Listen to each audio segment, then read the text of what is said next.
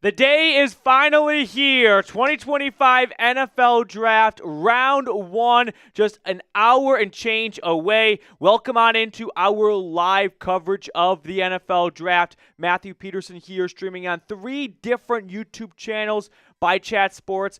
The Browns Report, Broncos Breakdown, and Falcons Today. So I'll be providing updates, commentary, analysis, everything on those 3 teams, but on top of the entirety of the NFL Draft. So as always, we love to get the chat involved right from the jump. It is Chat Sports, not Matthew Sports. So shout out your city for me in the chat. Then we're going to get to all of the final last-minute rumors for all 3 of these teams that I do host and cover for here at Chat Sports. I don't want to be a broken record, so if later on in the stream people are confused about what's going on, I'm going to task all of you watching right now with the responsibility of forming and filling people in on what we're doing for our live coverage of the NFL Draft. But let's see where everyone is tuning in from. We've got a lot of people watching right now from the jump. We have Chattanooga in the house from Cody. We've got Uniontown, Ohio from Christian. Gregory's in Salem. Let's see. Darius is in Denver. Gary's in Arkansas. I've got Jason in San Diego, Missouri in the house. We've got Bozeman, Montana, Reno, Nevada from Christina. Brian's in Albany, Georgia. We've got New York from Alaska Dad. Daryl's in Ohio. Kathy's in Sacramento.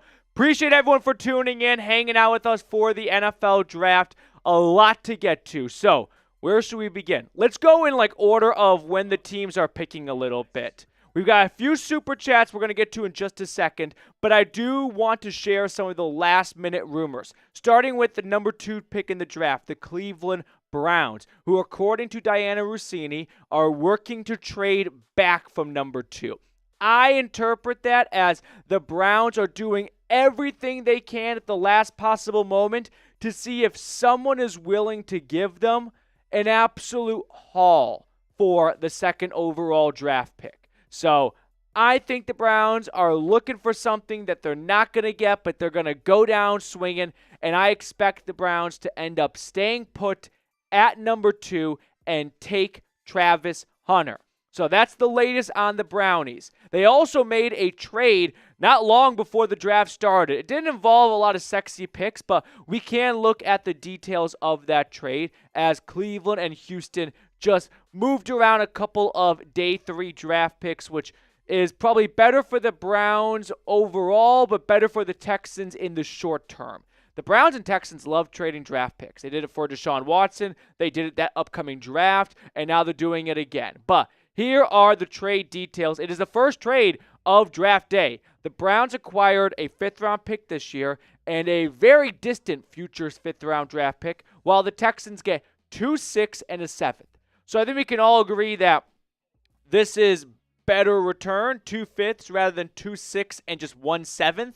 But for Houston, it gives them more to use in a trade-up during the 2025 NFL Draft. For the Browns, they walk away with just better draft picks, right? If these were all in the same year, this would absolutely be the better deal. So Cleveland gets 2 5ths. They had a boatload of 6. I never thought they would stay put in round 6 with all those selections. So they offload some of those, and they get some more quality pieces while the Texans get quantity.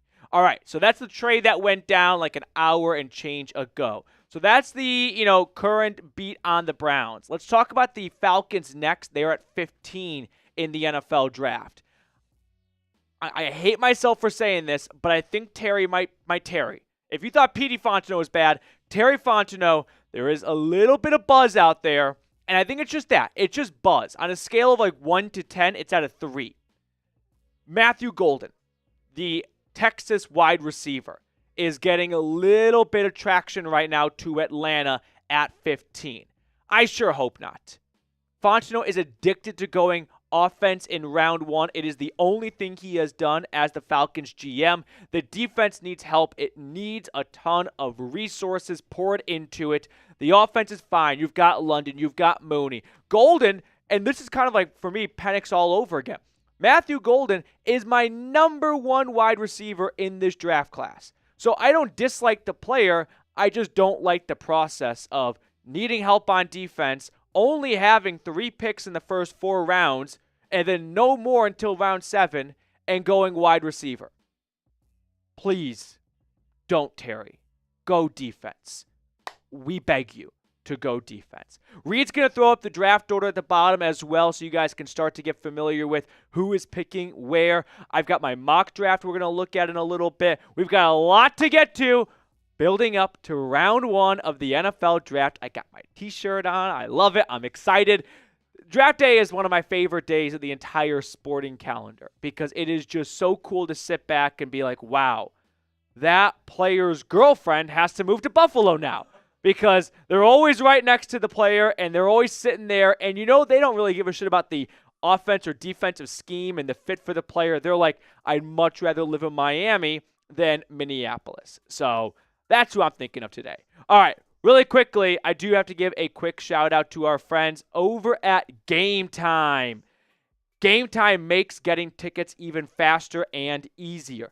Prices on the Game Time app actually go down the closer it gets to the first pitch. With killer last-minute deals, all-in prices, views from your seat, and their lowest price guarantee, Game Time takes the guesswork out of buying tickets for either MLB games or playoff basketball games, hockey games, whatever it may be. So, save up to 60% off buying last minute for sports, concerts, comedy, theater, and more. Go to any sporting event in your local area with Game Time. Take the guesswork out of buying tickets with Game Time. Download the Game Time app, create an account, and use code CHATSPORTS for $20 off your first purchase. Terms apply. Again, create an account and redeem code CHATSPORTS for $20 off. Download the Game Time app today. Last minute tickets, lowest price guaranteed. Shout out to Game Time for supporting us. Go support them as well as they help keep the lights on here for all of your favorite channels. All right, let's catch up on a few super chats. And then after that, Reed, I want to look at my mock draft for the entirety of the first round. AFX with the $2 super chat. All right, who will it be? Bo Callahan or Vontae Mack? So as always, a tradition unlike any other. I rewatched draft day last night. There's just so many new nuggets I find every single year when I watch it. My nugget for this year was the guy who's in charge of learning that no one went to Bo Callahan's birthday. That's just Dom from the Eagles. That's just Big Dom. Like that's what I had the eye-opening moment of. Oh, so that's what a Big Dom is for a team right there. AFX, thank you so much for your super chat. We got a few other super chats. If you want to get your take, your question, your idea on screen for everyone watching to see, super chat, and Reed is going to do a great job of covering all the bases today and throwing it on screen for everyone watching to see. We got Pat Wooey. Trade that pick, mail it in for Manning. I've heard mail it in for Manning, and I've heard another one that I thought was really good. It was something with Arch, and I can't remember. But listen, do we have the ability to put the trade up of the Travis Hunter, what we used on yesterday's show? Is that there? I think it should be. If you go to trade, or is that? Okay. Anywho, so when it comes to the Browns picking number 2 with Travis Hunter, I look at it as one of like 2 ways. You could stay put, and you could take Travis Hunter. You can get someone that people believe is like Pat Surtain on defense and Justin Jefferson on offense. And there's really probably not going to be anything you could offer up in a trade that'd be worth someone to that level. But that's just projections, okay? Or you can do this, which is trade out of number 2. And I'd say you get 2 out of these 3 things.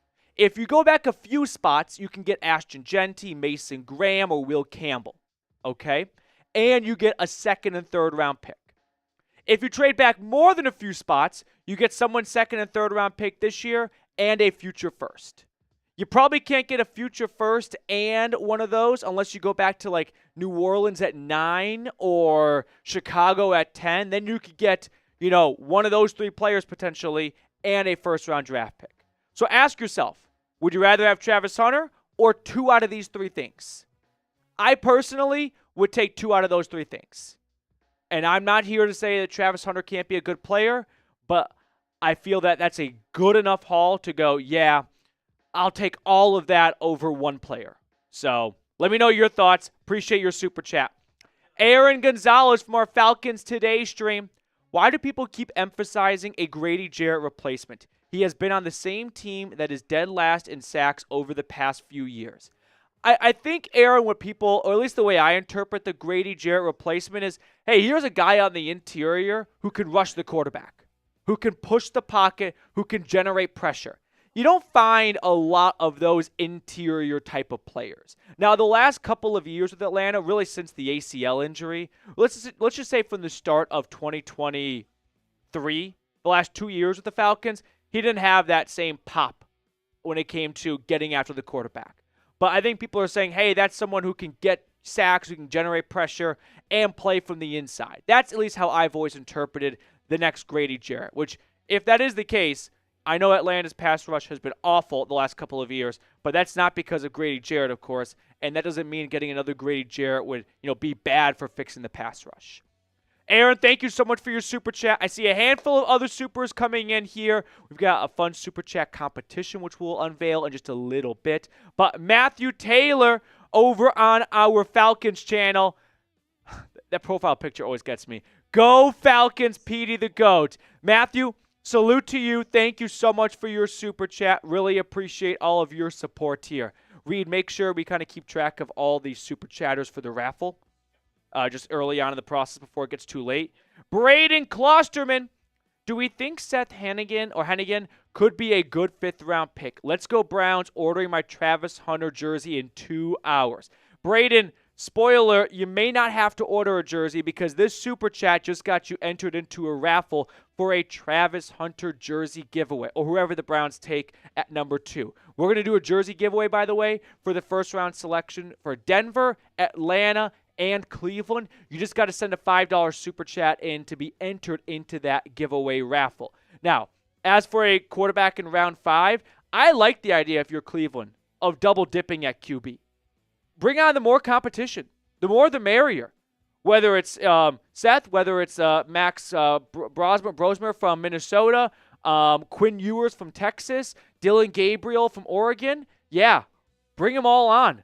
Because I'm old enough to remember when the Redskins took RG3 second overall, and then this Michigan State quarterback in round 4, and everyone criticized that. Turns out Kirk Cousins was probably the better quarterback. So double dip at QB, Braden. I like where your head's at. Thank you for your super chat. Let's hit a few more of these supers as Papa T over on our Brown stream as well. NP and Reed and crew, let's go. Jimmy, don't F this up. As we get closer to the draft, I want to take this opportunity to remind everyone that we always define and grade GMs based on their draft picks. That's probably 90% of the valuation we make for them. 10% or 5% trades, 5% free agency, but it's always when we look at a GM, we look at their picks. It's important to note that owners meddle when a team is picking early. And Jimmy Haslam once let a homeless man convince him to take Johnny Manziel. He walked out of dinner and someone said, take Manziel. And he was like, Jesus just spoke to me on Euclid. I got to do it. Not a good idea. So just store that away. If you hate your GM, sometimes the owners can get involved a little bit. But does not appear to be, I can't say for sure. I'm not in the war room. Braden with another super chat. You've been losing weight, looking good, man. Appreciate it, Braden. Yeah, been on if your best diet I can suggest is get engaged and have a nightmare of looking fat at your wedding, and that's gonna motivate the hell out of you to lose some lbs. Jeremy Stallman with a $50 super chat. Everyone show Jeremy some love. Let's go, Browns fans. At 38,000 feet, sending good vibes to all Browns fans. 1, please give me Abdul Carter, and number 2 pick. I know y'all going to hate me, but give me Will Howard. Let's go, Browns. Great job, Petey. Keep up the great work dropping dimes. Jeremy, thank you for your super chat first and foremost. Hope you're traveling safely. As for Abdul Carter at number 2, all eyes are on Travis Hunter, but there has been a teeny tiny little bit of don't eliminate Abdul Carter. I'm going to eliminate him, but it's not a foregone conclusion. I wouldn't bet $10,000 on Travis Hunter to get picked at number 2. For me, like, there is that slight chance that it could be Abdul Carter, and then I'm out $10K. But I would bet a lot of money, just not that much. As for Will Howard, you say people are going to hate you for this. All Browns fans are going to love you for this. I'm the only one in the room that says I disagree. I mean, if we're talking a day 3 draft pick, sure, what the heck, why not? Anything rounds 1, 2, or 3, no. And I understand what Will Howard means to a lot of Buckeye fans, and as someone who's not an Ohio State fan, go Vols. I don't have that same level of attachment. But for me, it's just playing at Ohio State, working with all those incredible receivers, and then going to the combine, not having some, elite arm, not having precision accuracy. He had a great college career with the Buckeyes in one season. He showed a lot of toughness. I like his legs, the way he can move, the way he can extend plays. And I'm not saying he's a bad quarterback, but no, I don't view him as an NFL starter on Sundays. Jeremy, thank you for your super chat. Appreciate you more than you know.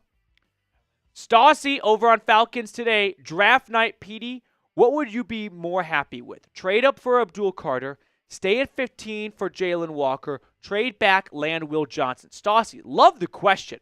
So to go to 15 to say 2 or 3 to get Abdul Carter, we're talking about giving up your second-round pick this year and your first-round pick next year.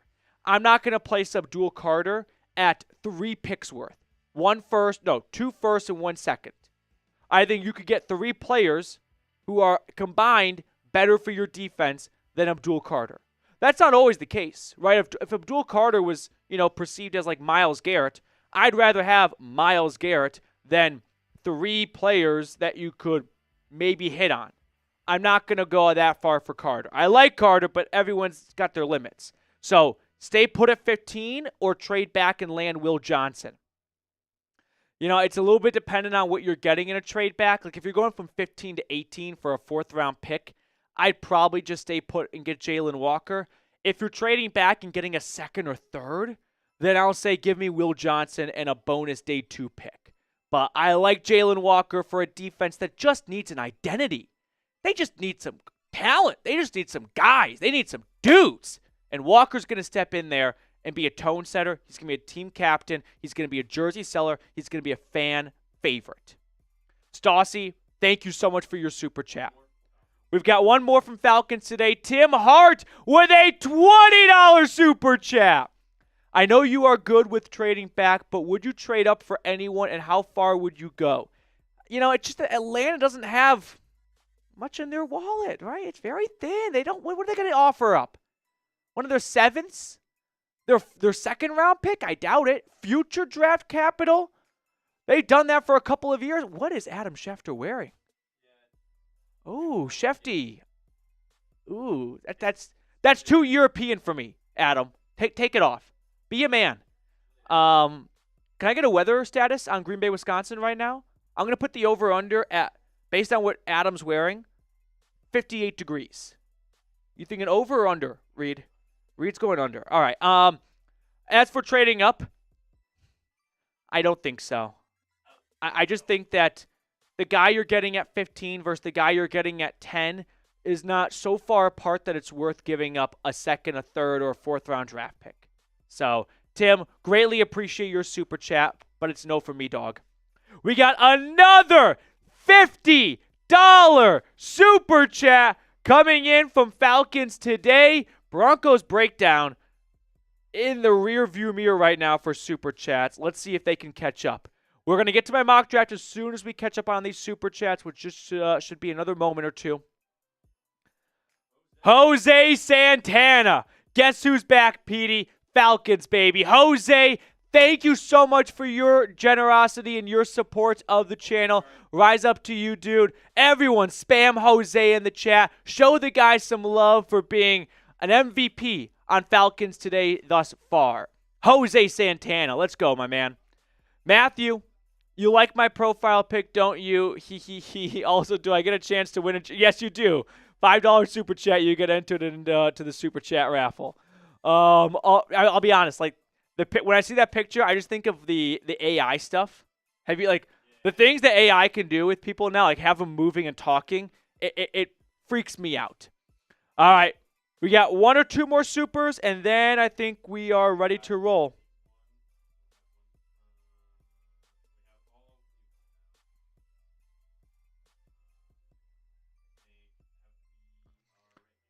Okay. Christopher, I don't know where this is from. Is this Copenhagen? The Copenhagen or the Crown starts with a D, I think. Oh, what's the weather? You can hop on, let everyone know. While I read this, if Titans pass on, they're not gonna pass on Ward, but okay. Do Browns take Ward or trade back for Godfather deal? And if they trade back from number 2, I think Genty is great and get additional second and third rounder. I mean, this is a fun hypothetical that's just never gonna happen. I mean, Cam Ward is a Tennessee Titan. If they were to pass on him, I think they would take Cam Ward, though. I do. I believe that. They tried to move up to get him. So quarterback is too valuable to pass on if he is your guy, and you don't have to give up any extra picks to secure him. Christopher, what's the Danish currency? Krones? Crown? Fuck.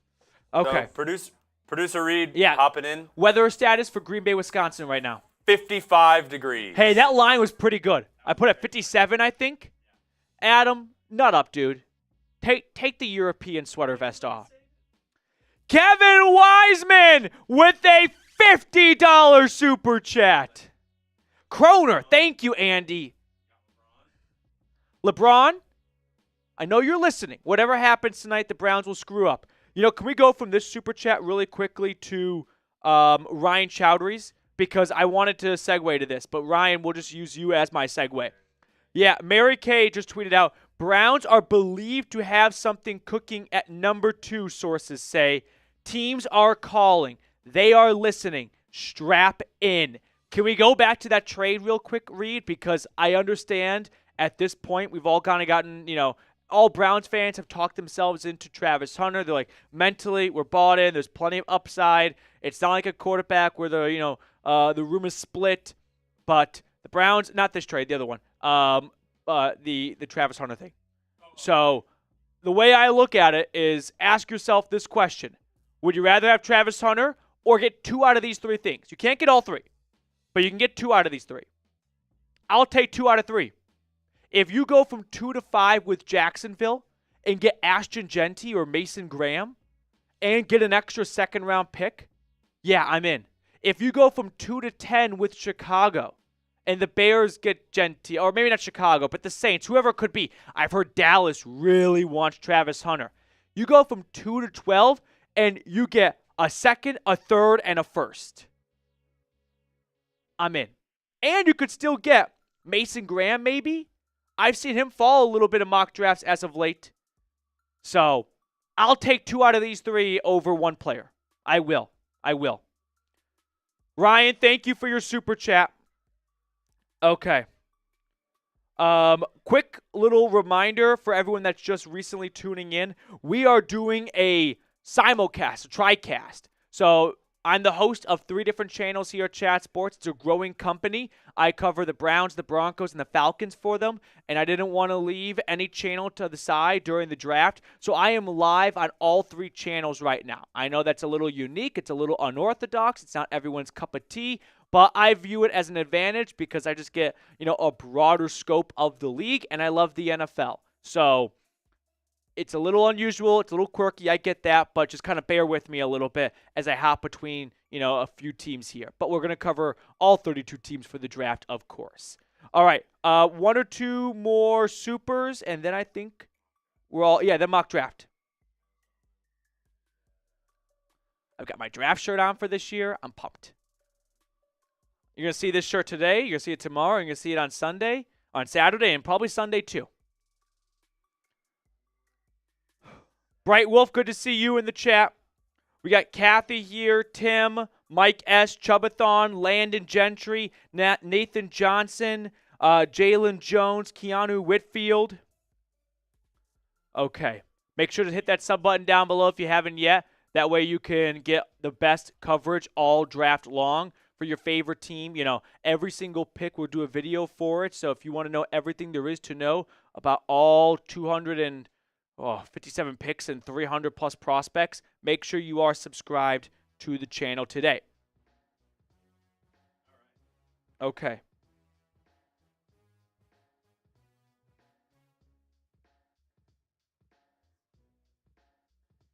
So a few more super chats, and then I want to look at my mock draft, but I do appreciate everyone who sends in super chats and don't want to leave you hanging. All right, we got this one from Ryan. So, yeah, keep an eye on the Browns reportedly looking into a trade involving the number 2 pick, something I could get behind for sure. Ken G from the Browns report. Let's go, Browns. Here's to hoping they draft smart. That'd be a bit of a rarity, but Ken, love the optimism. Appreciate you for tuning in, Mr. G. Frank Page, what's up? Let's get a good player. I am from Pearce Cave, Texas. Let's go Browns and Cavs.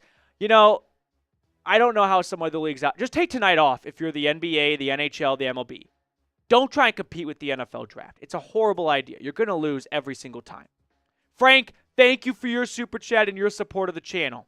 Papa T, please throw my man Max T in on that raffle. MP Rock Stallman in a good move. Max, you're in, amigo. Let's go, guys. We are an hour away from the 2025 NFL Draft kicking off. If you're excited, type me in the comment section. Timothy Napier, you the man, Petey. Watch your videos almost every day. I hardly miss any. Appreciate it, Timothy. Please sub to this man.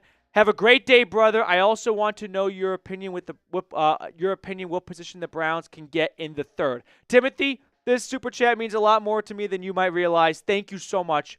Really, from the bottom of my heart, appreciate all of your kind words.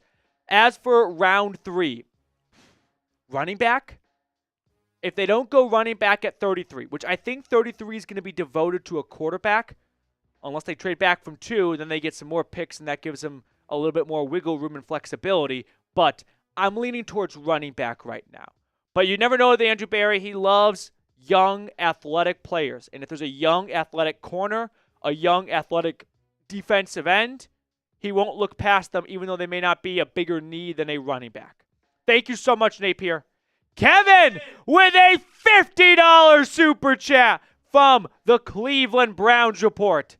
The draft won't be half as entertaining as the excuse train for the Sanders team rolls out tomorrow. Right now, it's looking bad for Shedeur to go round 1. So at Chat Sports, we use Slack. Maybe those of you in the working world are familiar with it. What I love to do is kind of just, listen in on sports debates that happen every day in the office, every hour. And if someone says something that's pretty out there, pretty bold, pretty outlandish, what I'll do is I will schedule a Slack and send it to them when that date arrives where they are either proven right or wrong. A lot of people have been giving a ton of draft takes over the last couple of months. I had probably 8 scheduled Slacks go out today. My favorite one was from one of the new guys who said Quinn Ewers is a lock to go in round 2. Not looking good. Another one was Harrison Graham from Bears Now said in December, so a while ago, that Shedeur was a lock to go top 2. Mitchell Renz from the Raiders report said in November, lock it in right now, Shedeur Sanders will be this team's next quarterback. So a lot of Shedeur Sanders predictions that I don't think are going to age quite well. Kevin, shout out to you. Everyone show Wiseman some love in the chat. Thank you so much. Todd, from our Broncos channel, Todd, you're the man. I'd like to see a trade up for Genty. Earlier this morning, there was some buzz that Houston and Denver were working on possible trade ups. The thing that's a little peculiar to me is, well, maybe the trade up is just completely dependent on how the board falls.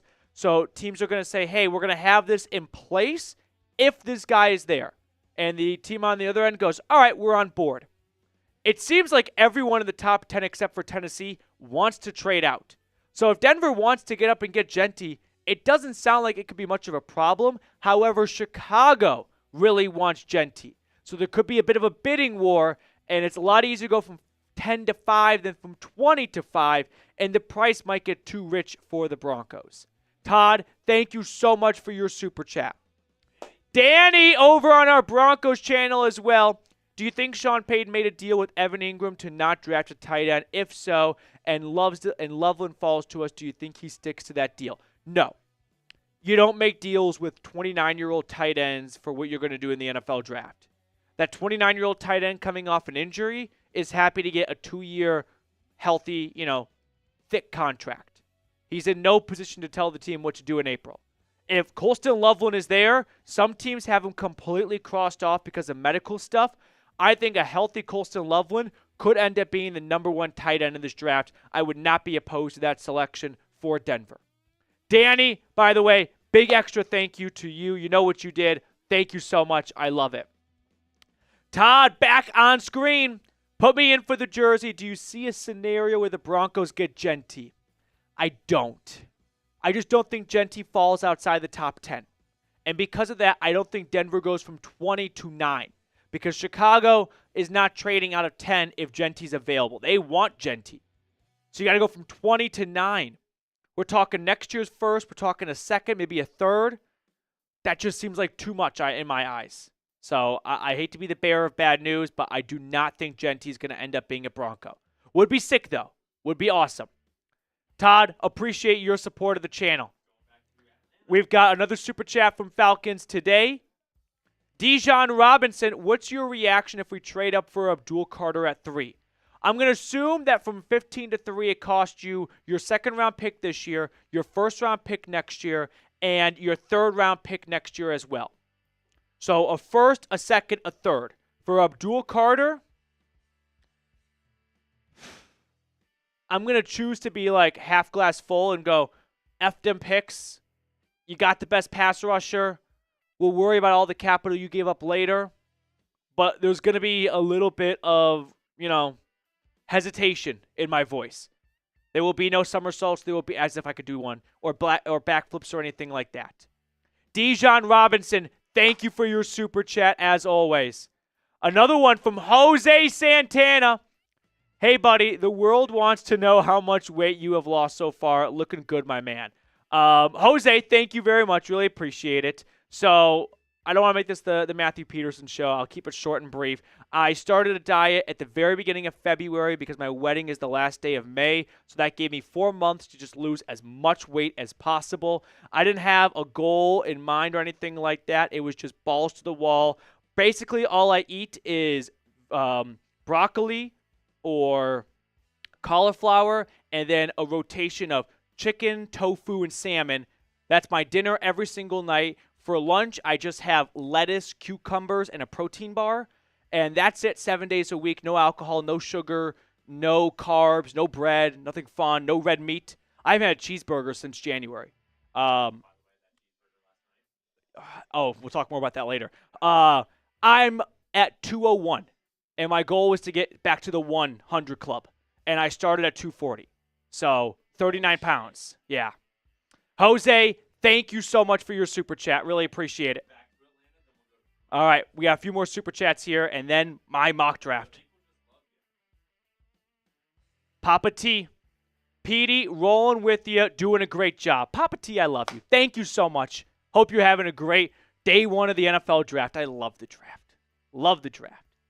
Any updates on the Browns trading number 2? No, that's okay. My computer just froze. That's a great time for that. Oh, no, the bots are back. Max T, B to block the bots. Oh, time ends in there already. Stuck at the St. Louis airport today for draft night. Save me from this hellhole, PD. P.S. We win the Super Bowl next year. The Hail Mary from Will Howard to Travis Hunter. Max, I need a full report on – I've never been to the St. Louis airport. I need a full report on the chain restaurants in walking area to you. Are we talking TGI Fridays? Are we talking Chili's? Applebee's? Give me the menu. Give me the options. Give me the rundown. And I would like the chat to make an informed decision for where you're going to watch the draft tonight. Because this may not be a very unanimous opinion. I like a good airport meal. I don't mind getting there a little early. Get a little terminal beer. Get some, triple dipper from Chili's. Get on the TGI Fridays bend. I like it. So let me know what the options are, Max. It's extremely expensive beer. It's overpriced wings. But it tastes better. I don't know how else to say it. It's at the airport. Okay. Did we get that? Evan. We're going to get LeBron James. Can't wait to have Shador and Hunter tonight. I think Shedeur Sanders would be a good fit in Kevin Stefanski's offense compared to some of the other quarterbacks out there, but there just hasn't been a lot of traction between the two. But that could be because Cleveland doesn't believe he'll be available, and if he falls out of round one, that could throw Cleveland's draft plan, for a loop, and all of a sudden they have all day tomorrow to figure out, is Shedeur our guy at 33? As for tonight, I think the Giants could trade up for him. I think Jackson Dart would be a better fit, or actually maybe even Jalen Milroe for Brian Dable and the Giants, but Shedeur's got the name pop, and I would not be shocked if John Mara, the owner of the Giants, just does that thing. You know that scene from The Office when Creed goes up to Jim and he just squeezes his shoulders. He goes, "One more week."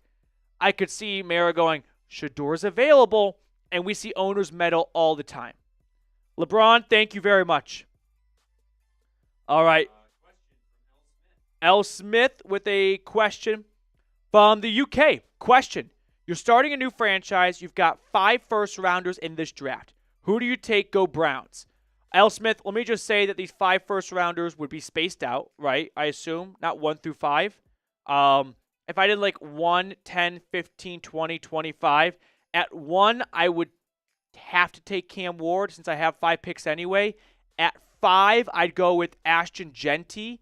At 10, I'll go with Armand Membu. At 15, I'll take Mike Green. At 20, I'll take Malachi Starks. And at 25, I'll take Emeka Ibuka. Good question. I like the hypothetical, though. That's going to be a fun one to come back to in 4 years and see if with, everyone somewhat at my disposal, did I make good or bad picks? Okay. Let's catch up on Supers. Adrenaline wins. Smash that like button. Best damn Browns fans channel. Adrenaline, thank you very much. Everyone watching right now, please do me a big favor. Click that thumbs up button. We're going to show some of the updated numbers across our Browns, Broncos, and Falcons stream in a few minutes, in a little bit, 10 to 15, and we'll see who's winning every single competition between likes, subs, and super chats. Smash that buffet on your honeymoon, bro. I used to joke that when I get to the honeymoon, I look forward to putting all the weight back on, but I bought a couple of new shirts, and I can't, if I come back fat as fuck and can't get back in my old new shirts, I'll be devastated. I don't want to go back to the cucumber diet in July. Time served for the spring.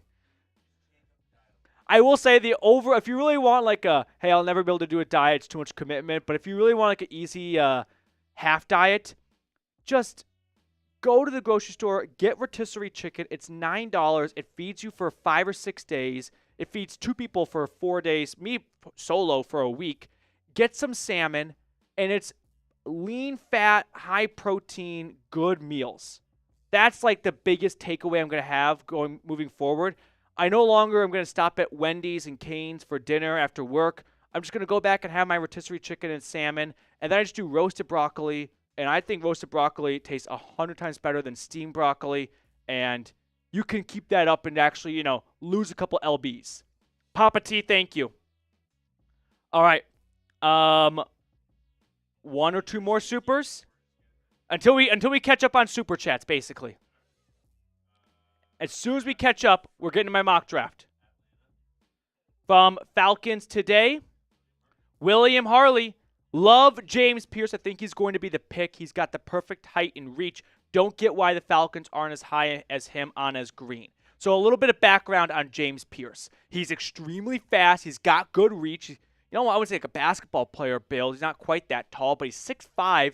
He's under 250 pounds. So he's a lean guy. Any Georgia fans watching right now, think kind of like Leonard Floyd, but faster.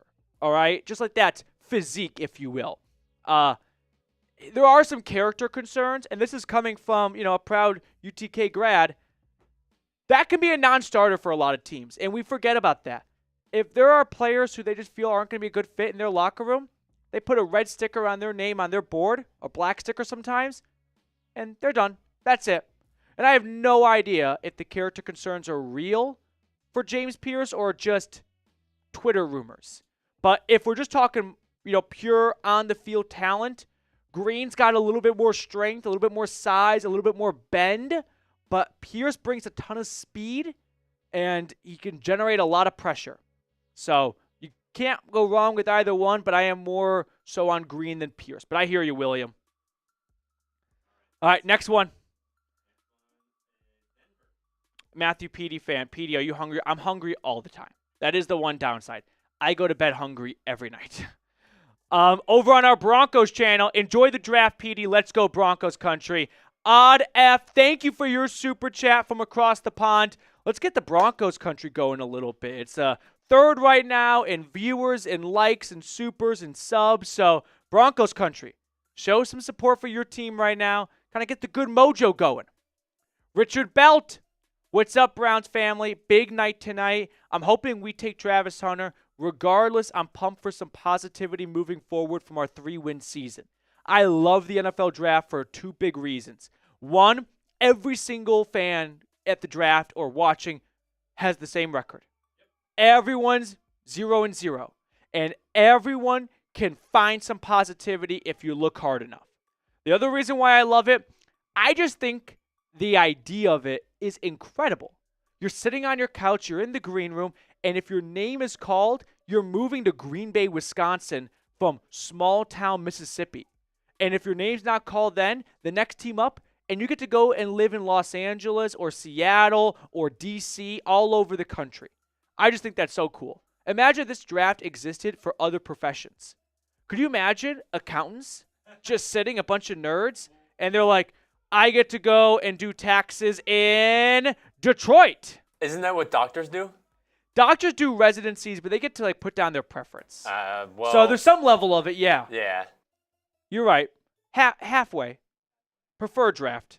But not. I love the normalcy of it though, like the accountants, where it's like you're just gonna go count numbers in Miami, Florida. Right. Imagine just being I'm trying to think of a perfect example or the ultimate example of this. But imagine just being like a gardener, just like a very low level job or something, and it's like, well, we're moving to Tampa. Next one. Max, options are Hudson. Oh, no. You let off with Hudson. I don't even want to read the rest if that was the first thing you said. And a wine bar. Is there another terminal? Not even a TGI Fridays? There has to be another terminal. Shake Shack's good meal. Oh, that's a nightmare. I think I'd leave depending on how long your layover is, or delayed, I leave. I'd Google nearest B-dubs.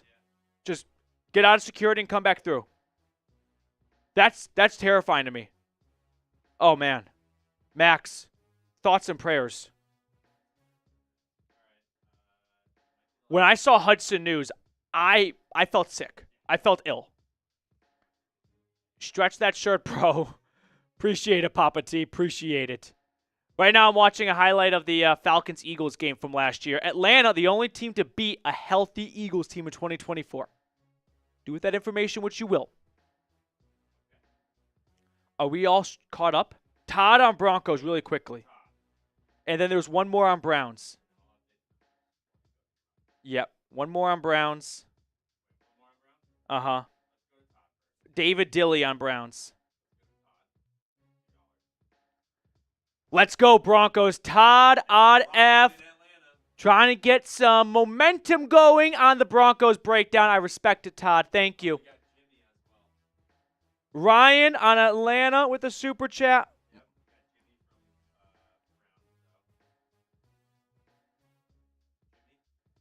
I need to, close some things on my computer because it is just... Yeah, I can't handle 3 streams. It is hot. Jimmy Productions, if the Browns trade back to 5, who do they draft? Mason Graham? I could see the Browns looking at Genty as too good of a prospect to pass on. Let me ask you this question. Would you rather take Mason Graham at 5 or take Walter Nolan at 15 and get an extra draft pick? I'd rather have Walter Nolan at 15 and an extra pick. Like, say, Walter Nolan and pick 55. Than Mason Graham at 5. This is for the Browns. The thing with Genty, though, is you just can't start rebuilding a team with a running back. Go talk to the Giants about that. Go talk to the Panthers. Go talk to the Jags. A couple of backs that went in the top 5, top 10. And great players, except for Fournette. But just didn't have the team around it. It can't be the first place you start for a rebuild. But if the Browns feel like we're not rebuilding, last year was a complete fluke, then Genty would be a home run pick. Jimmy, thank you very much for your super chat. David Dilly, let's draft Jack Sawyer. I think Jack Sawyer's like a round 3 guy. High motor, great intensity, love the effort. Doesn't have, the best physical traits. He's not the fastest guy in the draft class, but man, he found a way to get it done last year. I'm not going to sleep or discredit Jack Sawyer. Ryan, $20. Ryan Price, Petey, you look great. You can go full carnivore diet, high fat, high protein. Don't deny yourself those juicy burgers.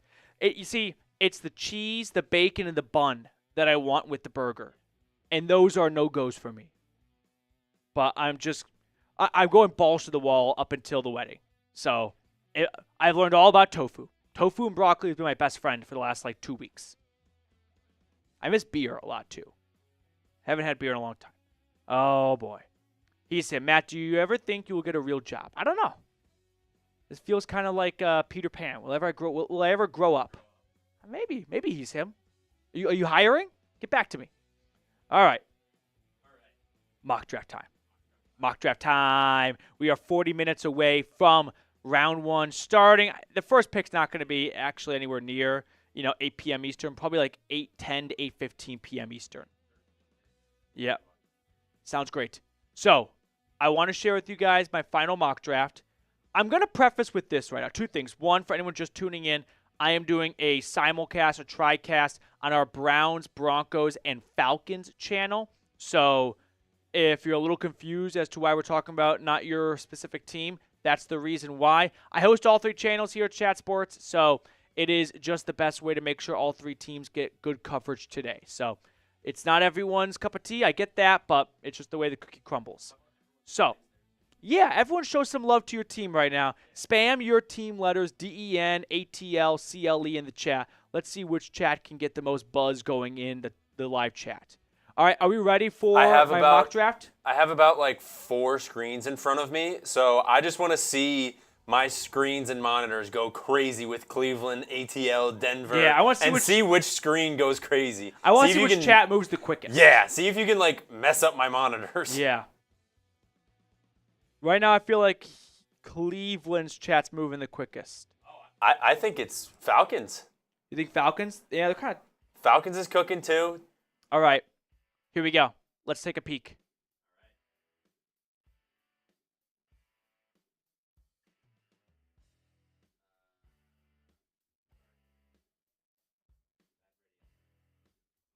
That's all right. 1 second. I got to send a quick Slack out. I left something on my desk.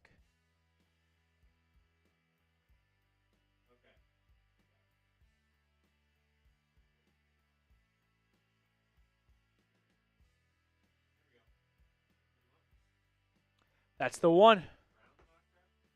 No. It's PD's. PD's mock draft. I built it in there. Okay, yep. All right, you take a moment to fix that. I don't know why.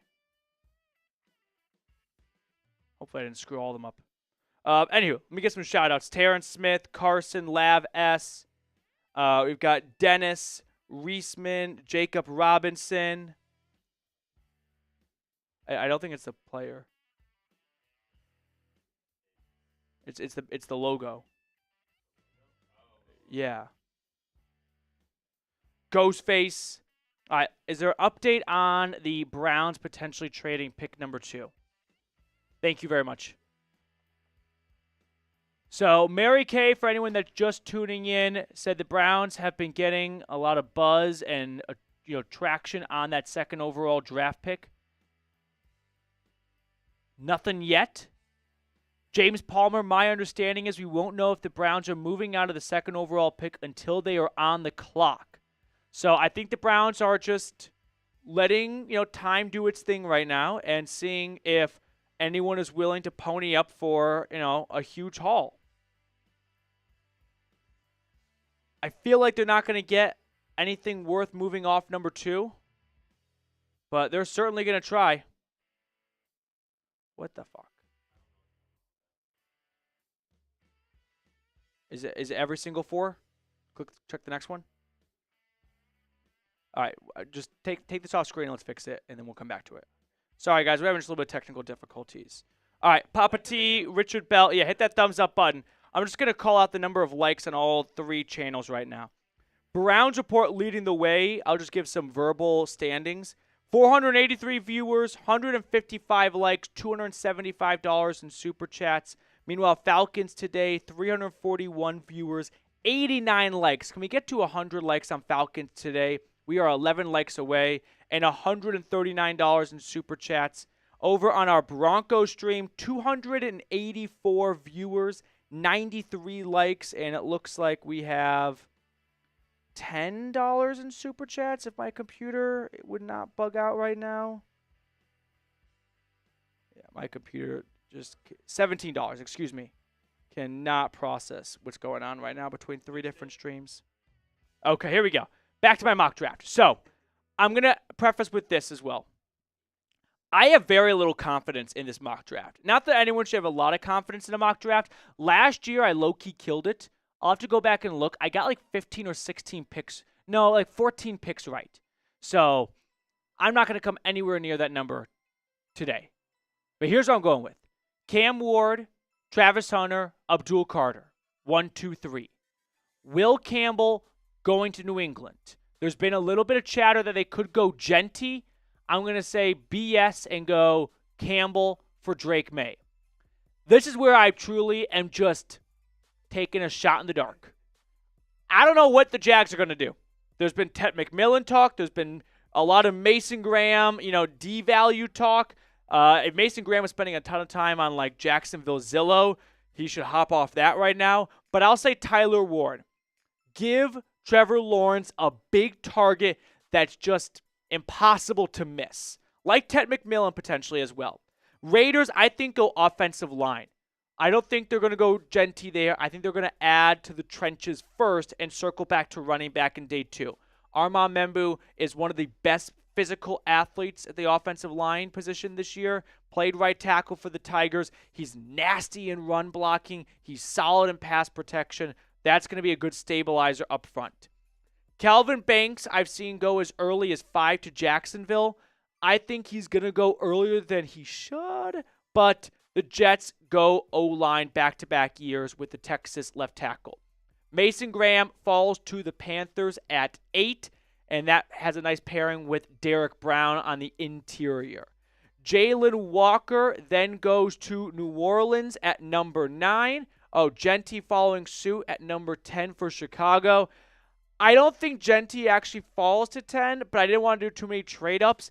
Watch for Chicago to trade up for Genty, possibly with the Jags. Then at 11, the 49ers select Walter Nolan, who I think could end up being the best defensive tackle in this class. Ted McMillan falls to Dallas. If he's there at 12, I think that's the pick for Jerry. Jahdae Barron, recently it was all Will Johnson at 13 for Miami. But there are some knee rumors coming up for the Michigan corner, and I could see the Dolphins playing it safe with a very versatile DB in Barron. Colston Loveland goes to Indianapolis, a great pick by Indy. Mike Green is my pick for Atlanta. I feel that if he is there, he is the pick. The way he's not there is if Genty and Warren go top 9, I could see the Bears going with Green at 10. Will Johnson, I could see falling even more than 16, but I try to do a mock draft based on what I think will happen, and I think the Cardinals will look at Johnson as just way too good of a player to pass on halfway through round 1. I think the Bengals really miss Jesse Bates, so go out and get someone like him, and Malachi Starks from Georgia. Jahad Campbell to Seattle.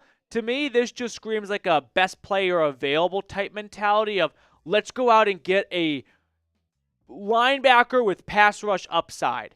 Emeka Egbuka, I view as a great slot receiver who's kind of being underrated in this receiver class. And the Buccaneers have an aging Mike Evans, an injury-prone now Chris Godwin. Why not get a third wideout for Baker Mayfield? I believe Denver goes with Omari and Hampton. There's been a recent surge for Travion Henderson, the Ohio State back, but I'm dug in on Hampton to Denver. Pittsburgh at 21, I selected Kenneth Grant, defensive tackle from Michigan. Reason being is I don't think Mike Tomlin's the type to panic. And a quarterback pick there, to me, would be a panic pick. And I think they learned from Kenny Pickett not to waste a 20, 21, 22 overall pick. So they go get a new Cam Hayward for the future. Matthew Golden, my number one receiver in this class. He's got incredible speed. You can line him up all over the offense. He is the new toy for Harbaugh in LA.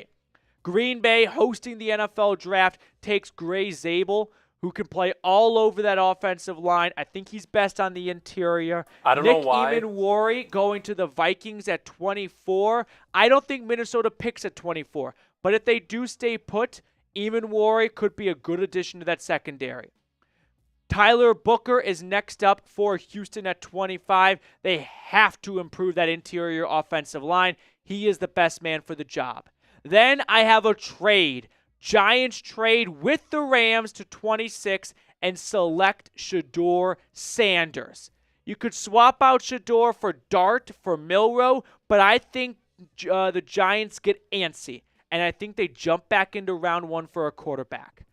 James Pearce goes to Baltimore, which I think would be a good spot for him. If the character concerns are valid, that's a team that's going to straighten him out for sure.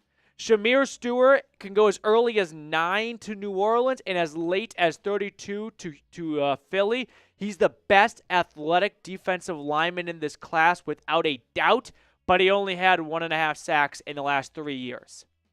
All right. No, not that one. Sorry. Yep. Then we have a few more picks to look at in just a moment, as we've got the Bills, the Chiefs, the Eagles on the clock after that. So we'll take a look at those selections. At 29 in the NFL draft. Oh, my computer completely froze. Just bear with me, everyone. Sorry. Gotta love technical issues. Yep. Okay. Let me just... Come on.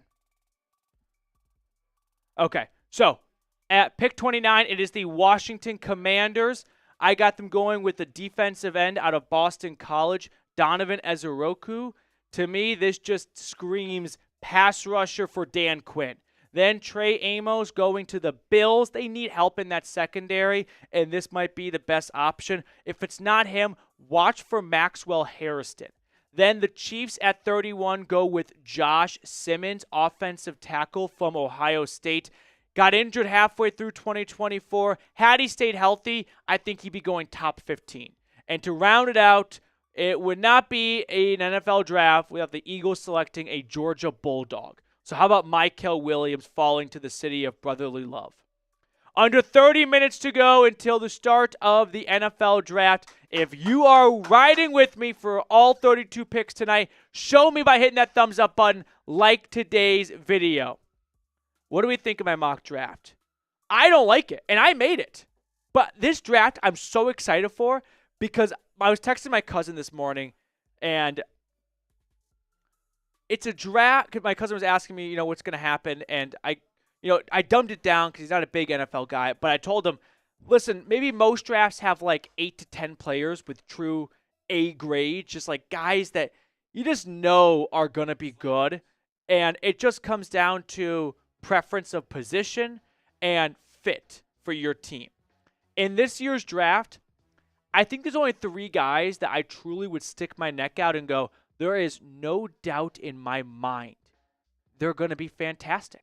They're going to be can't miss.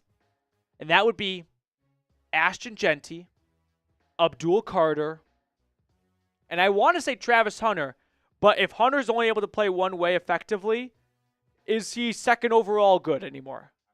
Tyler Warren, maybe you could sneak in Colston Loveland if not for the medicals. Yeah, you're right. It's not a slam dunk. There's a lot of ifs. I could put ifs.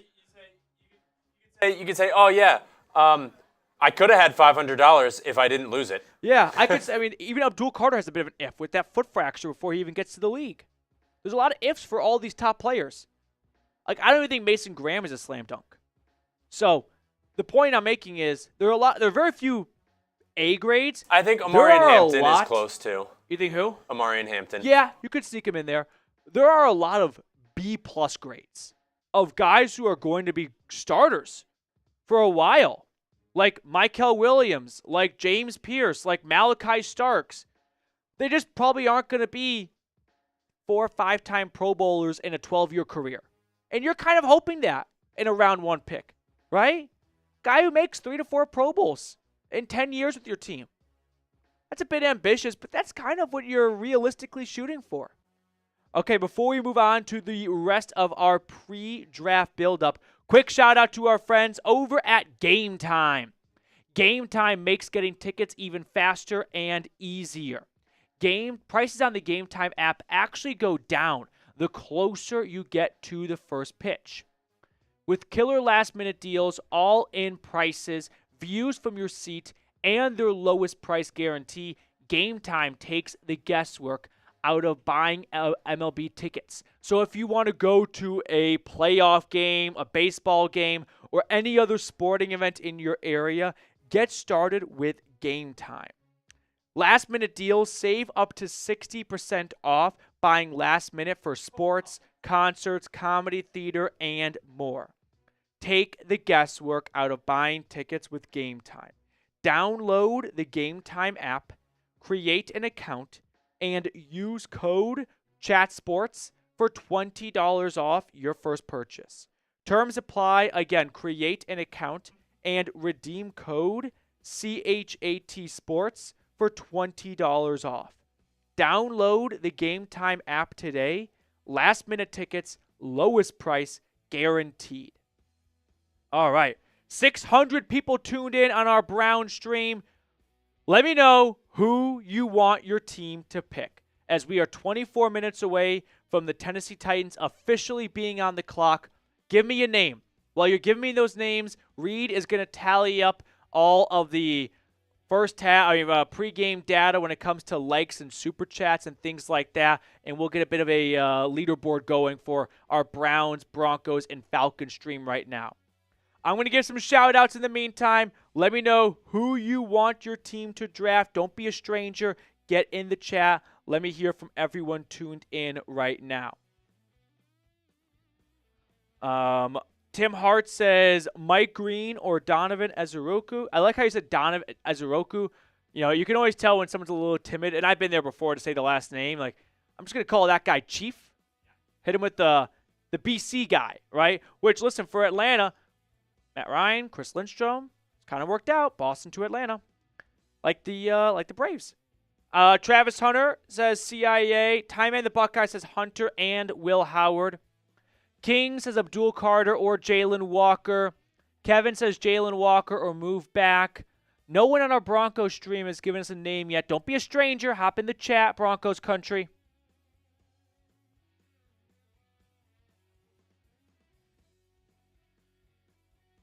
All right.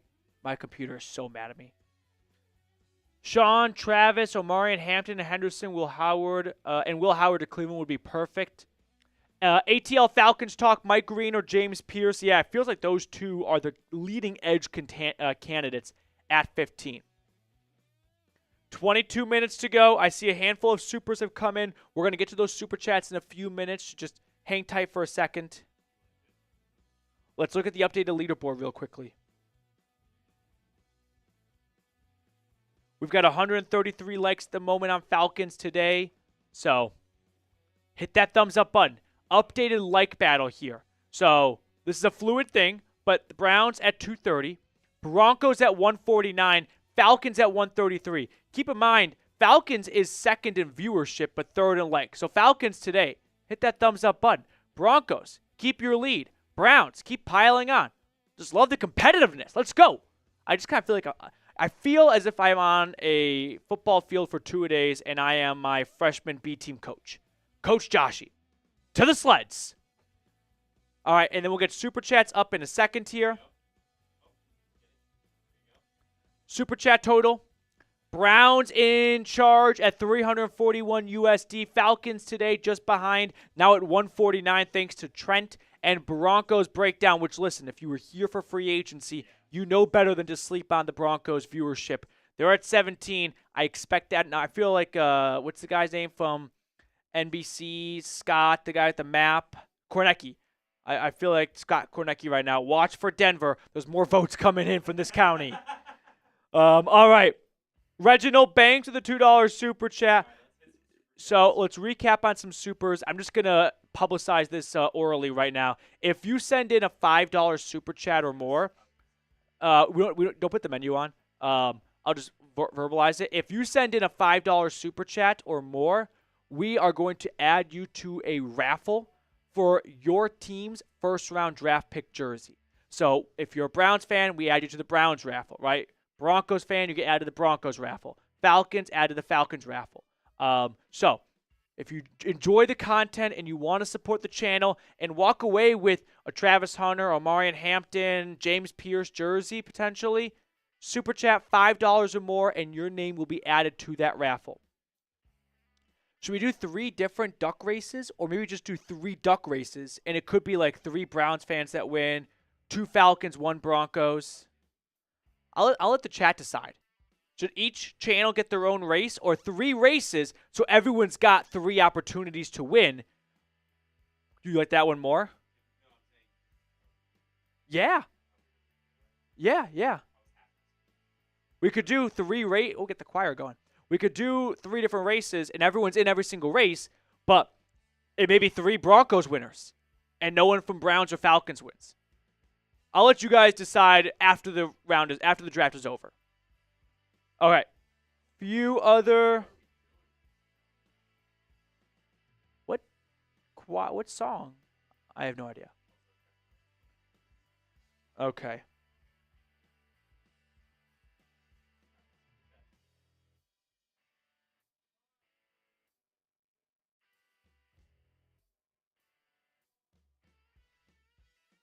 Super chat coming in from He's Him.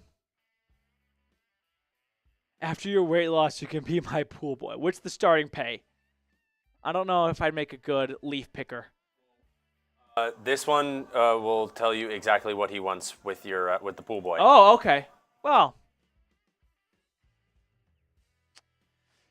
prepare to be disappointed. That's what I tell my fiance. Papa T, He's Him again. MP Key. I know he's him. Let him have his fun. God bless the US of A. Love this country, and I will let people exercise their freedom of speech. Who said it? I may not like what you say, but I'll die protecting your right to say it. Papa T, thank you.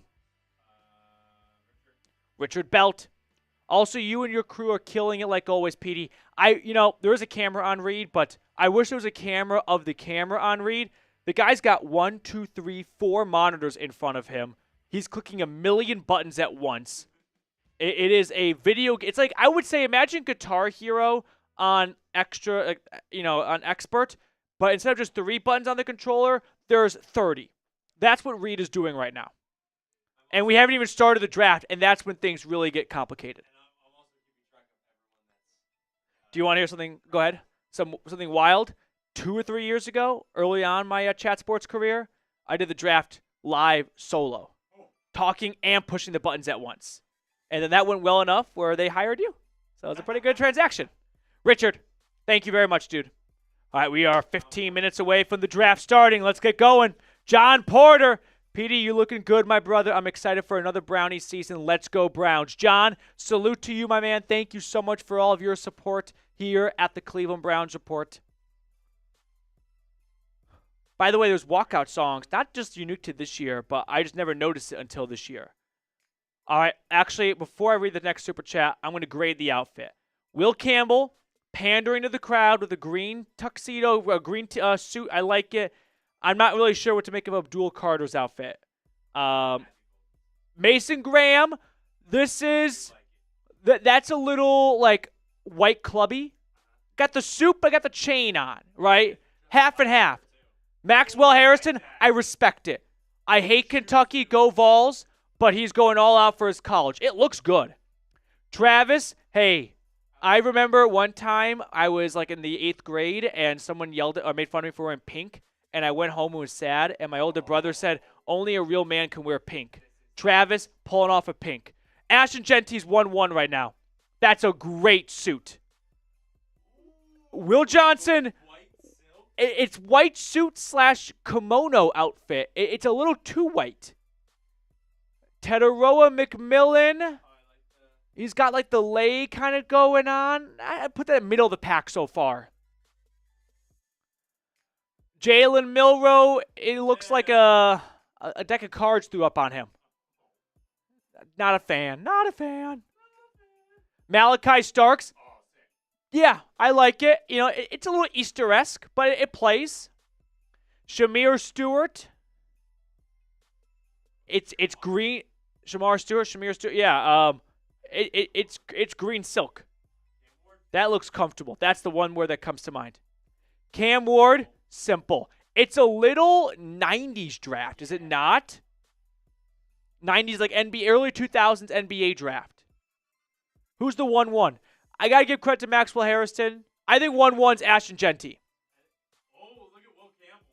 He looks like Will Campbell kind of Will Campbell looks like he's about to mobster. He looks like he's about to rob a train. Yeah, a pinstripe suit, 20s mobster. Yeah, next one. Soul Train, regardless of who it is, I hope it's a great draft. You know, I think every single fan base can get behind this one right now, Soul Train. Thank you very much for your super chat. Soul Train, you toss a 5 in, and you get added to the raffle for whoever Cleveland picks. Atlanta. Falcons today. Trent, Falcons are for sure taking an edge in the first. No way they don't. Bet life savings on it. I hear you, Trent. Trent, would you bet the life savings on it if Mike Green goes to the Bears and Shamar Stewart went to the Saints? If 2 edge rushes are taken before Atlanta, would you still feel that confident? Or you're like, it doesn't matter. They're just going to take an edge and the best one available no matter what. I won't go as far to say no matter what. We got a few other super chats here on our Broncos and our Falcons. And Jeremy Stallman with a $50 super chat. Reginald Banks, I'm fully prepared to crash out. Reginald, give me the name. Everyone watching, put the name in the chat that if that's the name for your pick, you're breaking your TV. Everyone's got that name right now where they're terrified of that player being selected. What's that player for you? We saw Giants fans do that for Daniel Jones. Happens every year pretty much. Who is your TV breaker? 13 minutes.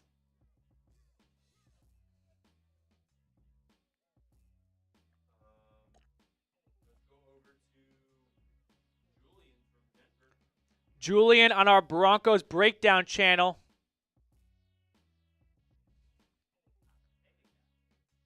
Gave through the night. Kind of looks like, what's the British artist?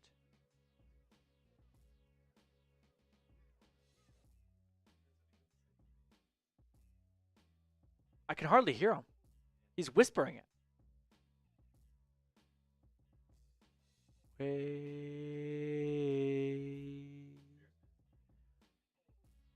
Oh, the land of the free. Give me a flyover. Give me a flyover. And the home of the TOT. Time over target. Come on.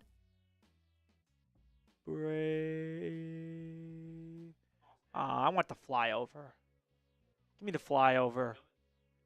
Julian, screw that Broncos up, baby. Super Bowl window is here with Hampton, Judkins, or Johnson running the rock. Oh, there it is. Flyover. A little late. Looks like some Apache War helicopters. Let's fucking go.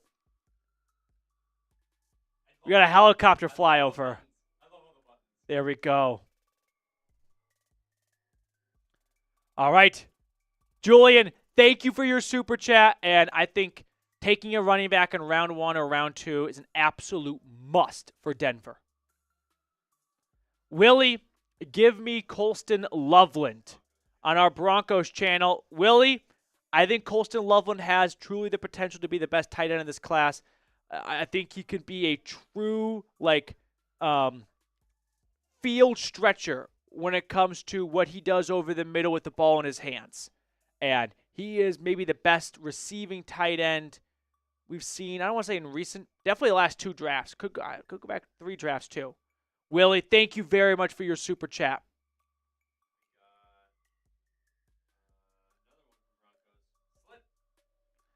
On our Broncos channel, Slip, Broncos Breakdown, making a comeback.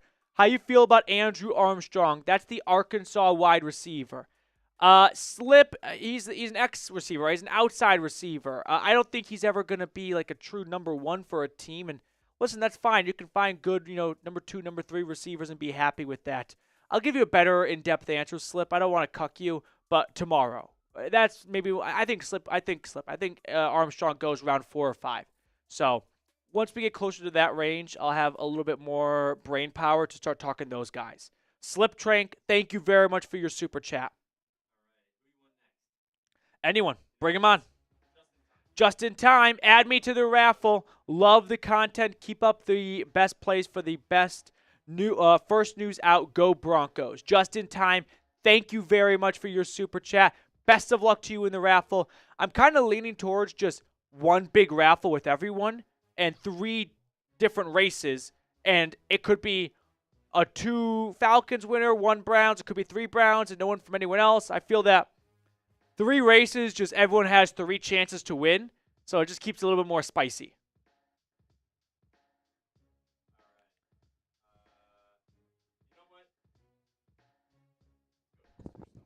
Can we look at Jeremy Stallman, and then I want to look at the subscriber numbers and see if we can all get to our next milestone. So, yeah, the 3, yeah. Papa, is this from now? Yeah. Oh, I thought it was from older. Papa T, I missed this. $50 super chat. Shout out to Papa T. Show him some love, please, everyone. This is Stallman Influence, looking for some Flacco to Njoku revival. This dude should be a top 5 tight end. Time to make him a top target. Stop effing around. David Njoku's going to go down in like Browns sports bar conversations of, man, what could have been. When he was healthy and he had a good quarterback, he looked like a true top 3 receiver out there. But just didn't get the health. Like, the guy had his face burned off with a campfire in his backyard. If it could go wrong, it did go wrong for him. He's going to be a big kind of like what if to a level because we've seen the potential, but he's 29 years old. It feels like he is, entering and exiting the prime of his career. Papa T, thank you for your super chat. You right now, I think, are in the driver's seat to be the MVP for today's live show.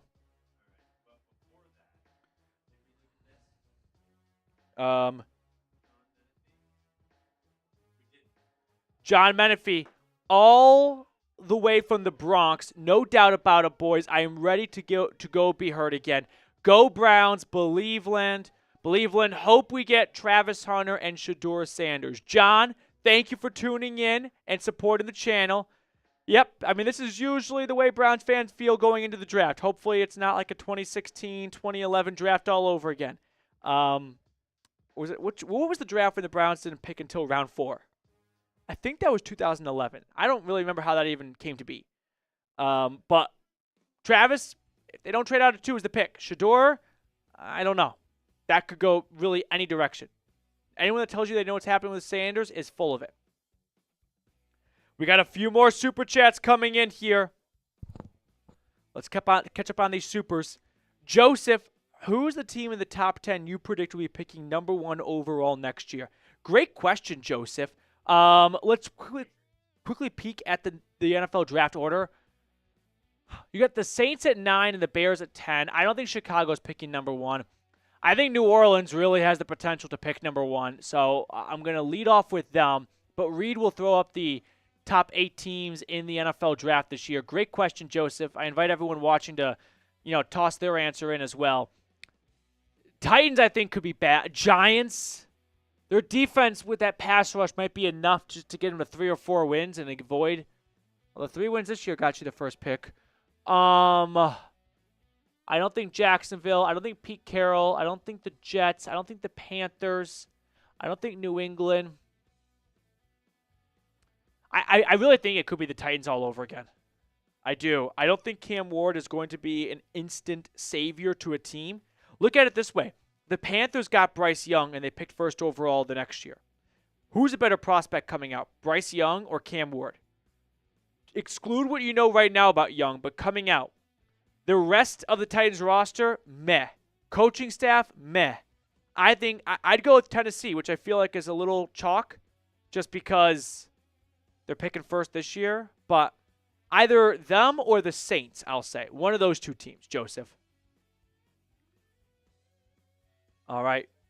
We got a few more supers here. For anyone just tuning in, Browns are keeping the phone lines open for that number 2 pick. Doesn't appear that any trade would be completed until they are on the clock. Draft begins in 5.5 minutes, but the Browns at number 2 are open for business. Josh, what did the Jags give up to move to pick 2? To go from 5 to 2, I can give you a point of reference. In 2017, when the Bears went from 3 to 2, it cost them a 3rd-round draft pick. So to go from 5 to 2, it would cost you a 3rd and more, right? A 3rd and a 5th, a 3rd and a 4th, or maybe just a 2nd feels pricey.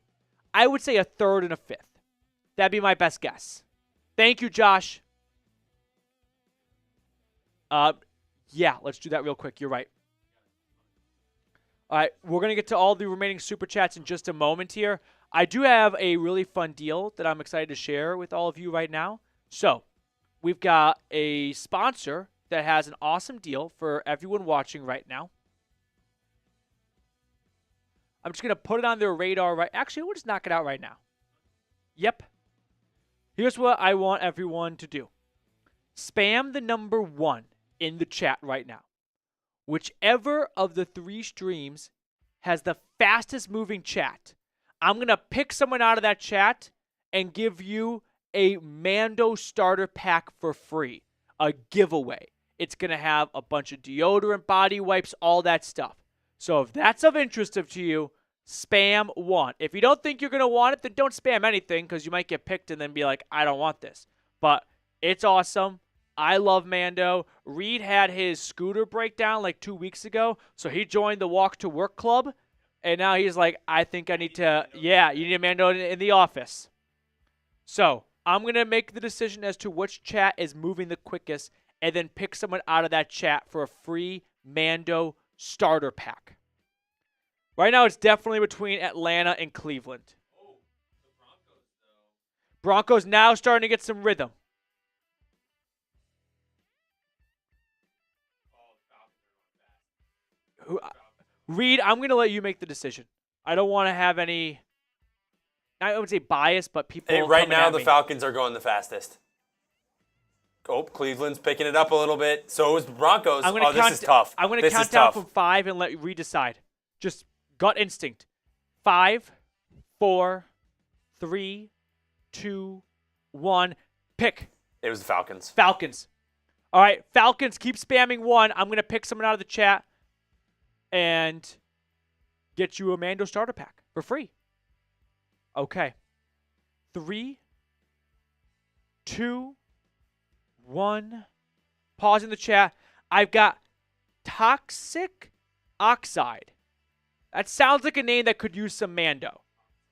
Toxic, Toxik Oxide. Do we have my email by chance? Yeah, just take a moment to grab that. I'll have Toxic Oxide email me their information, and we'll send you the Mando starter pack.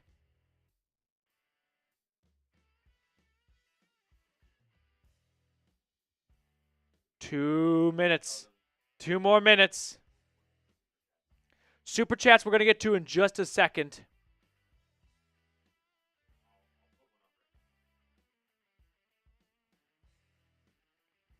All right. Toxic Oxide, hit me up, dude.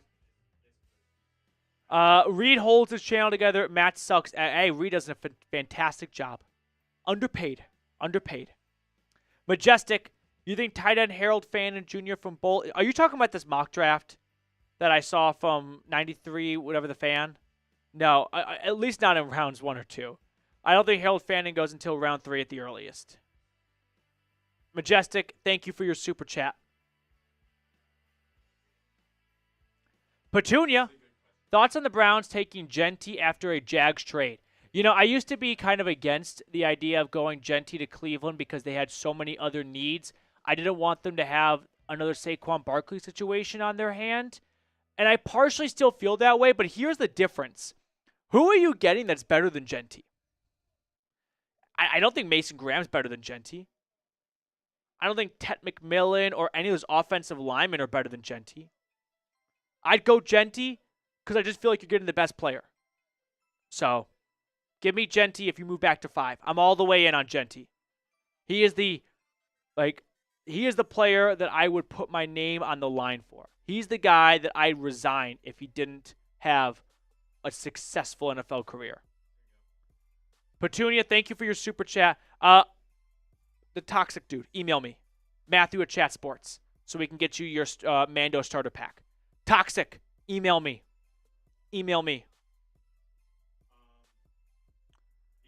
Okay. Yep. It's time, you're right. It is 7 p.m. You know what that means, everyone. If you are ready for the NFL draft to get underway, start by spamming go in the chat. I've got 417 Broncos fans watching, 459 Falcons fans tuned in, 789 Browns fans watching. Spam go in the chat if you are ready. Spam go. Let's go. I love it. I look forward to this day every single year. It is up there with Christmas and the 4th of July. It should be a holiday. It really should be. Spam go.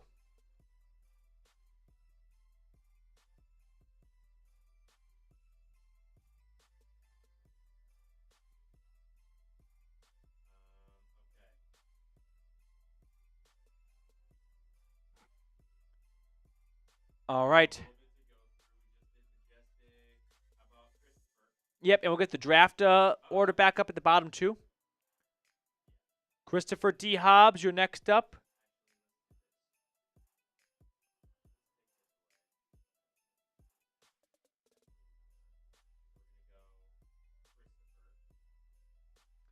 Christopher, thank you so much for your super chat, Christopher. This gets you added to the raffle. Best of luck, Mr. Hobb.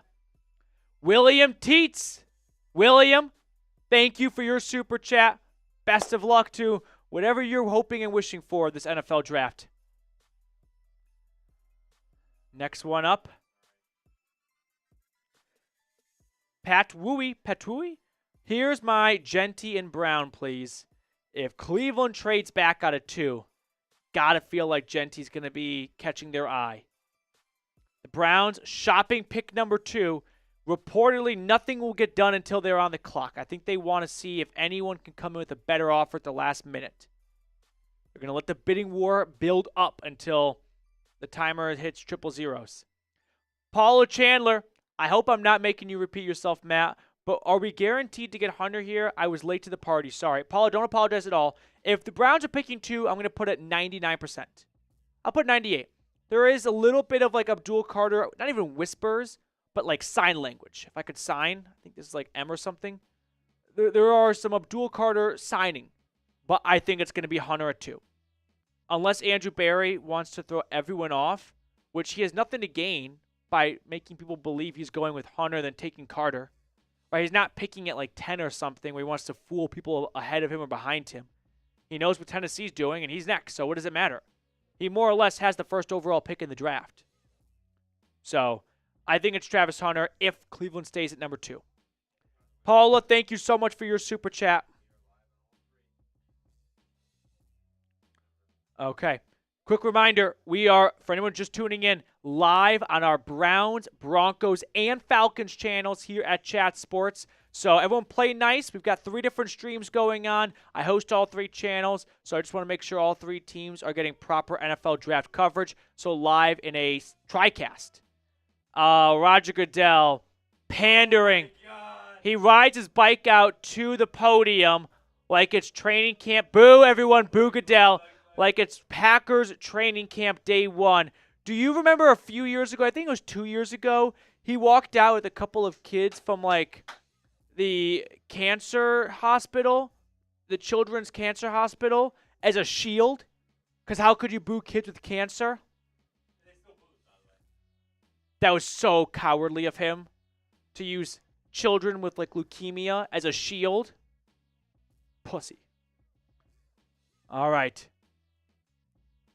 Here comes Goodell. A few more super chats. Here we go. Just knock them out one by one.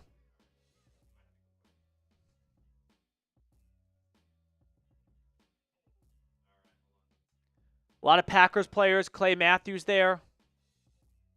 Is that Lil Wayne? I think Lil Wayne's a Packers fan. No, he's a Saints fan.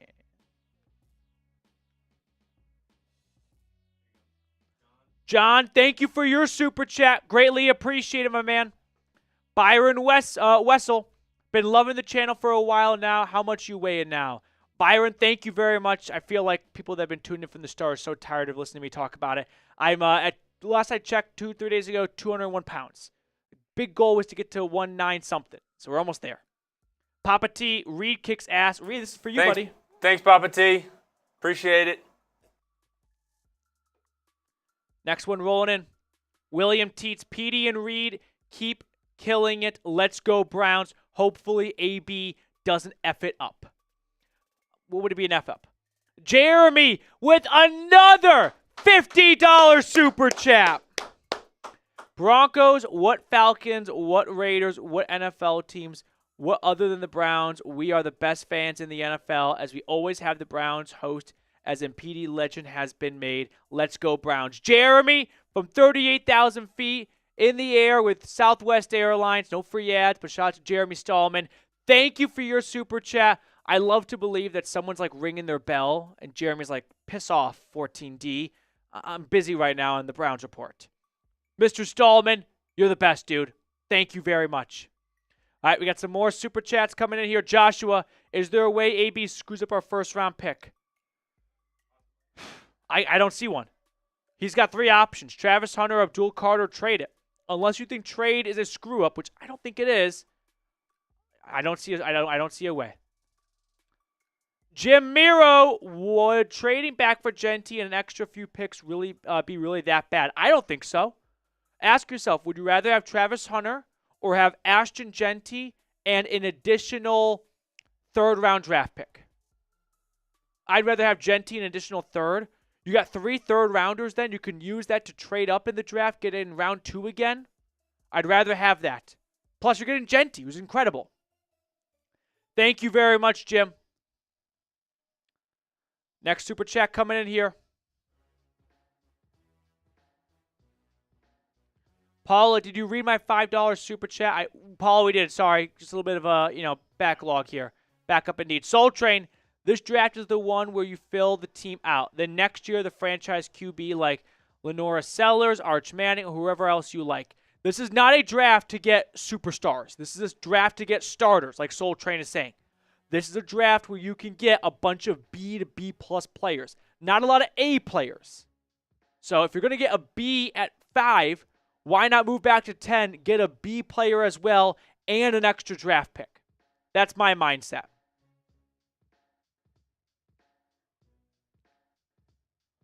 Okay.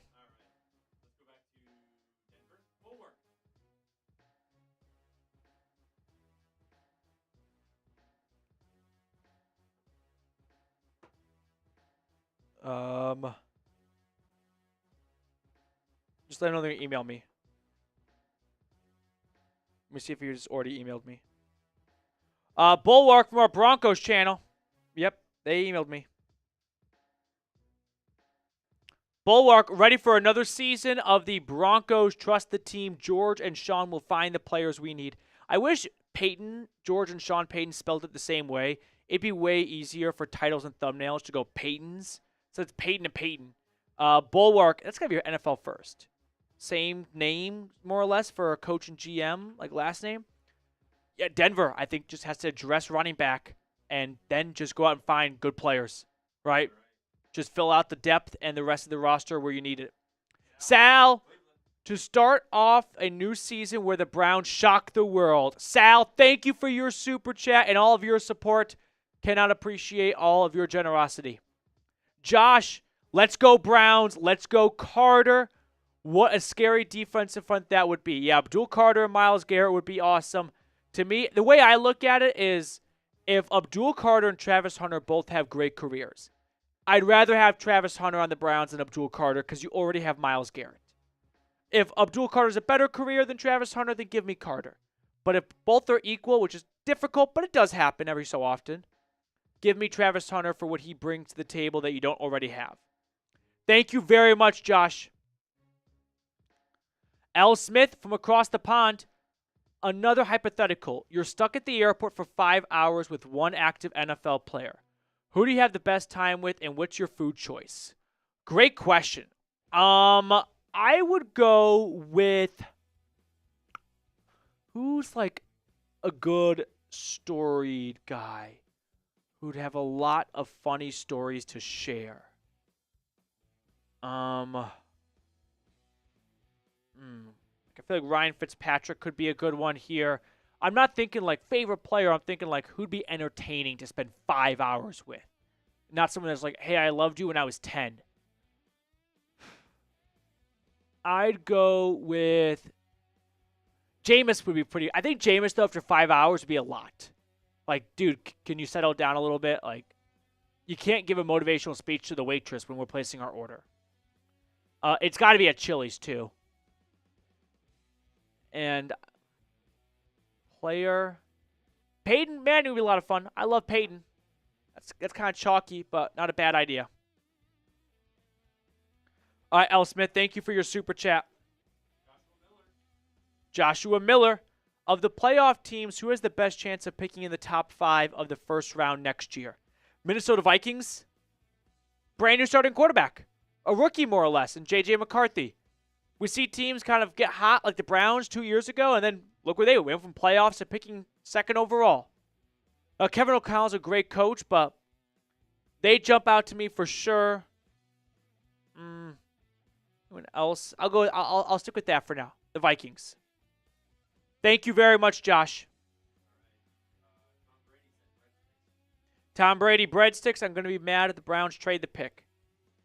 I wouldn't be mad. Browns in heated talks to trade down from 2 to 5 with the Jags. Wow. Mary Kay says when they are on the clock soon, I believe it will happen. Breaking rumors. Mary Kay from Cleveland.com believes that when the Browns are on the clock at number 2, they are expected to trade down with Jacksonville from number 5. Tom, bad news.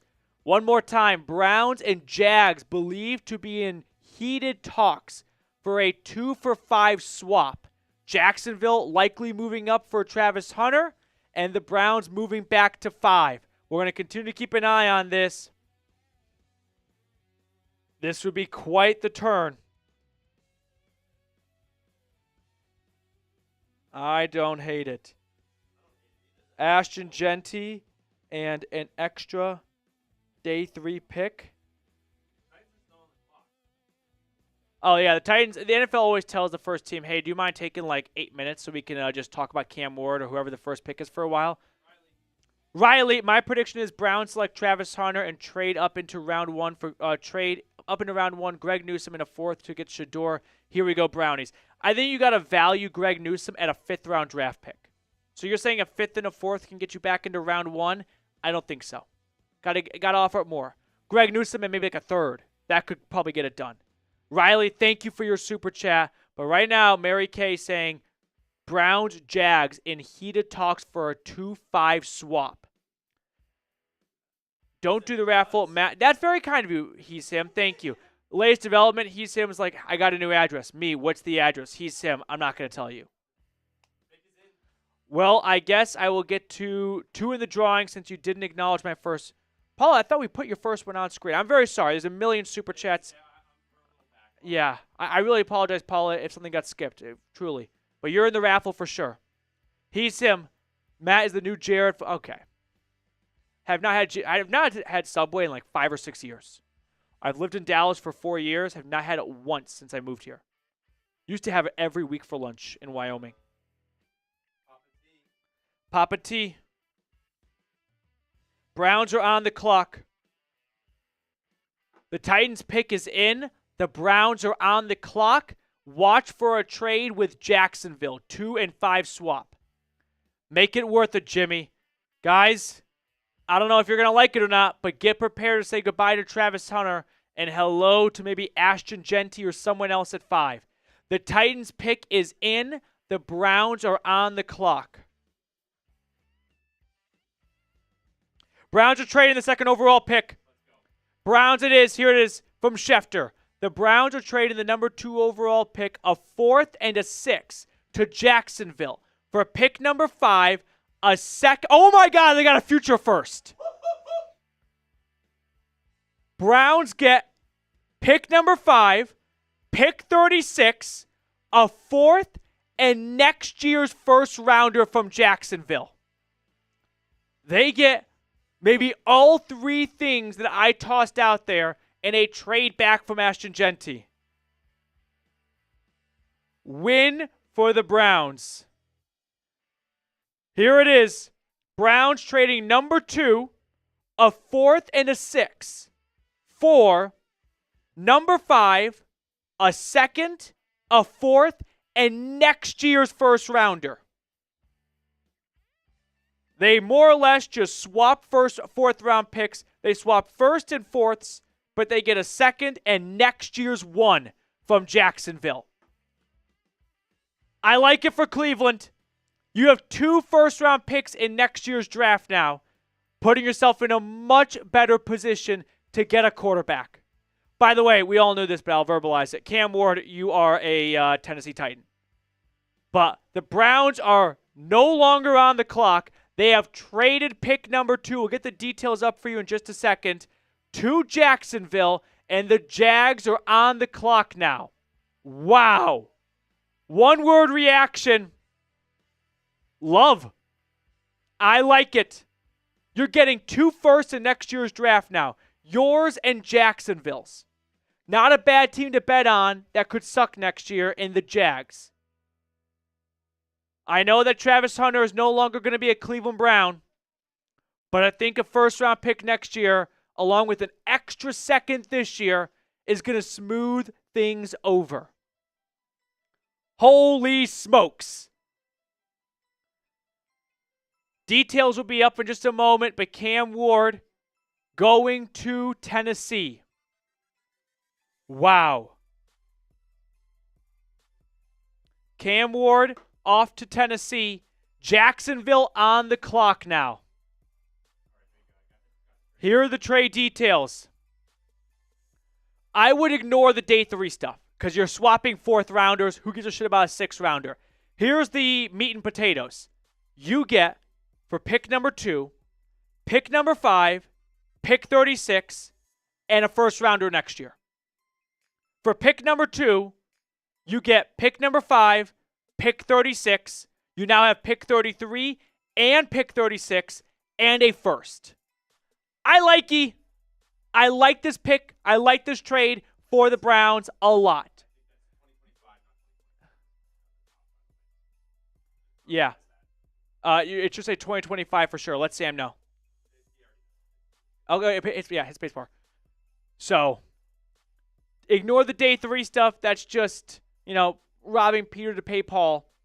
I like this for Cleveland. Yes, it comes at the cost of no Travis Hunter, and that would have been a lot of fun. He's a unicorn. We don't know what to expect. But a future first, a 2nd this year as well. Ask yourself, this is what it comes down to. Would you rather have Travis Hunter or Ashton Genty, a 2nd, and another first? I'll take Genty a second and another first. The way they botch this is if they botch the 5th overall pick. If they screw up the 5th overall pick, then it's washed and it's Travis or pick 36 and a first. I like the trade. I did not think they could get a future first by just going from 5 to 2. They worked Jacksonville here. New GM in Jacksonville. This is literally almost like Draft Day 2.0. This is insane.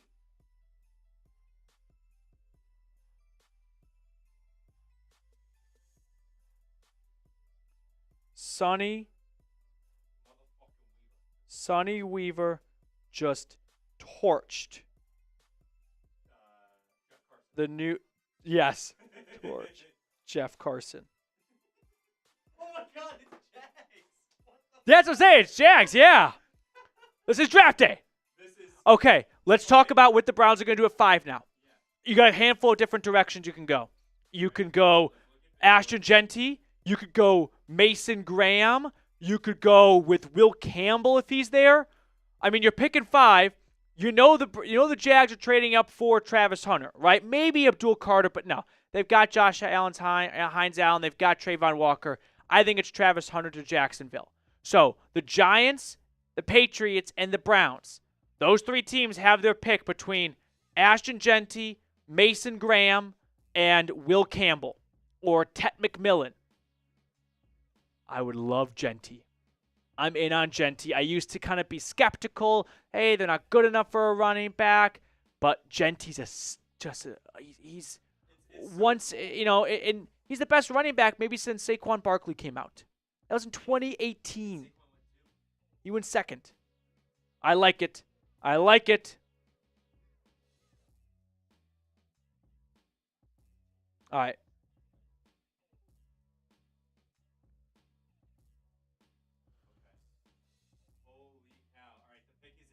Pick is in for Jacksonville at number 2. I expect this to be Travis Hunter. So the Giants are on the clock next. What is the overall reaction to this? Huh? Browns trading pick number 2. Let's throw the details back up again. I want Genty. The question becomes, does New England take him at 4, or will someone leapfrog Cleveland and trade with the Patriots to get Genty, like Chicago? These are the details. Ignore the day 3 stuff. They swapped 4th rounders, 126 to 1. So Jacksonville moves up in round 4 after moving back in round 1. I see pick 36 and a future first and a 5 for number 2. Number 2, 5, 36, future first. Give me those picks right there. Give me that. Give me that. Pick is in for Jacksonville.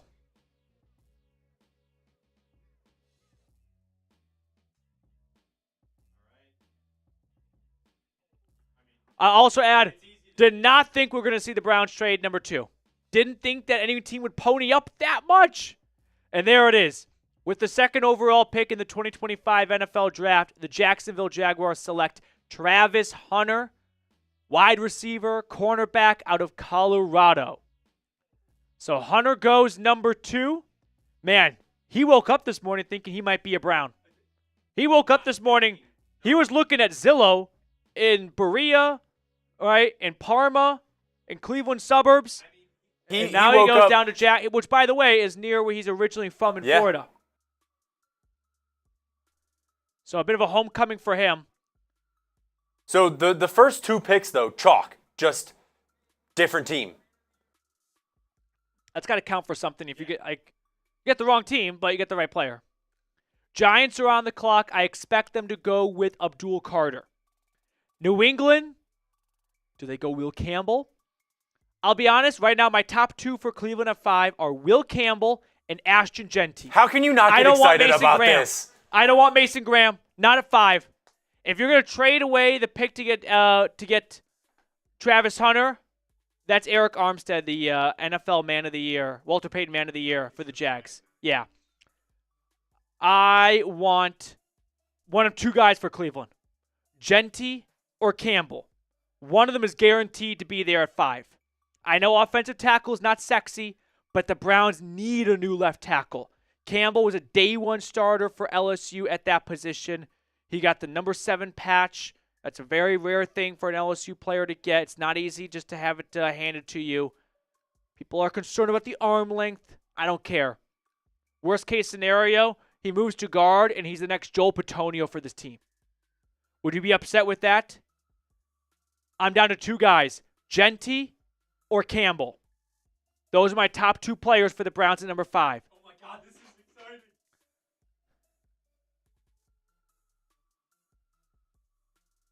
Jags are expected to put Travis Hunter on offense and defense. They will onboard him by giving a heavy dose of the wide receiver position.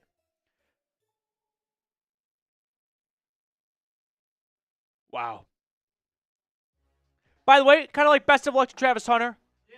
You know, it'll be really fun to see what his career, turns into and amounts to with just the completely newness of someone going both ways.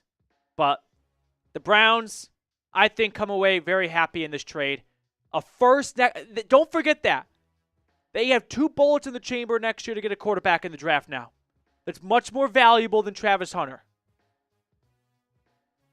I like the trade. Who do you want your team to draft? Let me know in the chat right now. It's hard not to lose your shit when this happens. Well, I love how this was a question that you wanted to ask. Yeah, we never got to it. Really quickly, while we're waiting for the Giants pick, which is going to be Abdul Carter, any super chats to catch up on? I just want to get back to neutral.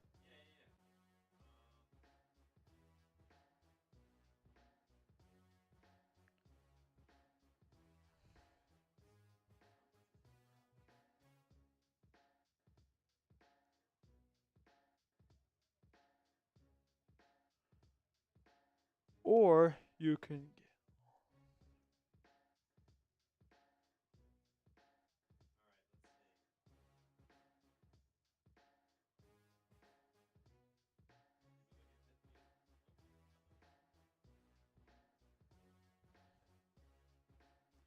Yeah, a couple of supers that we'll catch up on really quickly.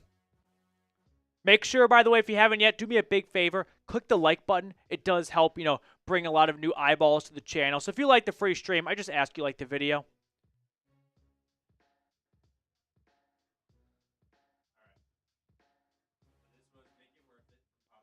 Papa T, thank you. Hopefully you don't mind the trade, Papa T. I like it. I do. Joshua Miller. All that to move down 3 spots. AB with, I can't believe you got a future first. I thought it would be everything but that future first. We'll take your second. Maybe not like we don't give you our 4th anymore. But to get a first out of Jacksonville, man, the Jags must have felt like they can't live without Travis Hunter. And I think the Jags are betting on picking in the 20s next year, like they did last year when they were in the playoffs. And they'll say, we'd rather have Travis Hunter than Mason Graham and the 24th overall pick next year. Which, to be honest, I probably would too. But that's a big gamble to make to say you're picking 24 next year. Soul Train, thank you for your super. No, just throw it on screen. I know, I'm saying. That's all. No, I did not.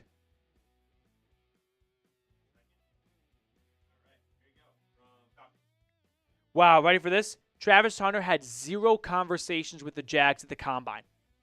Remember that next Combine when you freak out because your team meets with someone.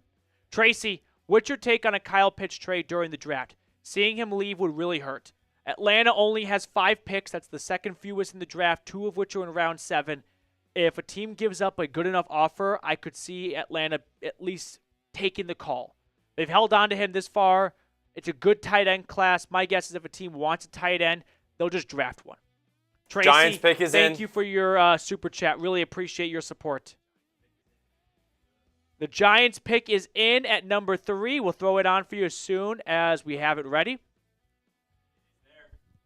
And it is Abdul Carter. defensive end, edge rusher, outside linebacker from Penn State. Wow. I know the Giants won't score a lot on offense, but Jaden Daniels, Jalen Hurts, Dak Prescott, they are going to hate facing Brian Burns, Abdul Carter, Dexter Lawrence, and Kayvon Thibodeau twice a season. So the Giants aren't going to score a lot, but they're going to make sure you don't score much either. I like this pick for New York. It may not be the biggest positional need, but it's the good, safe pick.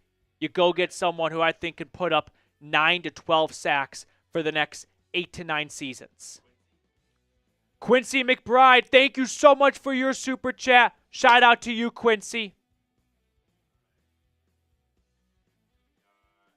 William, just not a QB in the first round. This one coming in from our Falcons chat. I agree, William.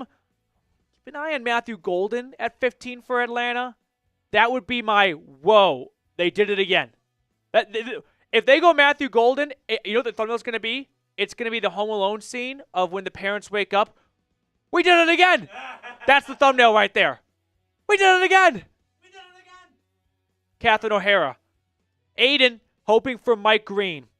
I think you got a good chance of that happening, Aiden. Thank you for your super chat, dude. Robert Smith. Oh, sorry, Robert. What the heck happened here?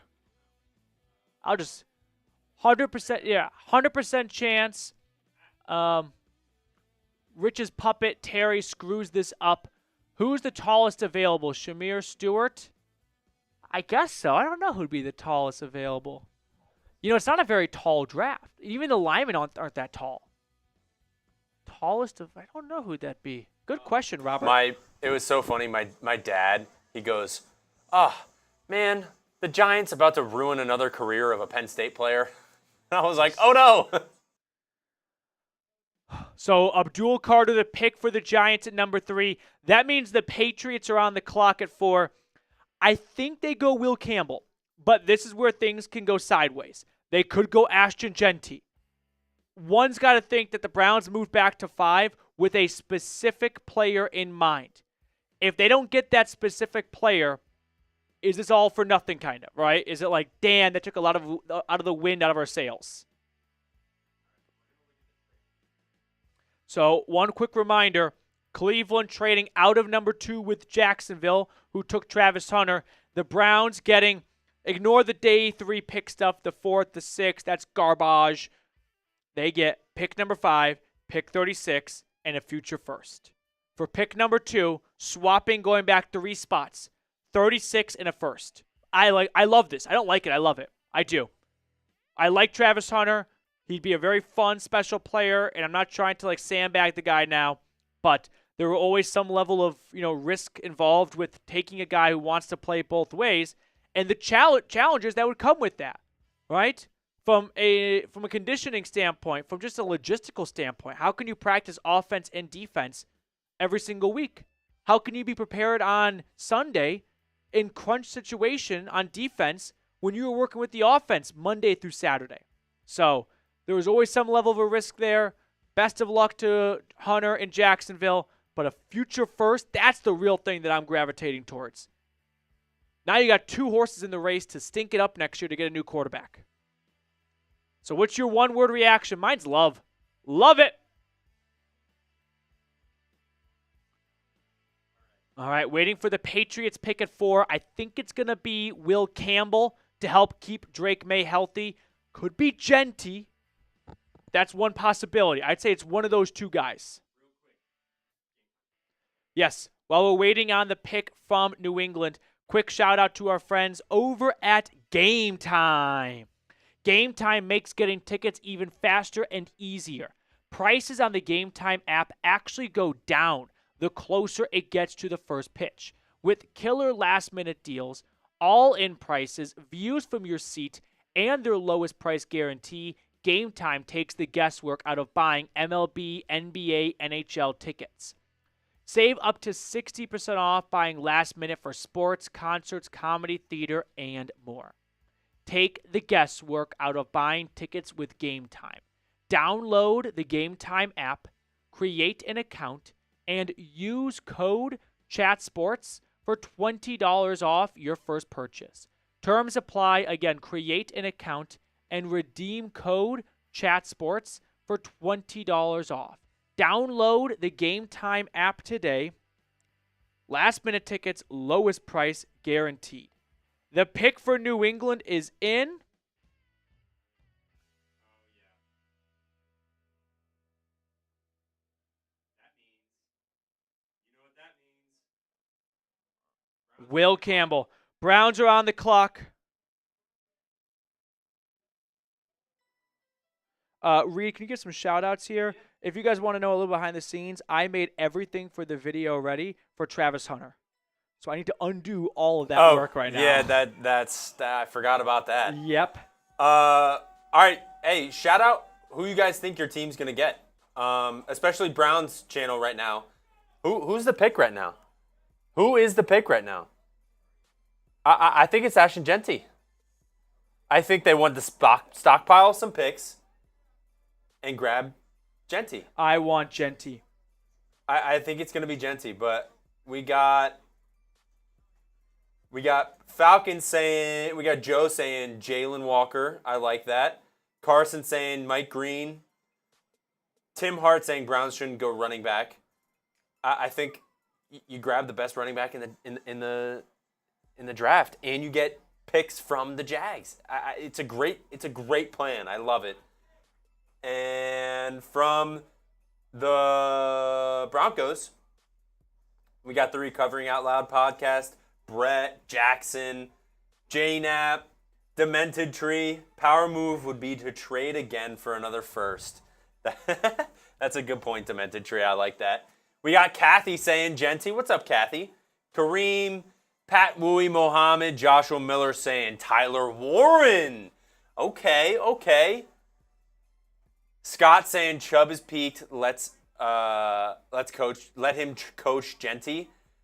I don't hate that. Okay. Keep him on a Vetman deal and bring in Genty and have them just kill it. Who do you want the Browns to pick right now? Give me the name. Spam it in the chat. Who should the Browns pick? I don't want to know until it's on screen. I want to be surprised. I know that right now, like in this day and age of the draft, Twitter tells you the pick like 5 minutes before, the folks on ESPN do. I want to see it on the podium. So no spoilers for me. I want Ashton Genty for Cleveland. If I had to rank, I'd go Genty 1, Tyler Warren 2. I don't want McMillan. I don't really want Graham. I don't think Mason Graham's the best defensive tackle in this class. Oh, I could only see this being Genty to make it feel like it was a good pick, a good trade back. But usually you don't start rebuilding a team with a running back. I'm thinking Genty. I want Genty. Yeah, if it's not Genty, I guess Tyler Warren. That'd be it. I mean, not an insane fifth overall pick. It's what I had the Jags doing at 5. Who are the Browns going to take? Trading back with Jacksonville, gaining a future first. Ashton Genty, little fun fact for Ashton Genty. You ready for this? He led the country in rushing yards last year. That's not the fun fact. Do you want to guess who was second? It was Ashton Genty after contact. Third, Omarion Hampton. Ashton Genty after contact was second in rushing yards. That's how good he is. I don't think this is a time where you have to be the smartest guy in the room, where you have to outthink everyone. Just take the surefire thing here and get a running back who's going to be a bell cow back for 9 to 10 years like Saquon Barkley. If they go Genty, by the way, Nick Chubb's not coming back. I just don't think Chubb would want to come back at that point. So the first 3 picks were Cam Ward to Tennessee, Travis Hunter to Jacksonville at 2, Abdul Carter to New York at number 3, Will Campbell to the Patriots at number 4. So far, I've gotten every pick right, just not the right teams.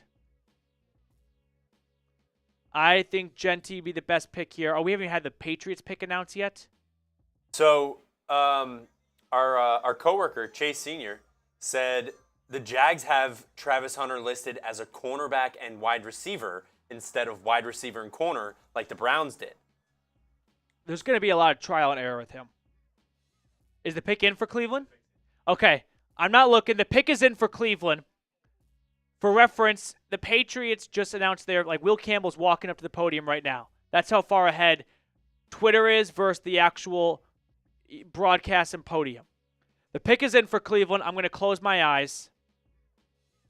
Let me know. I want me on screen with my eyes closed. All right, so we got PD. It is on screen. Do not look. The chat knows. I'm so scared. Fuck. Oh, no. He's not even the best defensive tackle in this class. Oh. Genty. Genty was there. All right. I would have rather had Travis Hunter now. Okay, let's be optimistic. Let's be half glass full. Let's talk about Mason Graham. Fuck. I'm not going to lie. Not crazy about the selection. I don't think Mason Graham's a bad player. I don't think he's 5th overall good. And I think he is someone that in other drafts would have been maybe like a 10 to 15 pick. But you had Genty, Barry. How do you fuck this up? Damn it. Let's do the video break. Let's get right into it starting now. Yeah, let's start it now. Okay. All right. Are we ready? We'll go from this to the trade. Let me know when you're ready.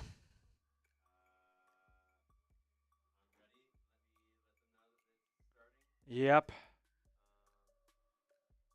Damn it. That was the one guy I said not to pick. You took a defensive tackle at 52 last year.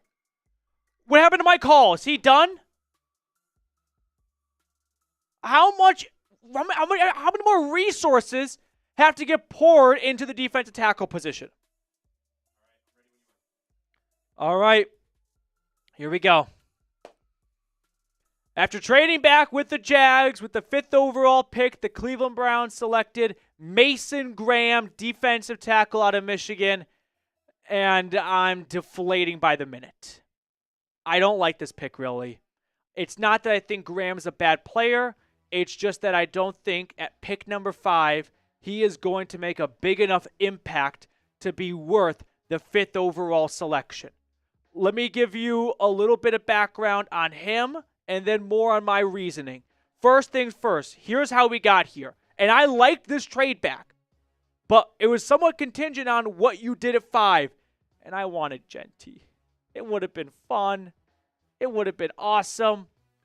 And I just don't think Mason Graham, who's got great athleticism, he's got awesome run-stopping abilities, he flashes in pass rush as well.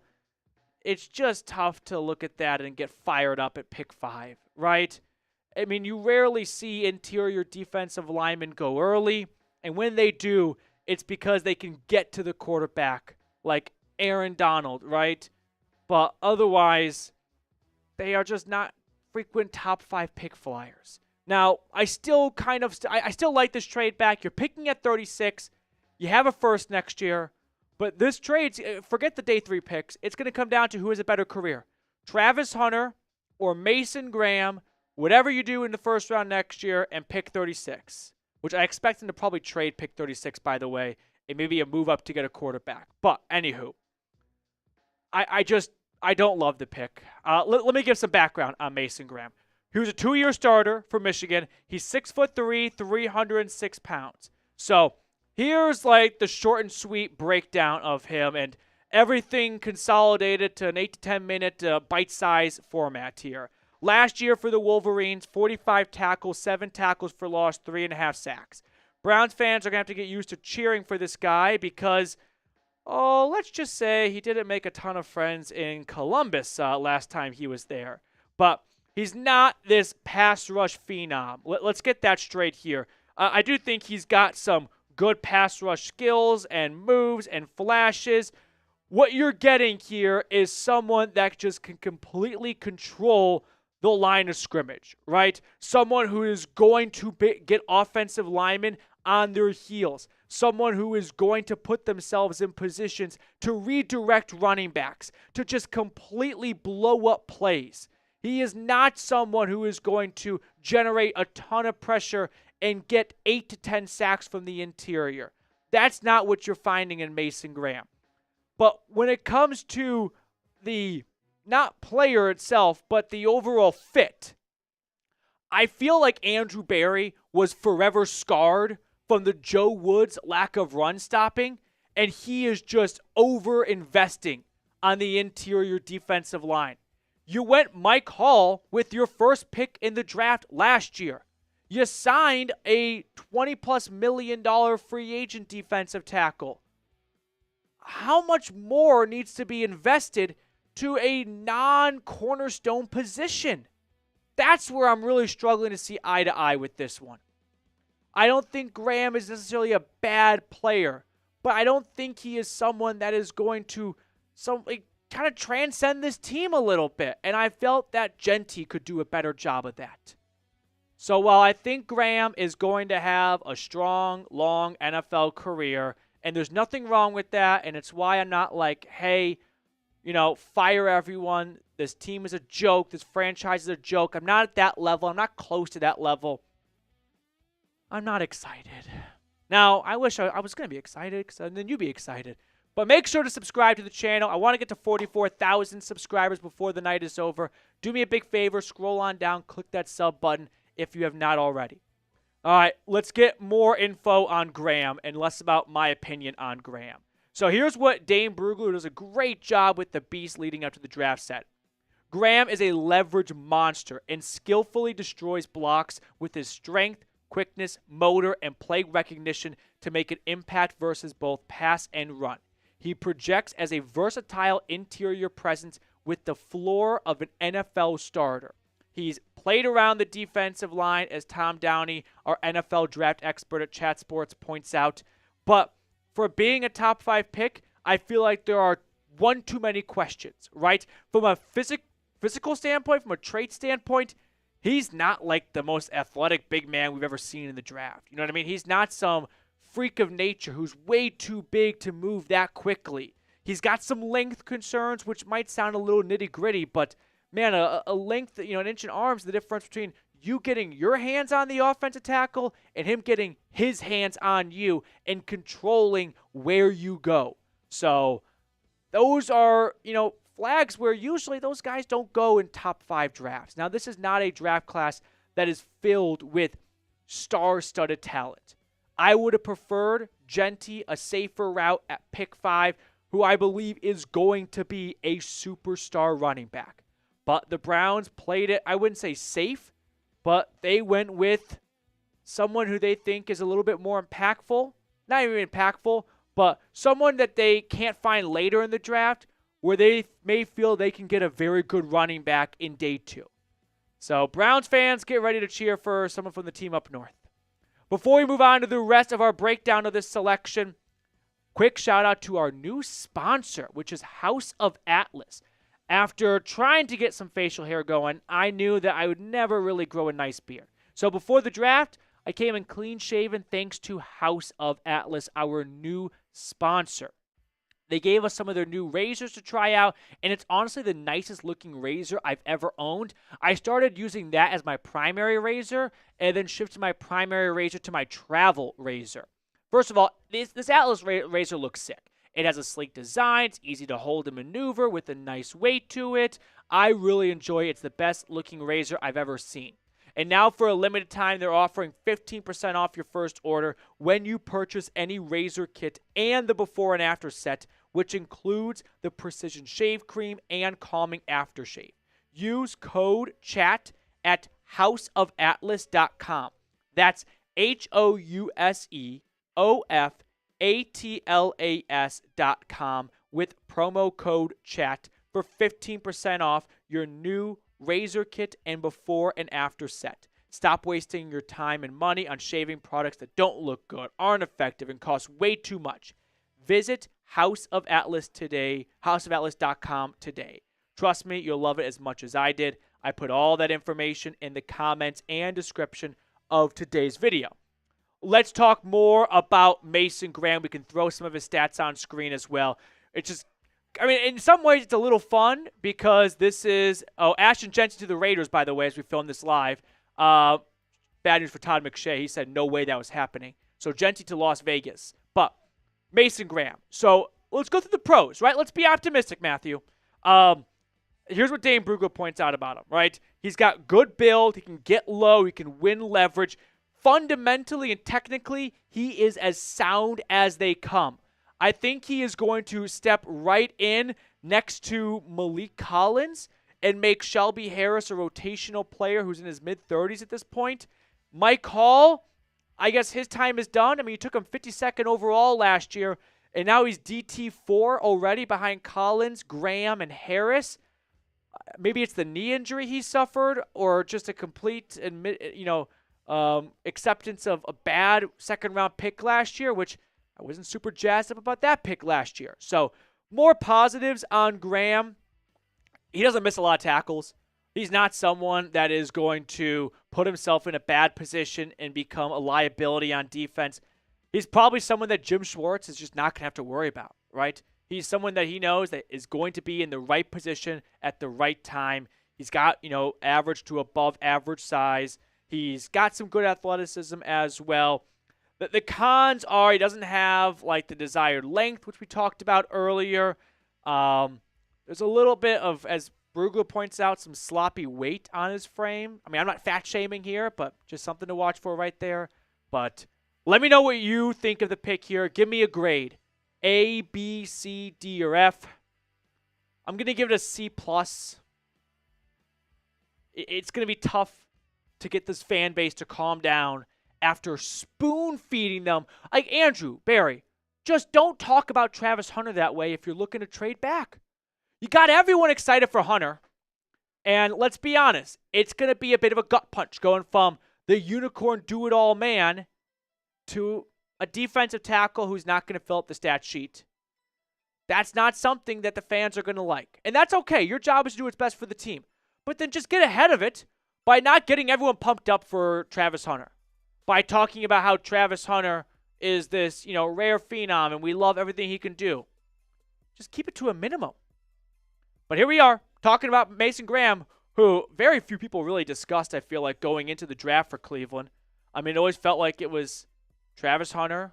Well, first it was like Shador, then Abdul Carter, then Travis. And now we got a trade, the first one of the NFL draft. So let's revisit the trade one more time, and then we'll, sign off for this video breakdown of it, but we'll still be live on the channel for the rest of round one. So the Browns and the Jags orchestrate a trade in which Jacksonville moves up to number 2, selects Travis Hunter. They get some day 3 draft pick compensation, but the meat and potatoes of it, the Browns get number 5 and select Mason Graham. Pick 36, I feel like they're going to use that pick to trade to get a quarterback. They don't want to trade 33 to get a quarterback, but they'll trade 36 to move up and get a quarterback. And then a future first-round draft pick. This trade is going to hinge on that future first. If they use that first to help get a quarterback next year, it's going to be kind of water under the bridge. If it's Mason Graham, Greg Newsome, and JOK level of players, right? That's 2 firsts and a second instead of Travis Hunter. I don't know if Browns fans will ever recover from that. And Genty went right after Cleveland to the Raiders at 6. That's going to do it for us on this video breakdown of it. Really appreciate everyone for tuning in. Come hang out with our live show right now. So if you want better coverage than the commercial breaks over at ESPN, hang out with us here for pick-by-pick analysis and giveaways as well.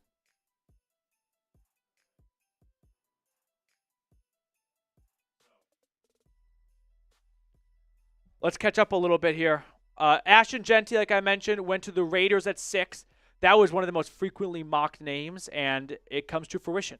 Then the Jets take Armand Membu, which was also a very frequently mocked name to New York. So what do the Panthers do at 8? Do they go with Jalen Walker and kind of get back to the chalk that we expected between Genti and Membu?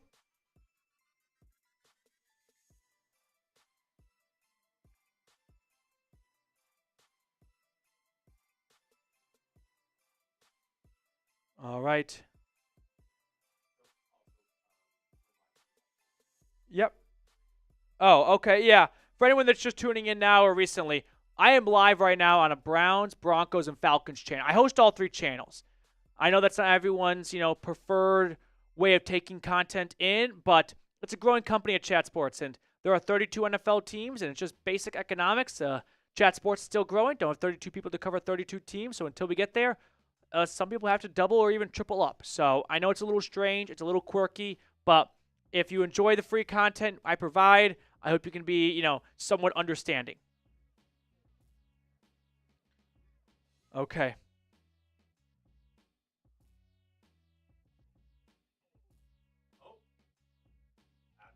Oh, Giants are picking up Kayvon Thibodeau's 5th-year option.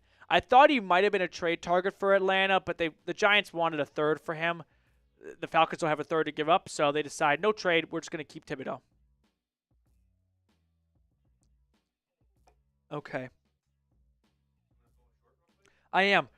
Ree, how about you hop on screen while I film this short real quick?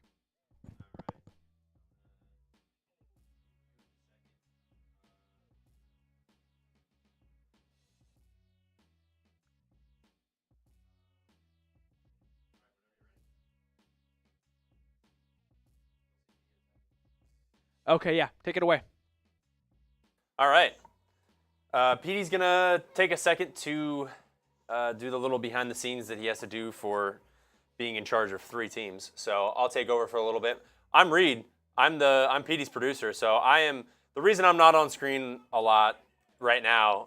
Usually I am, but right now I've got. If I could show you, Trading back from the number 2 pick, the Browns took Mason Graham 5th overall. Instant kind of raw.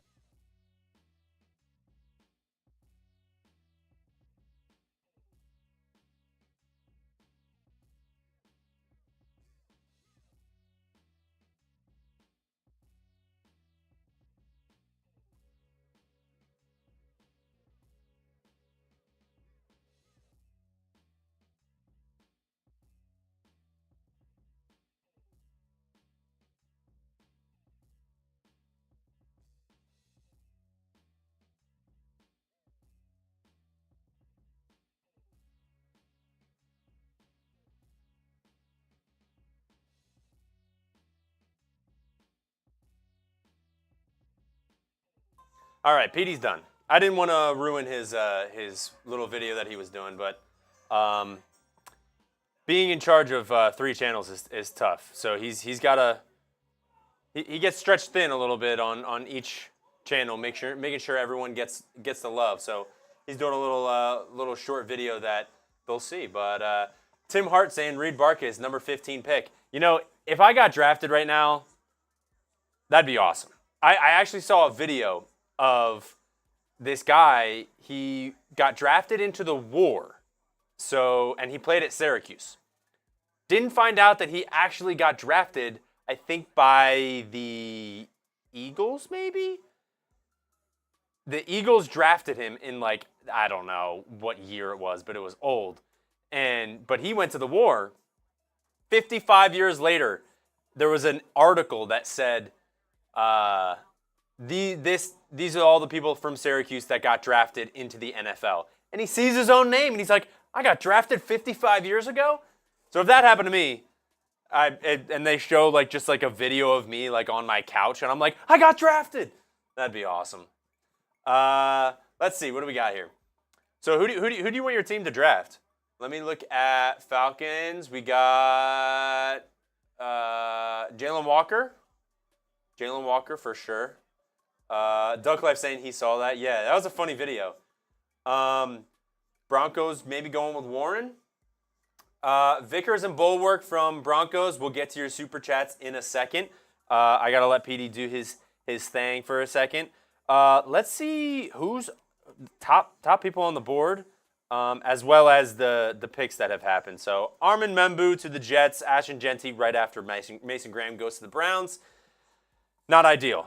But let's look at the big board here. So we got Tyler Warren at number 1 from Tom Downey, our draft analysis here at Chat Sports. Does a really great job of taking the time to watch a lot of draft videos and highlights and just everything on these guys that are getting drafted. So he does a really great job. So he's got Tyler Warren at his number 1 right now, Tedoroy McMillan, Will Johnson, then Jahdae Barron. So, and then after that we got, where'd that go?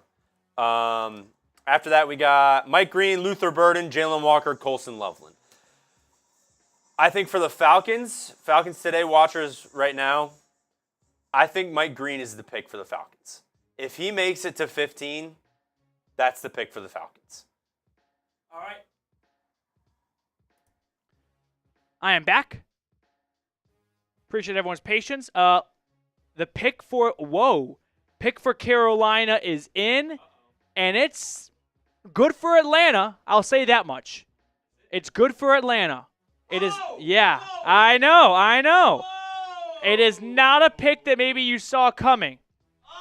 Carolina giving Bryce Young another receiver, Tedoroa McMillan. I feel like the Panthers were just tired of seeing Jalen Walker to them at every mock draft, and like, you know what? We'll show you. We'll go wide receiver because no one thinks we're going to do that. So Ted McMillan going to the Panthers. Jalen Walker still available. Atlanta next up in our TriCast at 15. Falcons fans, who do you want to pick? Broncos country. Do you want to trade up? Browns fans, Mason Graham draft grade. A, B, C, D, or F. Get in the chat right now. Let me know.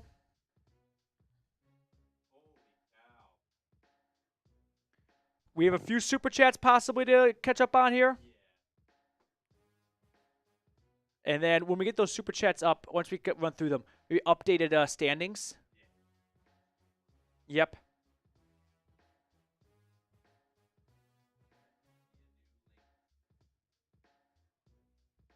A lot of Fs in the Browns chat. A lot of Fs. Like, I think Mason Graham is not a, oh my God, he's going to suck player. I just don't think he's going to be like, whoa, 5th overall good kind of expectations that come with it. Just FYI, if you guys are wondering what the picks have been, they'll be at the bottom of the screen rotating down there. It says Travis Hunter to the Jags. You'll see it down there if you don't know who's been picked yet. I don't know if it was really an option, but I would have preferred Cleveland traded pick 5 to the Bears at 10. Let Chicago get Genty at 5. And then at 10, I mean, I don't know what Carolina or the other teams would have done, but it doesn't seem like the Panthers were thinking defense. They went with McMillan. You could have gotten maybe Mason Graham at 10. I would have rather had Walter Nolan at 10 and some extra picks than Mason Graham at 5. Yeah.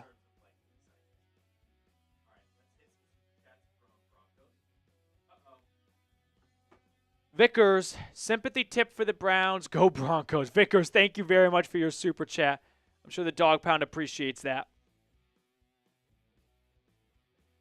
Saints are on the clock. I don't know what New Orleans is going to do. They're not going to go quarterback. Bulwark, TYR. Browns will be okay. Get Hampton, Broncos. It's either him or Travion Henderson, it feels like, at 20 for Denver. Does Chicago go with, like, Hampton now because Genty's gone? Or do they hope that Tyler Warren gets past New Orleans? Papa T. Yeah, these are all pre-Mason Graham picks. I'm so sorry, Mike. Yeah, this is going to be a tough one to sell. Yeah, I always feel for, like, players like Mason Graham in this situation. They're supposed to be excited. And no one's excited for, like, no one in the fan base is really pumped about them being picked. Hunter is 2 first-round picks and 1 a future Hall of Famer. Could be, dude. Could be. The worst thing is oh my God, we fleeced the Jags. And then That's what you do with and this? then you ruined it. You could have got Ashton Genty. It'll all come down to what they do with next year's first. Max, Browns did what I hoped they would do. Well, how did that last one end? And Barry didn't disappoint. I'm guessing you're probably, I think the inference here is the Browns disappointed you, and that's what you expected them. Saying Browns will be the Browns and trade again. I think they're going to trade that 36 pick to get a quarterback. Question is who and where?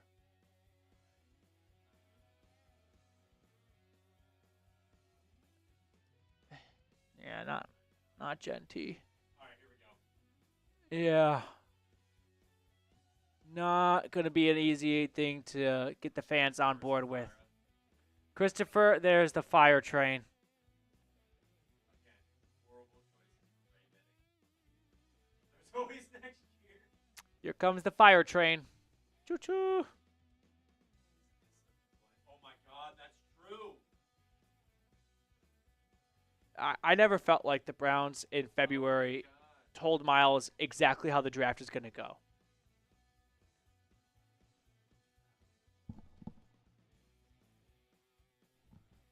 I have no idea what they told him.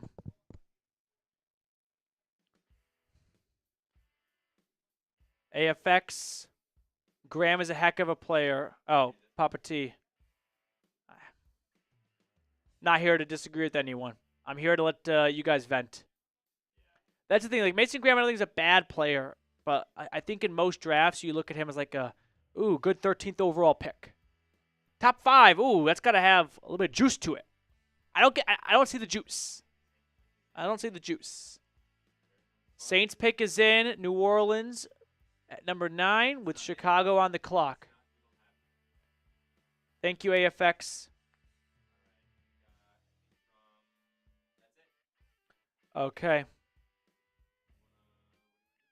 Can you update the standings and everything like that?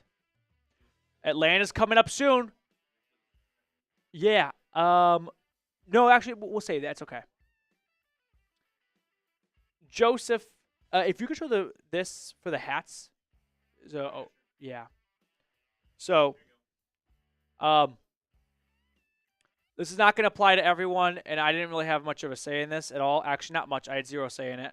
But my boss got, for the larger subscriber channels, hats for the channel. So he got some Browns Report hats, and he's given me a few to give away to viewers. So if you want to be entered to a raffle to get a hat, $10 Venmo at Matthew Petey, and we'll just do a separate raffle just for a Browns Report hat. You can also send in a $50 Venmo, which I know is kind of steep, but if you really enjoy the content we provide and you just want to guarantee a hat for yourself, $50 Venmo and the hat's yours for sure.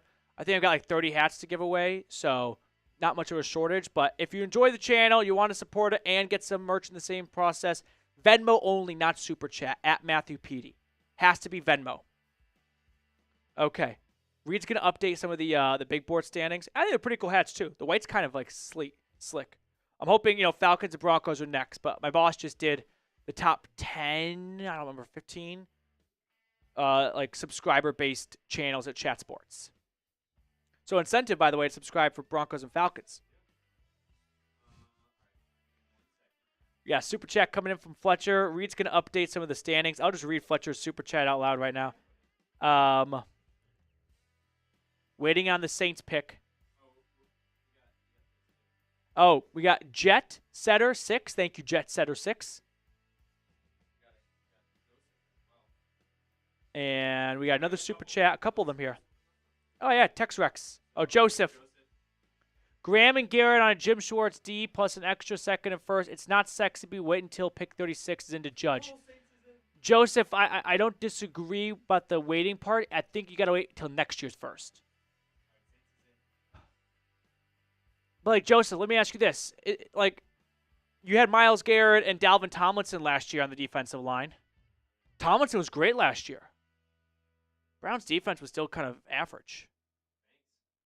Joseph, Saints at 9 go with Kelvin Banks. I had him going 7 to the Jets in my mock, only because the Raiders took Membu. So, Banks, Falcons fans, good news. I think he stinks. Do you guys remember the Georgia-Texas game? Twice? Regular season, SEC championship? Mykel Williams pantsed him. When they played against Michigan, their toughest opponent defensively all year, outside of maybe UGA, not his best showing. Not a big Kelvin Banks stan or fan or guy. So, bad pick by New Orleans, in my opinion. I'm not just saying that to gaslight Falcons fans. I really don't think Banks is that great of a prospect.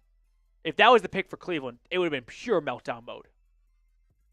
Can't wait to play the Jags next year, and Hunter puts up 150 yards, touchdown, and a pick, but at least we have more picks to trade back with next year.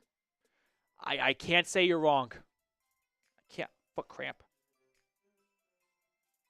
You're not wrong, T-Rex. If it was Genty, I feel like the tune and the tone would be completely different. Jalen Walker's still available. I don't think Chicago takes him. So he's getting closer and closer to Atlanta at 15.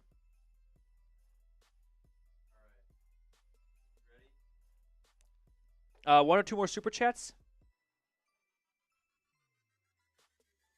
Fletcher, favorite city in Texas with German heritage? It's got to be the one and only Fredericksburg in Hill Country, Texas. Hour and change outside of Austin. Highly recommend for anyone looking for an elite weekend getaway. Fletcher, thank you for your support of the channel. Cheers to you, buddy.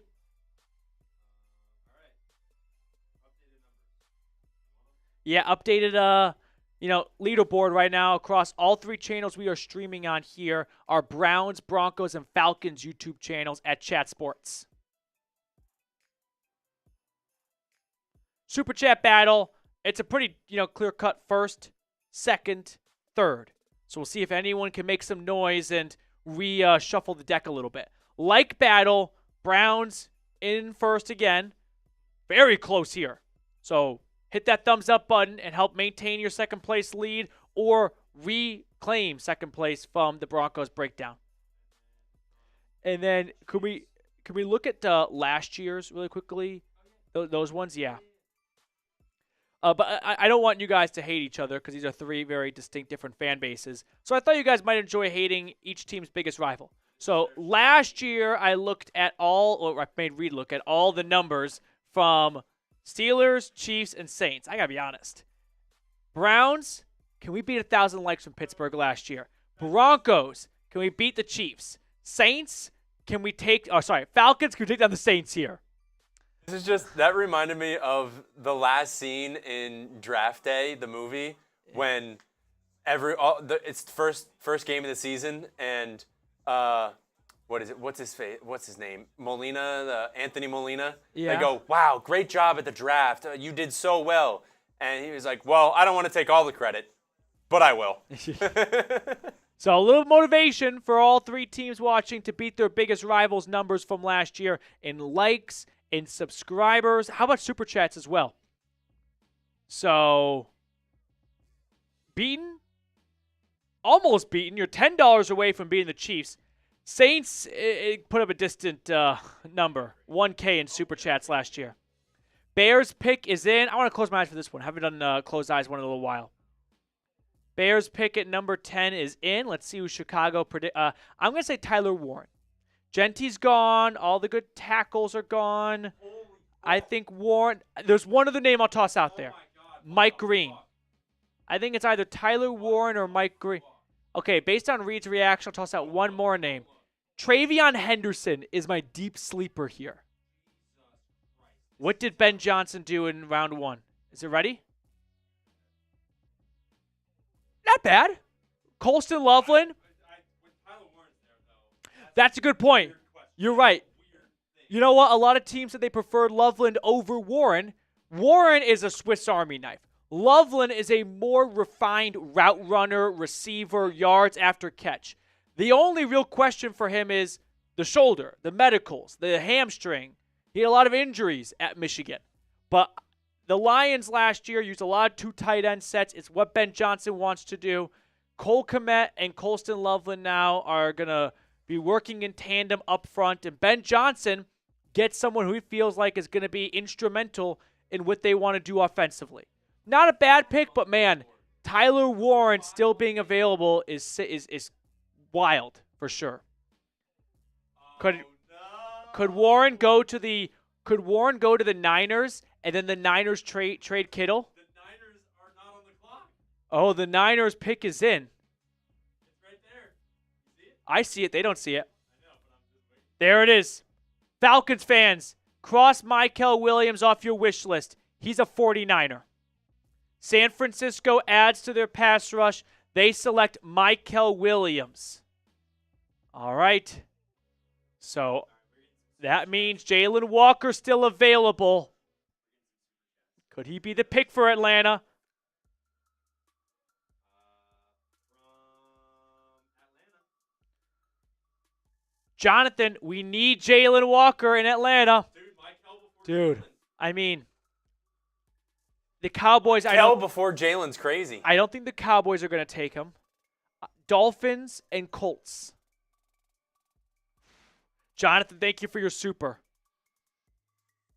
I said for a while, Mykel was like him and Shamir Stewart. They could go as early as 9 to New Orleans and as late as 32. Jonathan, thank you so much for your super chat.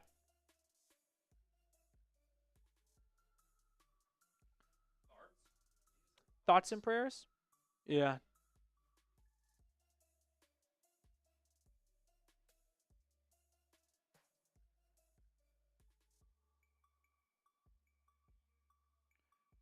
Do we know what the process was for the highlight cut?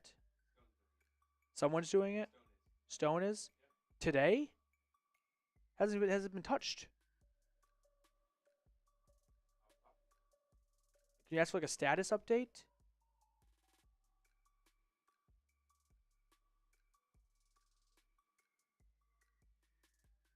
No, Stone, no. He's using. Oh, 1 second. All right, 1 second. No, it's fine. This is as for Browns fans, I know it kind of sucks, but this is an exciting draft right now. This is a lot of stuff going on. A lot of things going on. Tyler Warren not getting picked is crazy to me. Dude, I don't know what to think. I think teams are looking at Loveland as a better receiving tight end, and Warren is like the Swiss Army knife, but he may not be a traditional route runner in the NFL. Which, listen, that's not like Kittle's kind of like that, right? Tim Hart with a $10 super chat. I need someone from the Broncos breakdown to send a 10. Oh, we got 5. Got to get past what the Chiefs put up last year in all of round 1.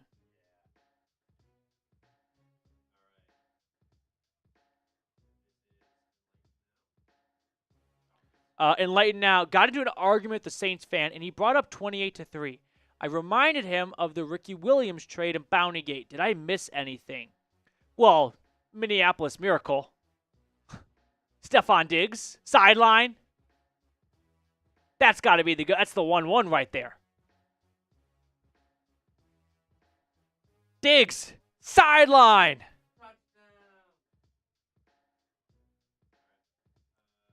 Yep. Tactically tainted. I doubt it, but if Tyler slips to 20 and Hampton is also there, you think Broncos go with Tyler? I'm thinking Tyler goes to the Colts now. I agree, but the Colts were so mocked to Loveland. What if they, too, like the Bears, prefer Loveland? And they're like, well, with Loveland gone, we're not just going with any tight end. We are going to go with specifically Loveland. You know what I mean?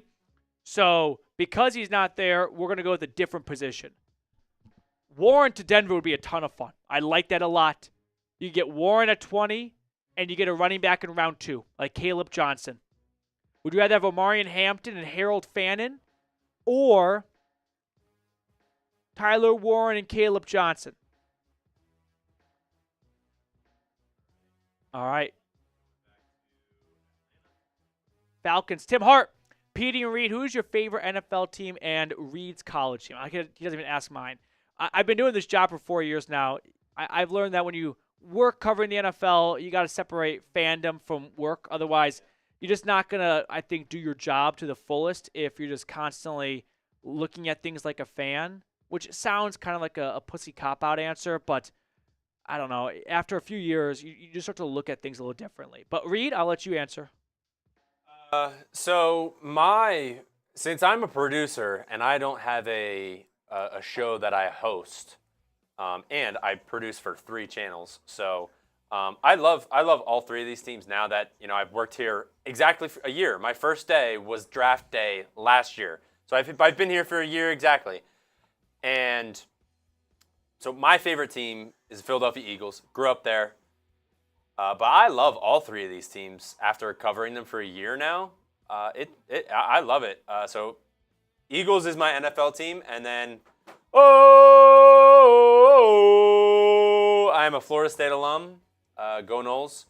Yes, you can flame them in the comments if you want. We sucked last year, but got a new quarterback. Yeah.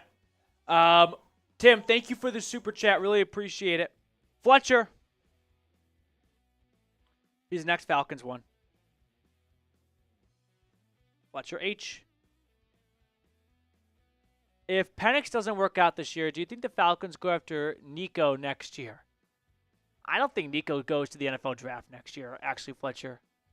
I don't think he's at UC. I think he goes to 3 different colleges, and he's one of those ultimate college stories of a flame-out bust who just let NIL derail his collegiate path. He's going to be the first victim to the dark side of the NIL. Yeah. We got a Bulwark TYR super chat. Quick reminder. Did I get any Venmos? I should have checked.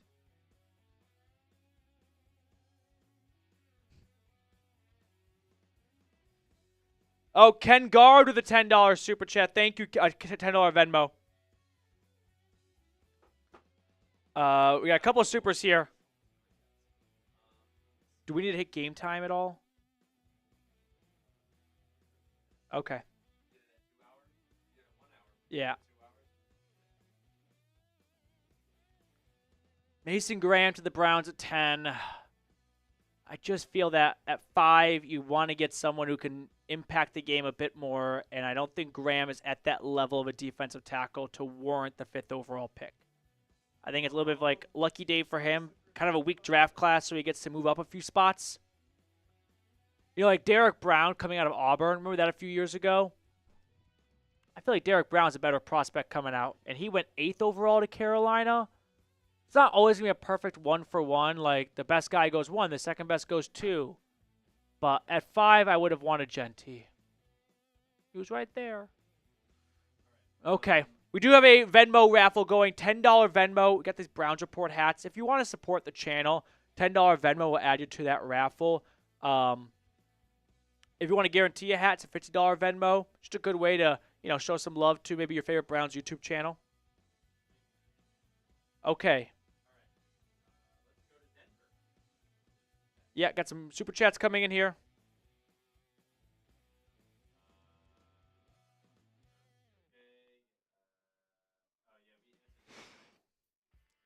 Beat the Chiefs, you say. Let's go Broncos. Warren or Hampton are looking more and more likely. I mean, Warren's still there. Maybe, I don't know. The thing with Warren being there is a team like Miami might throw their draft plan out because they did not anticipate Tyler Warren being available. You know what I mean? Pick is in for the Cowboys. Ted McMillan was supposed to be the pick for Dallas. And did they take... Is it about the Cowboys pick or something else? Okay. I want to find out when you guys find out on screen. So I'm letting Reed get all the spoilers first.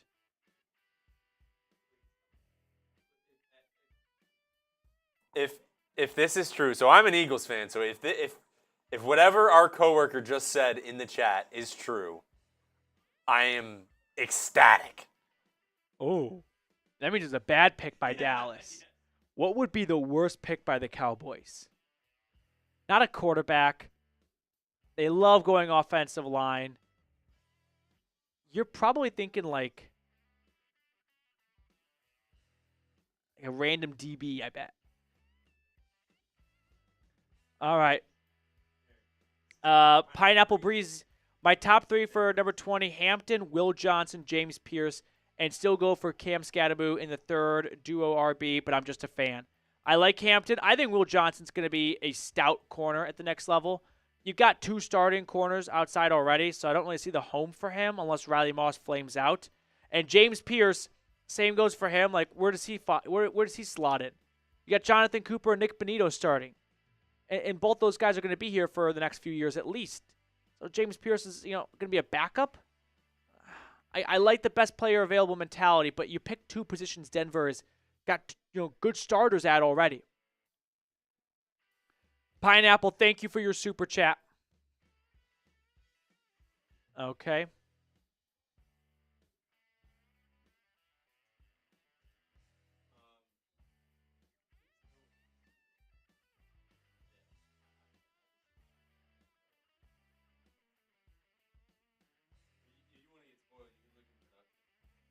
No, I'm just... Where the... Yeah, I don't know what Stone...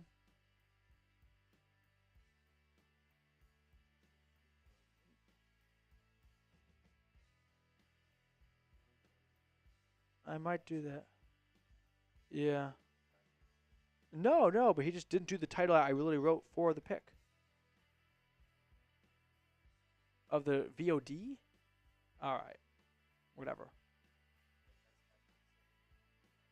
No, I think the live title. All right, this is bad radio. Next super chat. Oh, I see the pick for Dallas now. Yeah. Okay. Yikes.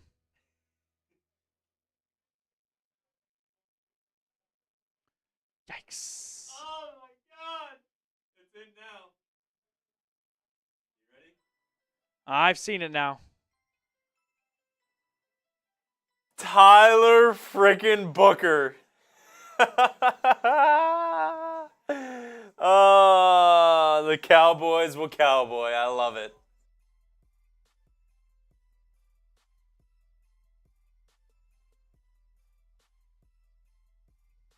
So, I mean, if we think about it, so let's go. So the Cowboys go with Tyler Booker. Let's go to the selections right now.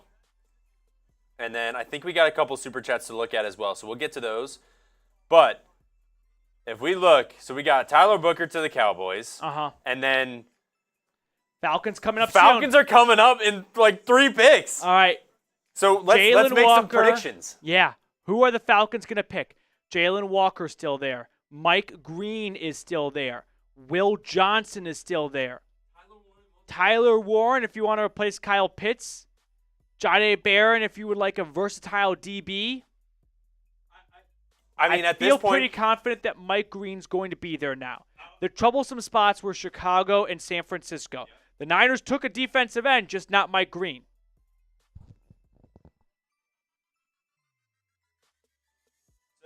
I also think it's just Tyler Warren is going to go. I think he goes to the Colts. Yeah. And then Miami could take Will Johnson or Jahdae Barron. So you're either getting Will Johnson or Mike Green. Dude, I literally thought... The Falcons are either getting Mike Green or Will Johnson. This is crazy. I don't think they're going to go Will Johnson after the recent smoke. The Cowboys only take offensive linemen in round 1. Tyler Guyton, Tyler Smith, they love Tylers.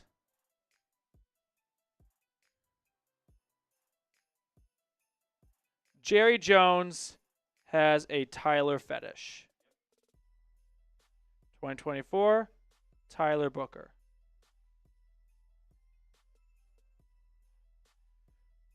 Sorry, 2025. 2024, was that last year Tyler Guyton?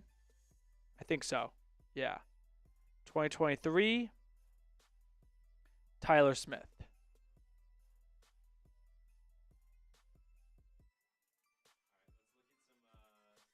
All right, some super chats here really quickly. Falcons coming up. Who do you want Atlanta to take?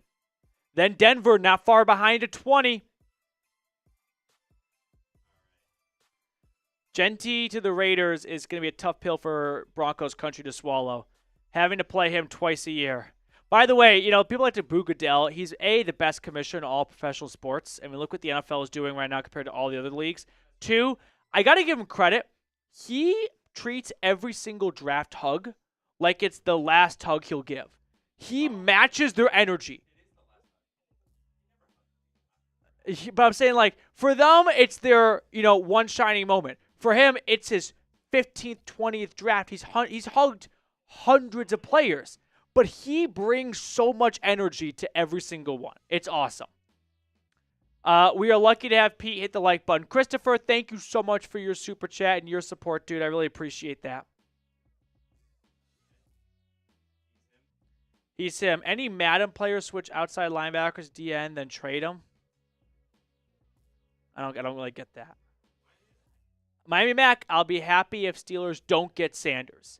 That would be really tough for Andrew Berry and Kevin Stefanski to, mentally deal with, knowing, all right, we chose not to take that quarterback, and now we're going to face him twice a year. Our biggest rival. Coffee Shop Wi-Fi from our Browns channel. Thanks for what you do, man. Oh, hiccup. Love the channel. Love this channel. Coffee Shop Wi-Fi, thank you very much for your support and your generosity to the channel. Shout out to you, buddy. We got Gary from our Falcons one. Gary. Yep. Okay. Yeah, we have not gotten that one yet. Come on, Petey, tell us. We knew Mott was an Eagles fan when he covered us. He was still liked in the community. You guys should go check out the Thomas Mott show. I've never really watched a whole video of his, but enlighten now. It's a soft answer, but it's really the honest answer I can give you. Thank you very much for your super chat, though. Alex Ramsey. By the way, my first few months of Chat Sports, we're producing for Mott. Gary, Jalen Walker, you are a Falcon. I can't do that. Not again. Not again. Not after last year. I'm on a 1-year probation. I'm like Travis Hunter's dad. Too soon?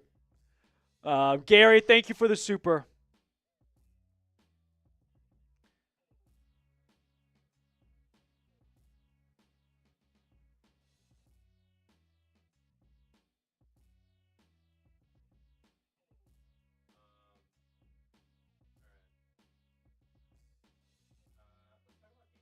Yeah. Got to give a quick shout out to our friends over at Game Time. All right. Game Time makes getting tickets faster and easier than ever before.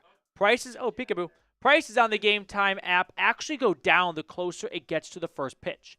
With killer last-minute deals, all-in prices, views from your seat, and their lowest price guarantee, Game Time takes the guesswork out of buying MLB, NBA, NHL tickets.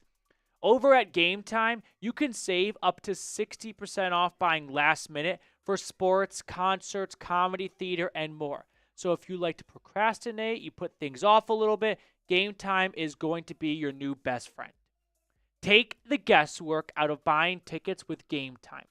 Download the Game Time app, create an account, and use code CHATSPORTS for $20 off your first purchase.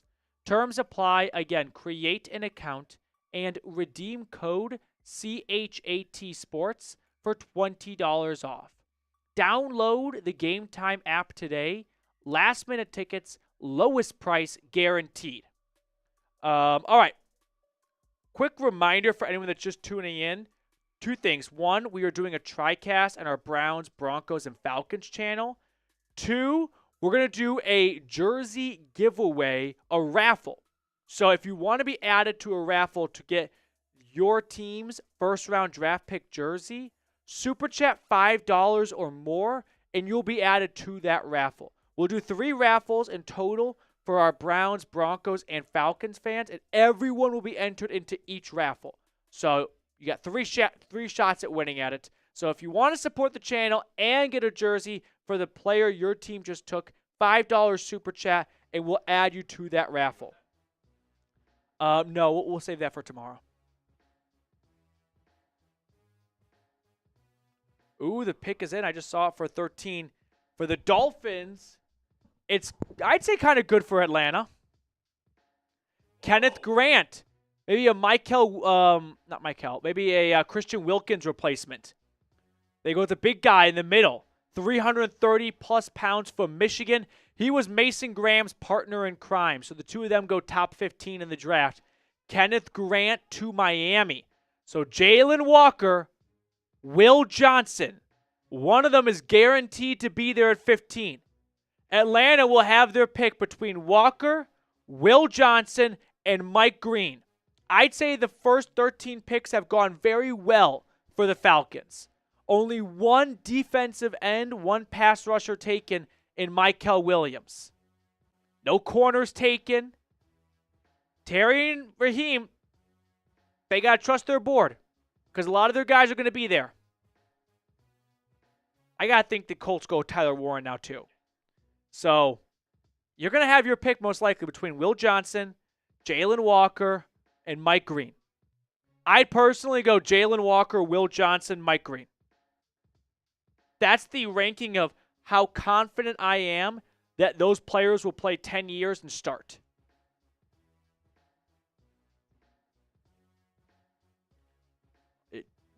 Tyler Warren's there. Do you take him to replace Kyle Pitts? Do you take Tyler Warren and then trade Kyle Pitts?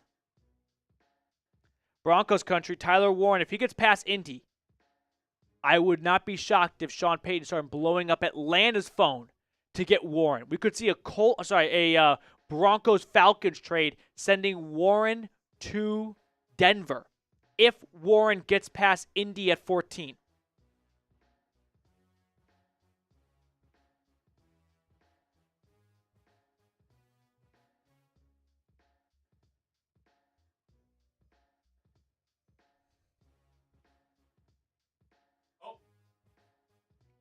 Is the Colts pick in? I'm not looking. Tell me when it's on screen. Colts pick is in after Kenneth Grant goes to Miami. The Indianapolis Colts with the 14th pick in the 2025 NFL Draft select.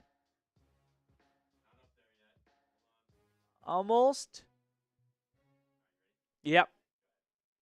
There it is. Yep. Okay.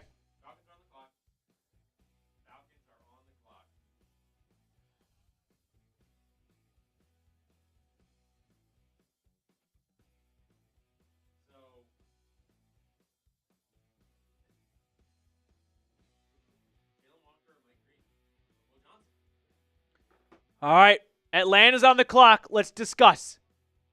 I think Jalen Walker is a unique prospect in that he may not have a natural home defensively, inside linebacker, outside linebacker. There were concerns of if he can't play one position, if he plays all positions, he doesn't play any position, right? That was kind of the case a little bit with Isaiah Simmons, who could play linebacker, who could play corner, could play defensive end. He could do it all, and then he couldn't do any super really, well. I'm not going to put Jalen Walker in that hole. I think Atlanta's defense, they just needs a new identity, right? It needs a new guy up front. It doesn't have anyone. It's got Jesse Bates and A.J. Terrell in the secondary, and I think Walker is going to be the best player of the bunch moving forward. So while he may not fulfill your traditional defensive end, outside linebacker, full-time role, I think he's going to come in here and just shore up the defense. And he's going to tighten all the screws, and he's going to make sure that everyone is where they're supposed to be. And I like this for Atlanta. I would like Jalen Walker. Would not mind Will Johnson either. I think Johnson's going to be a very successful NFL outside corner.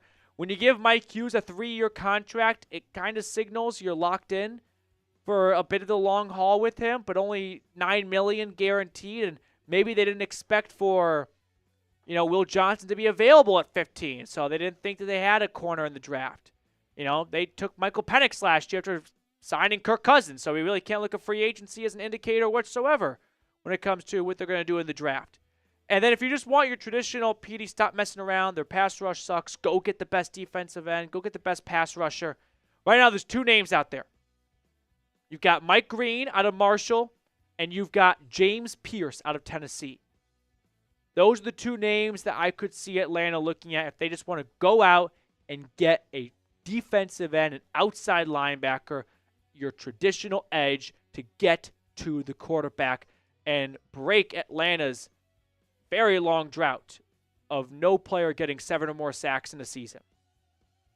I'm not going to look until the pick is in, but Tyler, what's a great pick by Indy. Wonderful pick by the Colts. Daniel Jones is going to throw to him. Yep. So Tyler Warren thought he might have been a Dolphin for a little while, thought he might be a Jet. No, just goes 1 state over, or 2 states over to Indianapolis. Falcons pick at 15. Who do you want Atlanta to take? I'm going to go with Jalen Walker. Let me know when the pick is in. Falcons are on the clock right now. Here we go, boys and girls. Spam the name you want. I want Jalen Walker or Will Johnson. I'd be happy with Mike Green. I'd be content with James Pearce. But I think Walker and Johnson are the 2 guys that are going to have the best NFL careers. And right now, Atlanta's not 1 pass rusher away. They are a defense away. So go get the best player on defense. Joe with a $10 super chat from our Broncos channel. We'll get to all the supers in a little bit. Josh, is the plan to keep Garrett in the land? Yeah. I mean, he signed a 4. He's going to be here for at least the next 3 to 4 years. Oh, is this the plan? Yeah, I hear what you're saying. Yeah. God, I have no idea. That's something I Miles love was to like, ask. Miles was like, wait, Mason Graham? Oh, I'm staying. Mm-hmm. All right, Atlanta on the clock. What's it going to be? What's it going to be, Terry? Don't screw it up. The worst pick I think the Falcons could make right now would be a wide receiver. No, only 1 receiver taken. Jordan Post, did you get my Venmo? Go Browns, draft running back second, and if Emeka Buka is there, draft him. We need offense second and draft Will Howard. Sorry, Jordan, I want to first check my Venmo. I did get your Venmo, Jordan. Thank you very much. I got Jordan's and I got James's. Jordan and James, you guys are both in. Thank you so much for supporting, guys. Taylor Vaughn, will you do 11 push-ups at the Falcons draft Jalen Walker? You know, skinny bitch me might be able to do 11 push-ups. Although I have not been working out. Pardon? Yeah. Yes. Nice. How about, can I do a handstand for 11 seconds? Oh, yeah. That's a little bit easier for the camera. Because I don't know how we get that camera on the ground over here. Gary with a $10 super chat. You said it, Gary, not me. I don't want to get in trouble this time. Not again. Dijon, Jalen. Oh. Are we in? What's the group consensus? What's the pulse? Clyde? Clyde, are you rocking with Jalen or not? Richard Shaw. Who do you think the Falcons are targeting for pass rush? Do you think they will make an immediate impact? I think there are 3 names for pass rusher. Jalen Walker, Mike Green, James Pearce. In terms of which of those 3 can get the most sacks in 2025, I'd say Mike Green. Which of those 3 can have the best, longest career? I'd say Jalen Walker. Which of those 3 could turn into the best pass rusher because of the physical traits? James Pearce. But Pearce is not like a project. He started for 2 years in the SEC. You know what I mean? You're not going to find guys starting in the SEC for a lot longer than that. I won't be surprised if Atlanta selects a kicker or a luxury pick. If it's Matthew Golden, the stream might end. And I like Golden. This would be me. I liked Penix last year. The big shot agenda, the dog. By the way, Browns and Broncos fans, I know this is not in your realm, but the Falcons notoriously never take Georgia players. So could that end, I believe, forever? I don't think the Falcons have ever taken a Georgia player in round 1. Big shot agenda, thank you for your super chat. We had one from our Broncos stream. Joe. Yep. That one.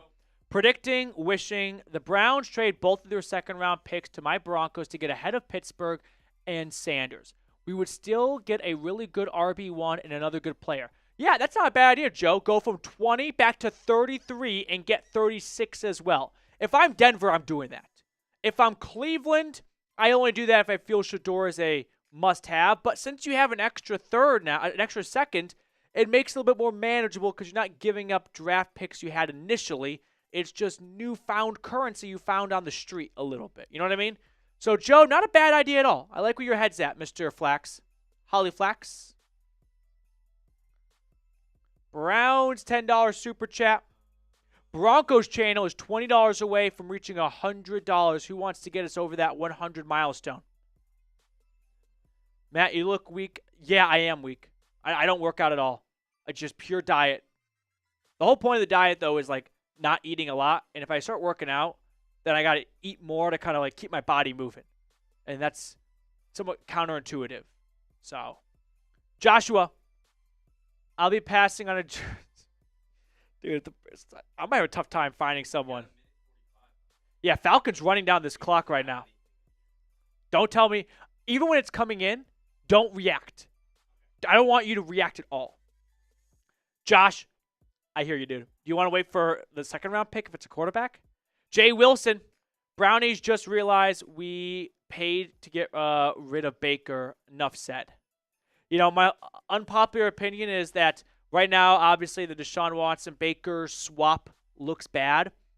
The Browns were not going to bring back Baker after his rookie contract was up. And at the moment, anyone would have picked Deshaun Watson over Baker to beat Josh Allen or Patrick Mahomes in an AFC playoff game. So I don't fault the Browns for trying to win. That's like, imagine having an ownership that won't move. I just said don't respond. That better be for the Ronan Tyrell. Oh, thank God. Reed gave me the biggest, oh my God. I'm like, if that's for the Falcons pick. Falcons have less than a minute on the clock. Terry, figure it out. Jordan on our Browns channel. If Emeka Ibuka is at 33, draft him. And if Caleb Johnson is at 36, draft him. And if Will Howard is that our third-round pick, draft him. What do you think? Man, I wouldn't hate Mason Graham, Emeka Ibuka, and Caleb Johnson. Caleb with a K, by the way. Pick us in for the Dirty Birds.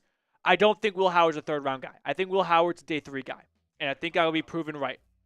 Ronan from our Falcons channel, all the way from New Zealand, a $100 super chat. Let's go for 2025-2026, Petey. Ronan, thank you for your super chat. What time is it in Auckland? Let me know, Ronan.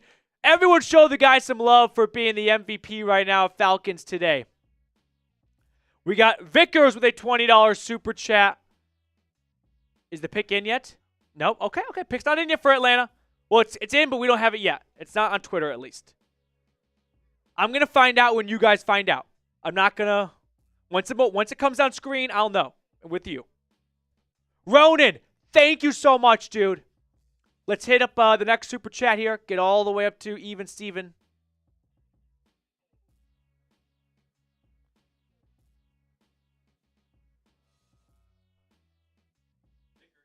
Vickers, let's go Broncos, Hampton or Henderson. I feel like those are got to be the 2 picks for Denver. Anything else would borderline blow me away if one of those 2 guys, especially Hampton, was available. And Vickers, you got the Broncos breakdown to 101 in super chats. Thank you. Okay. Falcons today's at $413 in super chats. So thank you, Ronan, for adding on to that. Browns reports at $613, so a $200 gap right there. So really appreciate everyone's generosity and support. Pick us in. Eyes are going shut. Eyes are shut. Pick us in for Atlanta. I'm going to predict they take. I want it on screen, the big L3. Yep. I'm going to predict that the pick is. I'm really torn between Jalen Walker and Mike Green. Let me ask you this. Is it one of those 2 guys? Okay. It's Mike Green. I'm Jalen Walker! Let's go! Jalen Walker, you are a Falcon. We're back. I think we're back. Are we back? Can I get some confirmation? Am I back? Am I talking to no one still? I'm fucking livid.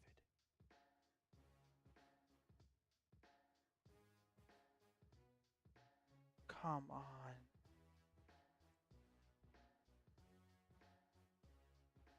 Gotta be kidding. Hello? I don't. Is anyone? Am I talking to anyone? Well, the chat doesn't seem to indicate that. Am I talking to anyone? I have no idea.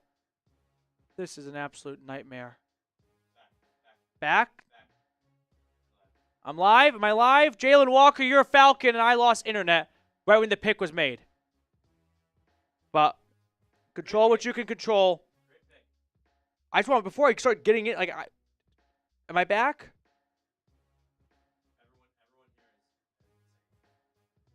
Okay, let me refresh on my end then.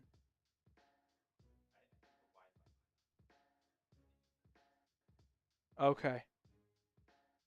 Oh, we're back. All right, I'm back. All right, here we go. Let's restart this whole thing right now.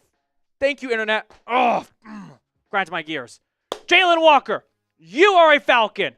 Let's break down NFL history as the Falcons take a Georgia Bulldog in round 1, a very first in the NFL draft. So, we're going to break down the pick. We're going to give you everything you need to know about Walker, just kind of catch up to speed on him, and then I'll give you my thoughts and just overall reaction to the pick. Okay, let me know when you are ready, Reed. Okay. And the Cardinals right after Atlanta took Walter Nolan, by the way, so Will Johnson's still available. I'm ready when you are ready, Mr. Barkis. Jalen Walker, though. I can't let this Wi-Fi crashing out and potentially ruining my entire stream for the night bum me out of a good pick for Atlanta, which is this awesome chess piece. And there's no Wi-Fi. I don't think. I can't get the draft back on. Just want to try one more time.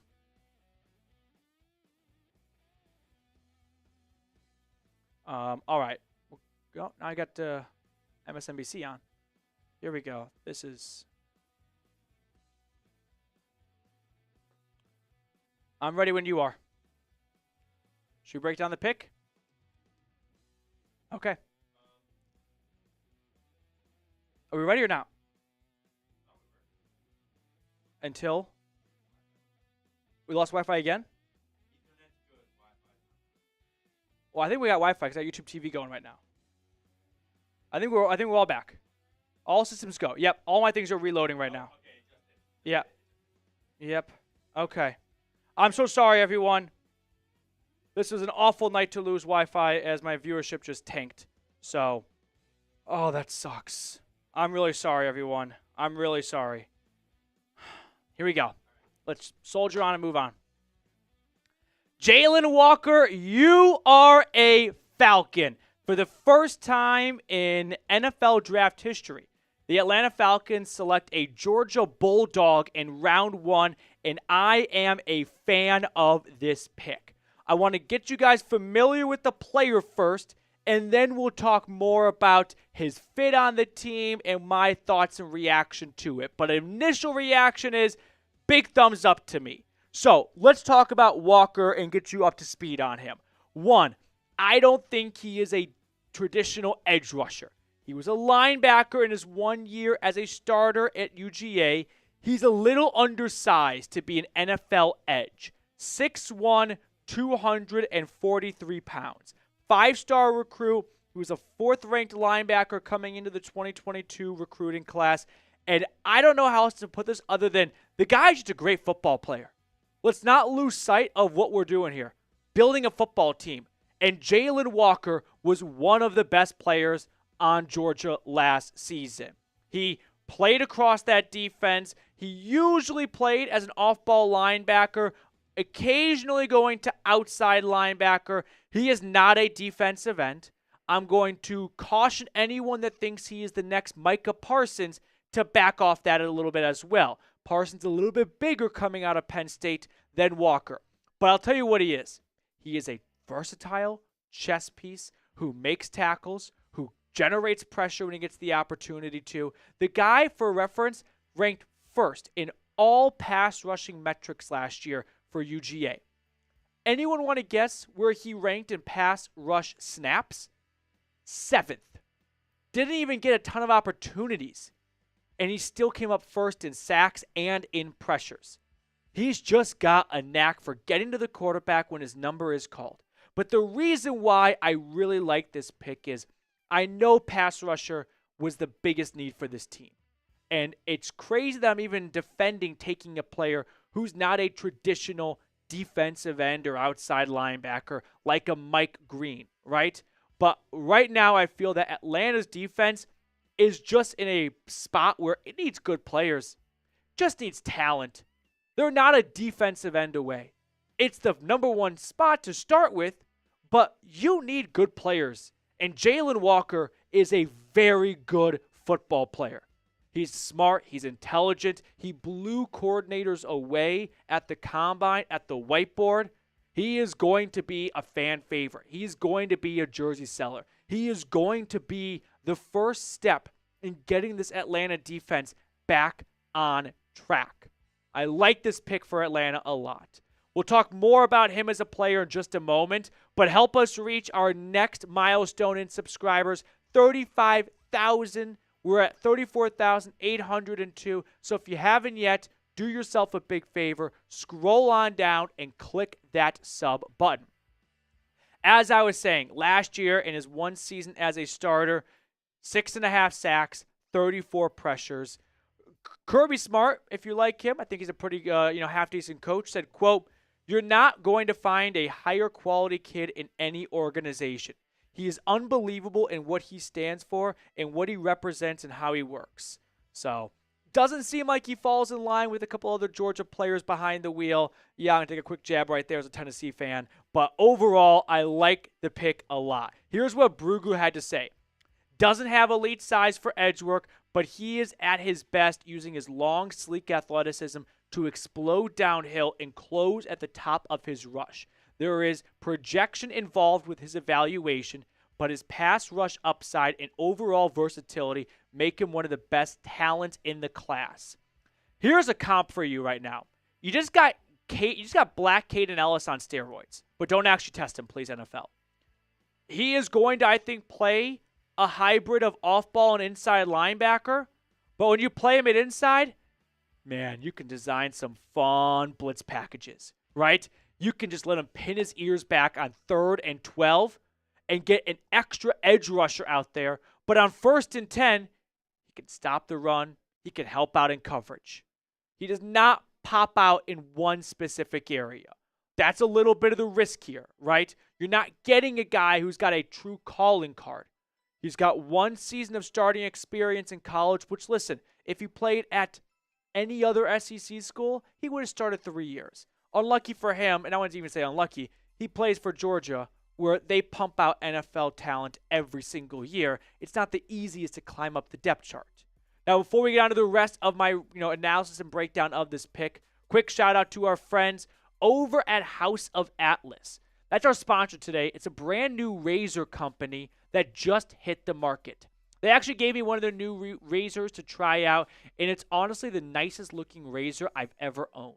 But more importantly, it shaves my face great thanks to its 5 high-quality blades. They give you some shaving cream and aftershave to try out as well with their pack, which I'll tell you more about in a moment, and those are exquisite. So you can get 15% off your first order when you purchase any razor kit and the before and after set, which includes the Precision Shave Cream and Calming Aftershave.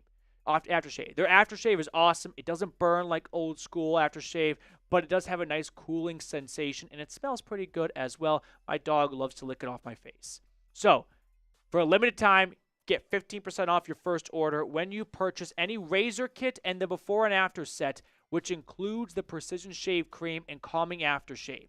Use code CHAT at houseofatlas.com. That's HOUSEOFATLAS.com with promo code CHAT for 15% off your new razor kit and before and after set. Stop wasting money and time on shaving products that don't look good, aren't effective, and cost way too much. Visit houseofatlas.com today. Trust me, you'll love it as much as I did. So leading, up to the draft, this was the profile we put together for Walker and everything you got to know about him. The pressure win percentage and the pressures, and only 7th in pass rush snaps. He's got a very high ceiling. At 15, I feel like this is a good spot to take a little bit of a gamble. Now, Atlanta did pass on a few guys that were very worthy of the pick. Marshall's Mike Green would have been more of your traditional pass rusher. Had 17 sacks last year for the Thundering Herd. Will Johnson, I think, is going to be a lockdown outside corner. Who knows if Mike Green's character became too big of a red flag and Will Johnson's injuries became too big of a medical concern.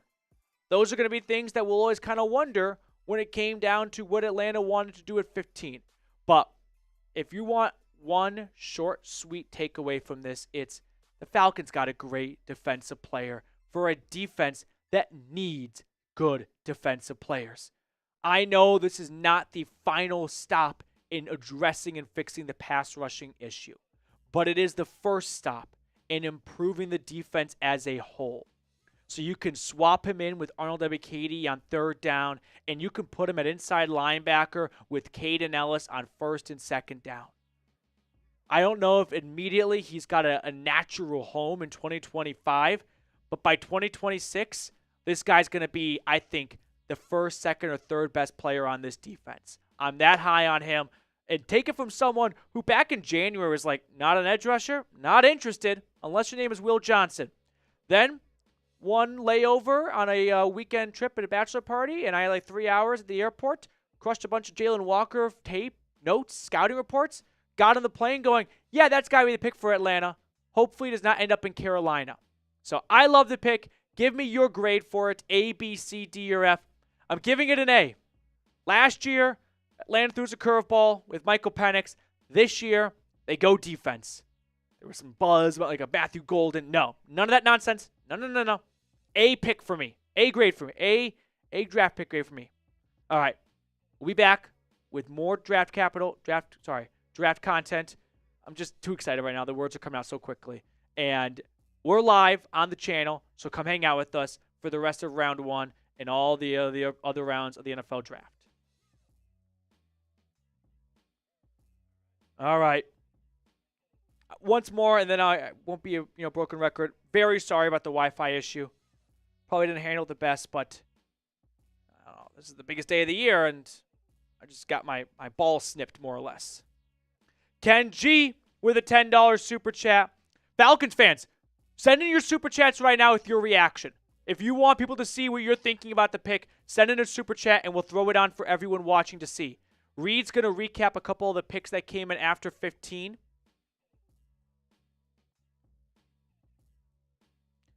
Ken G, Ghostface with the super chat. Denver's coming up soon. Who do you want Denver to take at 20? Seattle's pick at 18 is in. What do you want the Broncos to do at 20? Walter Nolan went next. Then the Bengals took defensive end, Shamir Stewart. I'm glad Atlanta passed on him. He's a traits guy. He's a track star. I want football players. Jalen Walker's a football player. And Seattle with 18 goes with Gray Zabel, North Dakota State, just lineman. Put him anywhere you want. He's a fun Swiss Army knife up front. I don't expect Tampa to go running back. Actually, I know they won't. They got Bucky Irving. What do you want Denver to do? Let me know. Omarion Hampton is going to be there. Travion Henderson is going to be there. Which running back do you want Denver to pick, or is it someone else?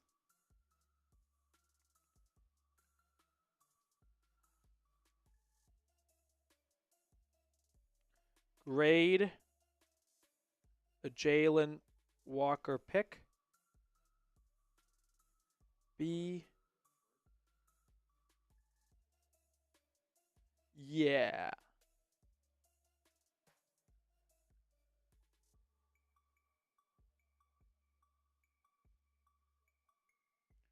Grade the Mason Graham pick.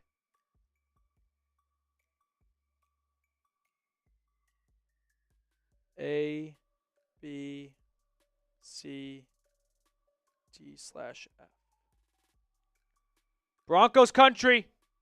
Who do you want to pick? Reed's going to give some shout-outs while I do another quick breakdown of this pick for Atlanta. You could talk during it.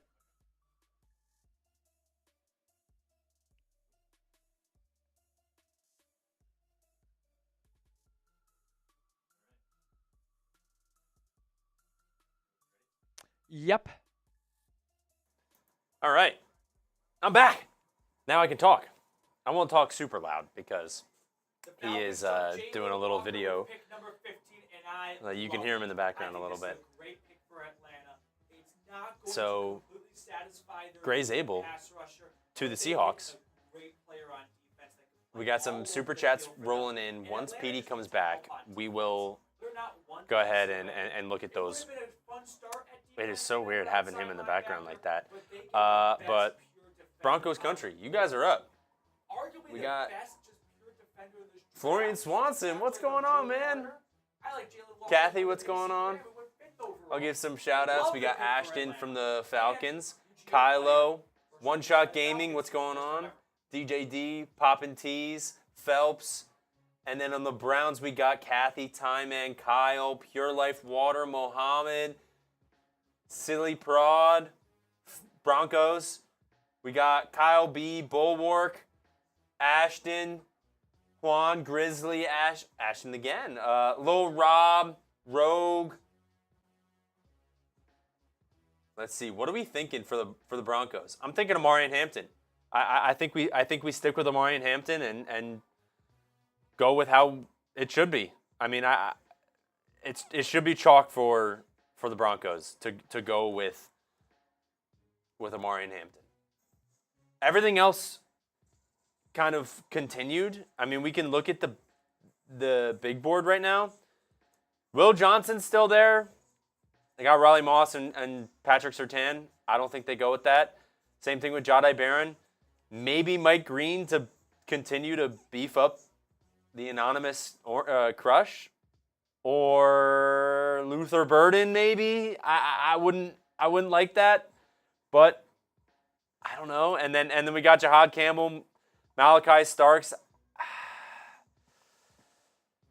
I don't know, maybe safety, but I think it's Amari and Hampton still. Running back is too great of a need for the Broncos right now.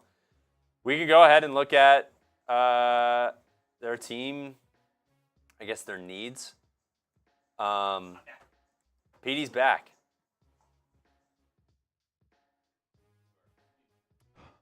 Denver's coming up. Walter Nolan would have been a fun pick if, like, Amari and Hampton was gone. He goes to the Cardinals at 16. Crack my back. Got to be running back here. If there is someone that's... All right, I will give two exceptions of I won't have a full-blown meltdown. If it's not a running back because they go with either Matthew Golden or Derek Harmon. Those are the two guys where I won't have a complete mentee B. Everyone else is off, limits. It's got to be one of 4 players. Amari and Hampton, Trayvon Henderson, Matthew Golden, and Derek Harmon. The last two are in a separate, very distinct and distant tier. So what do you want Denver to do? We're waiting for the Buccaneers pick. While we wait for the Bucs pick, just really quickly catch up on some supers here.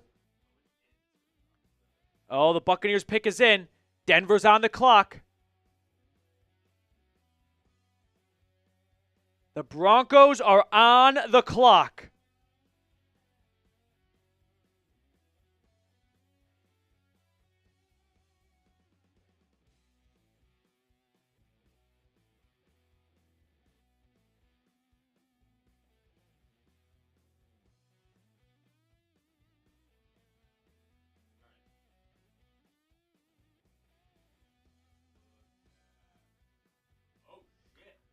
What did the Tampa Bay Buccaneers do at 19?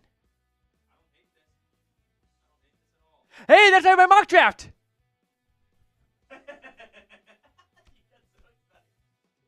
Because it was a very bold pick of me. But I was like, I think the Bucs might just go. Everyone thinks defensive line. They always go defensive line. I think they might just go out and say, hey, let's score some more points and let's try and begin the Mike Evans, Chris Godwin type, not replacement, but, the push along. Like how JSN went there with Metcalf and Lockett still there. And then now both those guys are gone, and it's JSN's team. Let's go. Oh, that feels kind of good. Sorry for Browns fans that really wanted to get Emeka Buka, though. I got a Venmo. Christopher, yeah, if you Venmo $10, we're doing a Browns Report hat raffle. I don't have one for Broncos or Falcons. I'm really sorry. It wasn't a choice of mine. My boss just picked the largest channels based on subscribers and got them hats to give out during the draft. So $10 Venmo, and you get entered into a raffle for this hat. If you just want to secure a hat for sure, $50 Venmo, and this bad boy is yours. So I've got a handful of them, so don't get too nervous based on supply and demand. But if you just want to support the show and get some Browns merch in the process, Venmo $10, Matthew Petey. We'll add you to the raffle. 50, and it's yours right now. Ronan, thank you very much, dude. Denver's on the clock, though. All eyes on the Broncos. I won't be surprised again if we lose Wi-Fi after this. I think it's got to be one of two names. It's either Omarion Hampton or Travion Henderson. That's got to be it. Yep. No, we did not get to this one. Connor, this is the beginning of a Belichick-Brady type dynasty. Mims and Sutton are going to step up big this year, and let's see what Peyton can do for our run game. Connor, love the optimism. I'll say that for sure. It's a high bar, but I love the optimism.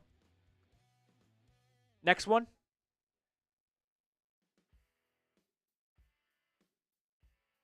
Rick, thank you very much for your super chat, Mr. Casey.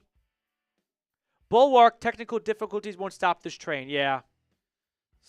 Wi-Fi in this office. Florian, I think you're going to be right on this pick, and they're going to get Omarion. Recent push for Henderson. We'll see what happens, though. Thank you very much, Mr. Swanson. Christopher, it is a duck race. Jordan, we saw this one earlier. Yeah, Jordan, just not happening. Didn't even get outside the top 20.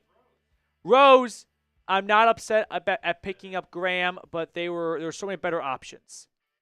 Yeah, I think that's a fair way of putting it, Rose. Like, I don't think Graham's a bad player. You know what I mean? Like, there are plenty of instances of when teams took players who were bad, and it's just so obvious to everyone. I just don't think at 5 that was really the exciting pick. And it's probably just a little bit of, hey, the Browns haven't picked in round 1 since 2021. And they could get Travis Hunter, the unicorn, or a Michigan defensive tackle. On so many levels, it's just underwhelming. Rose, thank you for your super. Mykel. That's how much of a history nerd I am. I thought Lyndon B. Johnson when I saw that first. I was like, President MJ? Ken G, I think everybody's overreacting. I don't think any other team has the haul the Browns have this year. You said it, PD. This is not an all-star draft. Yeah, you're right, Ken. Like, it is not. It is not a draft filled with blue-chip players. When you pass on one of the few blue-chip players for a defensive tackle from everyone's most hated school in their first draft in round 1 for multiple years, it's just a tough product to sell. That's really what it comes down to. But no one wins games in April. So no one's going to care in September if Mason Graham goes off for 1.5 sacks and 2 tackles for loss and gets a safety for the Browns to win week 1. Ken G, thank you very much for your super chat. Enlighten now. We're not seeing that one. Trades back into the first round, 0. Oh my God, I did not see this. Tim Hart, a $100 super chat. We missed this because of the freaking internet. Tim, I'm sorry to make you wait so long. I said I would. Welcome to ATL, Walker. Tim. Spam Tim in the chat. Thank you so much, Tim, for your support of the channel all night long, dude. You nailed it. Jalen Walker. He is a Falcon. Jesus, let's go. Seems like a lot of optimism right now. Jose Santana. Peter, the internet crashed out when we picked Walker. Yeah, we just completely broke the entire internet. Luke, ATL stand up. Great pick. I'm so excited. Luke, thank you for your super chat, my man. Eli, I'll take a Walker jersey. Yeah. Super chat, $5 or more. This goes for Browns, Broncos, and Falcons fans. And you get entered into a raffle for your first-round draft picks jersey.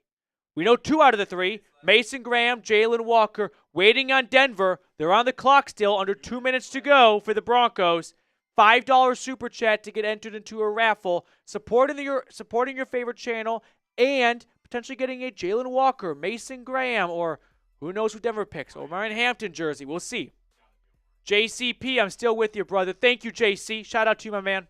Enlighten now. I guess you didn't see my other super chat because the stream went down. But just not great timing. But what are the odds Atlanta trades back into the first round and gets Will Johnson? I mean, unless Will Johnson fell to like pick 30, you know what I mean? And Atlanta was willing to give up their 3rd round pick next year, he'd have to really fall. And the Eagles aren't a team that would trade back. I would see them trading up before they trade it back. I could see like the Bills or the Commanders though. So odds low. I can't say impossible. It's the draft. Kenny, I think we should have taken Will Johnson, then traded for Kayvon Thibodeau. The Giants picked up Thibodeau's 5th-year option right after taking Abdul Carter. So it doesn't seem like Thibodeau is really available.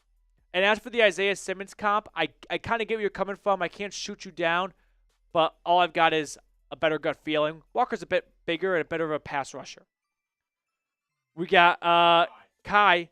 Falcons fan here. Jalen is a great pick. Tampa's going with Mike Green just to piss you off. Get ready to cover Emeka Egbuka twice a year, Mike Hughes. Kai, thank you so much for your super. Quincy McBride, do you think Green or Pearce could slip to us in the 2nd round because of character issues? If I had to pick one to fall, I think it would be James Pearce. Ronan, that's for you, Reed. Thanks, Ronan. Appreciate it.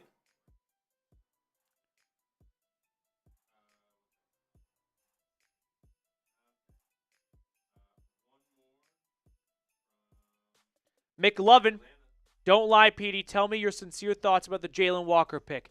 Did you really think he was going to be there at 15? I'm pretty stoked. No, I did not think he'd be there. I would not have bet on him to go like 15. I didn't think it was impossible, right? I didn't think Mason Graham would be there at 15 for sure. But Walker had a chance because of the uniqueness to his profile. Honest thoughts? Like I said, I'm not trying to pass off any facade. I'm not trying to be like Mr. Half Glass Full all the time. I genuinely love the pick for Atlanta. Broncos pick is in. Eyes are getting closed. Lock in. Here we go. What's Denver going to do at 20?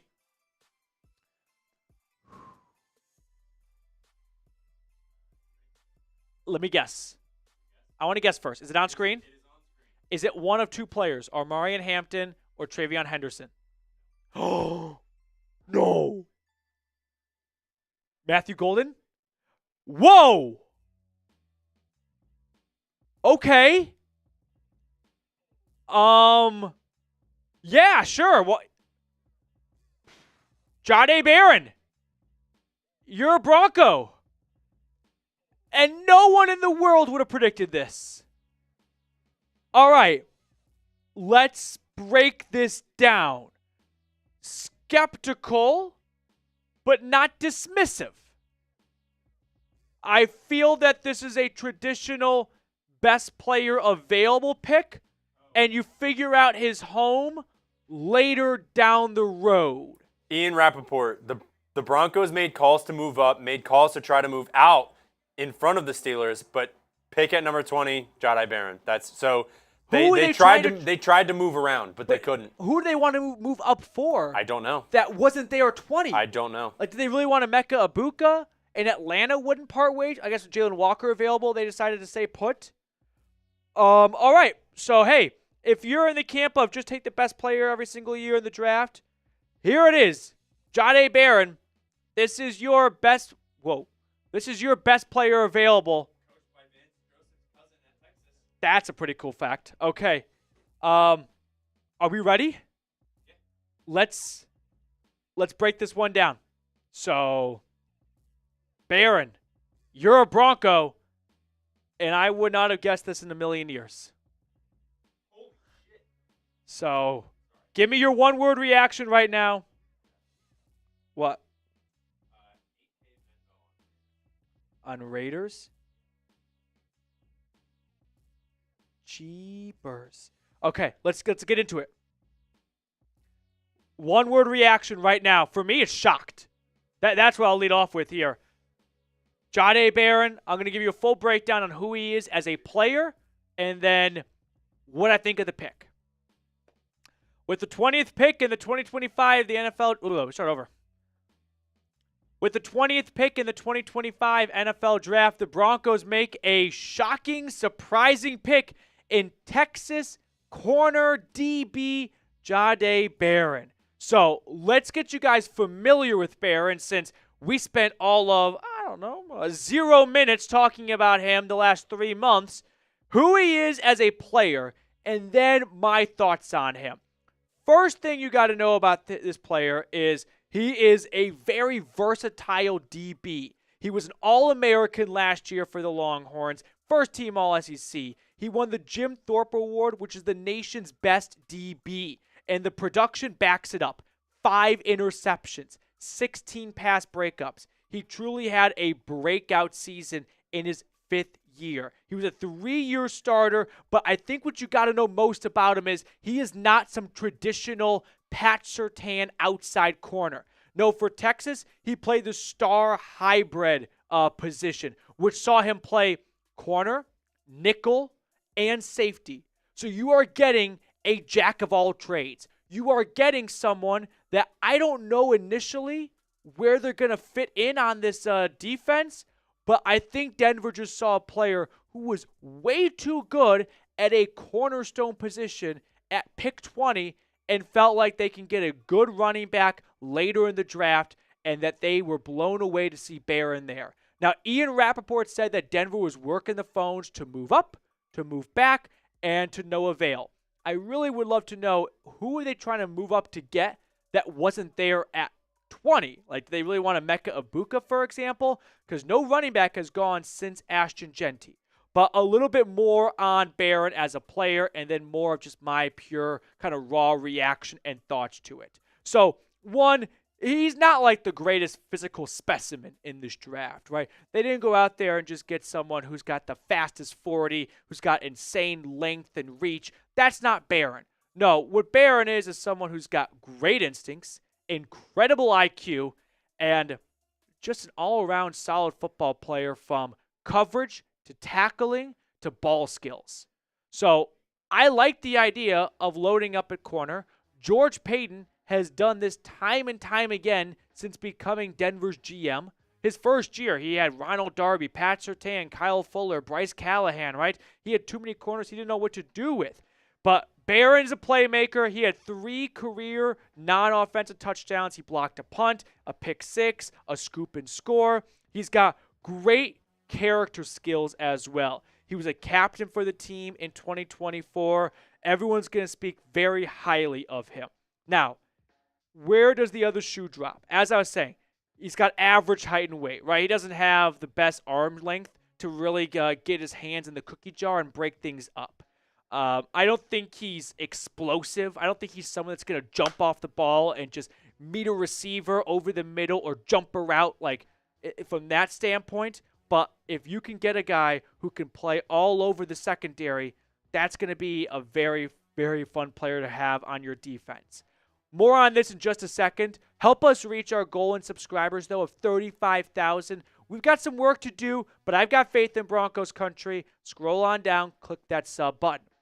Now let's talk a little bit about the scouting report, and then we'll talk about the decision to pass on Omarion Hampton, Travion Henderson for Jahdae Barron. So here's what our NFL draft expert Tom Downey wrote about Barron. As I was saying earlier, not the biggest guy, but it's the ball skills and the tackling that just makes him a coach's favorite. I do like how he can play all over the defense as well. You can look at his testing numbers as well from the NFL Combine. 4.39 40-yard dash. He's not a slowpoke, but for reference, Matthew Golden, his teammate, ran a 4.29. So he's probably not going to keep up with the absolute speed demons of the league, but he's not going to be a liability on the field. let's look at what Dane Brugler, who I think does a great job of covering the entire NFL draft, had to say about Barron. Doesn't have the top tier size that most teams prioritize at the position, but trusts his instincts and competes with toughness and ball skills to hold up versus pass or run. Some teams view him as a nickel-only prospect, while others see his value to play multiple positions across the secondary. Let's build off that last point. If Denver views him as a nickel-only prospect, I guess Jaquan McMillan is, on borrowed time? I thought McMillan's been a fantastic inside corner for the team, right? He's been one of the best nickels in football. I think he's been a top 10 nickel the last 2 seasons. But they don't have a lot of depth at the position. So maybe in year 1, it's, hey, Barron, kind of, ride the bench a little bit. We'll get you out there when an injury pops up or two. And if McMillan doesn't quite live up to what he did in 2023 and it kind of starts to go down a little bit, you step in next year at slot. Or if Riley Moss just isn't what we were hoping for from an outside corner, we'll toss you out there. I don't think at 5'10", Barron's going to have a ton of success playing outside. So I think the plan may be to move him to nickel, which, listen, that is a very undervalued position. As offenses toss out more 3 wide receiver sets, the base for the defense starts to become a nickel defense. You can't just have 2 good outside corners. You got to have someone good inside as well. So Barron could be one of the better slot corners in the NFL in just a few seasons. More on this in just a second, but first things first, quick shout out to our sponsor today, which is House of Atlas. They gifted us one of their razors, and honestly, I'm blown away. It's a new shaving company, like I said, called House of Atlas. Not only does it look insanely sleek sitting in my bathroom, but it gives me an incredible close shave. It feels weird to gush over a lineup of shaving products, but truly House of Atlas makes some one-of-a-kind stuff. Plus, they're giving Broncos Country 15% off their first order when you purchase any razor kit and the before and after set, which includes the Precision Shave Cream and Calming Aftershave. Use code CHAT at houseofatlas.com. Their aftershave is awesome as well. It doesn't burn like old school aftershave does. It has a nice cooling sensation, and it smells really good. So for a limited time, get 15% off your first order when you purchase any razor kit and before and after set, which includes the Precision Shave Cream and Calming Aftershave with code CHAT at houseofatlas.com. That's HOUSEOFATLAS.com with promo code CHAT for 15% off your new razor kit and before and after set. Stop wasting money and time on shaving products that don't look good, aren't effective, and cost way too much. Visit houseofatlas.com today. Trust me, you'll love it as much as I did. All right, let's talk about the decision that the Broncos made in taking Barron over a running back, because everyone and their mother thought it would be Travion Henderson or Omarion Hampton. They're still there, so maybe these could be round 1 trade-up type picks. Denver has an average amount of draft capital to work with, or maybe it's a let's hope and pray they're there at round 2. Either way, I still think Denver's going to walk away with a good running back in this draft class. I just would have preferred they went out and got the number 1 back available. Maybe they felt like Hampton wasn't even RB2, so they didn't want to reach on someone, and instead they'd rather wait on like a Quinshawn Judkins or a Travion Henderson, a Caleb Johnson. Either way, if they don't address running back tomorrow during day 2, I'm going to have a full-blown meltdown on the channel. So I can warm up and be optimistic about the Barron pick because at least they got a good player. Let's not lose sight of that. If you preach best player available, he was probably the best player available. I mean, on a lot of big boards, a lot of mock drafts, he was going to Miami as early as 13. So one can just only wonder that Sean and George Payton were just blown away when this guy was there at 20 and felt like, hey, that's too good of a corner, which is a cornerstone piece, to pass on. I mean, when Sean missed out on Patrick Mahomes, you know who he picked? Marshawn Lattimore. What did George Payton do in his first draft with Denver? Took Pat Surtain. That was not a consensus beloved pick. It worked out pretty well, I think. So Barron, Moss, and Surtain could be this cornerback trio for the future. And Barron will offer some versatility. Maybe Denver wants to try him out at safety. I don't think he's going to hold up too well at a traditional outside corner. So we'll see what they want to do in training camp and whatnot. But Jahdae Barron, welcome to Denver. I'm going to choose to be kind of half glass full about this. A running back like Hampton would have been a lot of fun. But Sean and George know what they're doing in the draft. More than I do, I like to think, at least. And they earned the benefit of the doubt after the bold Bo Nix round 1 pick last year. And Nix ended up being either QB1 or QB2 right there with Jaden Daniels in 2024 amongst that rookie class. So grade the pick. I'm going to give it a B-. Give it a B-. Like the height is a little bit of concern. Can that sustain at the next level? Was corner really pressing need for this team? Coming off a playoff appearance, it felt like, hey, let's go plug one of the last few holes we have on this roster. And it wasn't corner. But if Denver just didn't think that he'd even be there at 20, then maybe they felt like that was too good of a player to pass on.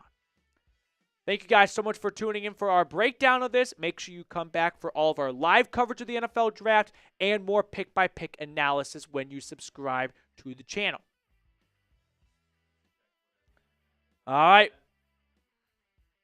Can I get some thoughts? Broncos country, if you'd like to get on screen with your take, your reaction, super chat, and Reed will throw it on for everyone to see. So what happened after Denver at 20? At 21, yes, Derek Harmon. That was a name I tossed out, so no Shedeur Sanders. He is still available. Browns fans watching right now, if you want to get a quarterback, a spot where they thought one could go was Pittsburgh at 21. Not the case. Cleveland now has 2 picks in the first 5-6 spots of round 2 of the draft. What do the Chargers want to do? I think this is going to be Matthew Golden.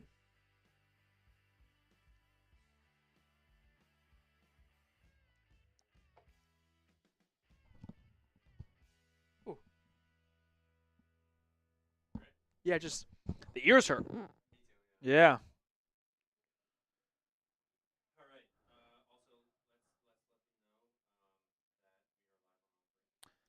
So for anyone that just tuned in, by the way, and you were like, why are we talking so much about Jahdae Barron? We are live on our Browns, Broncos, and Falcons YouTube channels.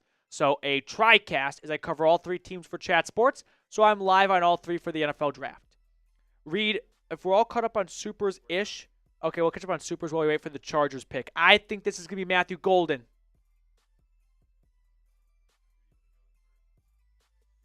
Anyone. Yeah, Denver. Yeah, not Omari and Hampton. Desire best. I'm at my grad dinner, and they go CB. Well, first off, congrats. What's for dinner? Like, where'd you go? And, yeah, this is definitely a shocker. I mean, let me ask you this. If I told you Denver went Omari and Hampton in round 1 and Trey Amos, corner from Ole Miss in round 2, or Jahdae Barron and Caleb Johnson, but I just didn't tell you which rounds they took him in, what would you say about that? Like, which duo would you like more? Honestly, probably the second one. Probably, like, if they can get Caleb Johnson and Barron. Jahdae Barron. If I just told you the picks were in different rounds. Bulwark, thank you for the super, dude. Oh, the Chargers. Yeah, the Chargers pick was not leaked. We're going to find out with everyone. It's, oh, motherfucker. Chargers took Omari and Hampton. Well, get ready to play Genty and Hampton 4 times a year. That's a spite pick. That's a spite pick from Harbaugh. So Hampton goes to the Chargers. That's going to be something Sean Payton has to live with. If Hampton just starts running all over Denver, that's going to be nightmare fuel. I hear you, Grant. I hear you. This has nightmare fuel potential.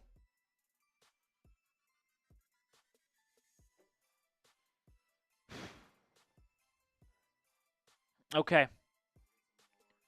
Couple more super chats here.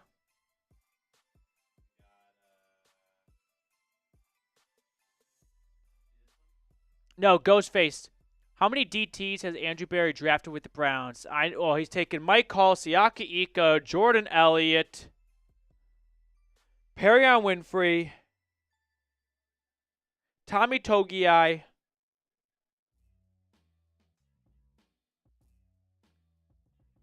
He took Juwan Briggs out of Cincinnati last year.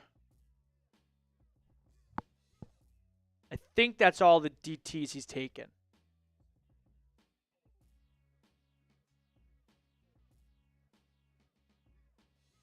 Wow. I got nothing. I'm just like, my computer's frozen.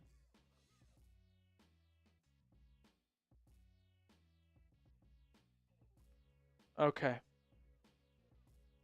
I mean, it sucks that the Chargers got him, but you knew he was Omarion Hampton was. Whoa, what the hell is going on right now? What are they having? Some cheese curds, probably. Oh, the college game day, which is kind of cool that they're at the draft. Yeah. They're having some Wisconsin Delights. yeah. I remember when I was a kid once, my family told us we were going to a Wisconsin barbecue, and I was really excited for a barbecue. I learned a Wisconsin barbecue is just cheese. When I was 5, that was devastating news to me. All right. Let's do quick shout-outs while I do a Jahdae Barron kind of breakdown.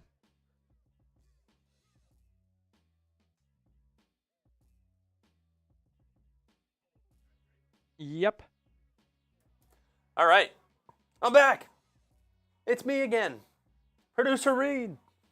All right, Petey's gonna do a little short video breakdown of Jahdae Barron for the Broncos. 2 picks later, the Chargers took Omarion That time in the Reed again. It's me. Denver lives to regret. As for Barron, though, like the player, Broncos breakdown. Give me, you already have 3 grade it. starting corners. I know we graded it already, but I got a lot going on, so I didn't get to see your grades. So give me a grade. I would give it a B minus. Not a huge need, but a really good player. Can still get a pretty good running back in second or third round, maybe. I don't know. Yeah. Ethan from Broncos saying Henderson and Judkins. Then I don't know. Pound said great pick. Roman giving it a B plus. Ramirez says why a cornerback? I mean, Petey had a good point. He said, would you rather have Omarion Hampton and Trey Amos from Ole Miss, or Jahdae Barron and Caleb Johnson from Iowa? I like the latter. Caleb Johnson, great running back. Maybe not as good as Omarion Hampton, but the gap is not far enough. But the gap from Trey Amos to Jahdae Barron, probably a lot bigger than you think. Ashton saying it sucks. Roman saying, yeah, he's still a good player. I agree. Like Jahdae Barron is a really, really good player. If you put Jahdae Barron, we're trying to figure out where he's gonna play, because I don't think he's gonna start over Riley Moss. Maybe getting extra reps in at nickel instead of McMillan. I don't know. We'll see what happens. Maybe he sits for a year. Messiah's giving it an F. On our Falcons channel, we got Infinity saying I watched him play Ohio State. Jahdae Barron's a good player. So I don't know. I think Petey had a good point. Trust Sean Payton. I mean, he knows what he's doing. He's done this his entire career, being a head coach. So, wow. If anyone's watching online or watching the TV, it is packed in Green Bay. Look at all those heads, Petey. Are you ready? All right. I've never been to an NFL draft in person. I don't know if I want to go. it kind of looks borderline miserable. I'm not like the most fun person in the world in some ways. Like I don't like going to concerts. I don't really like the idea of being in. It's not like a claustrophobic thing.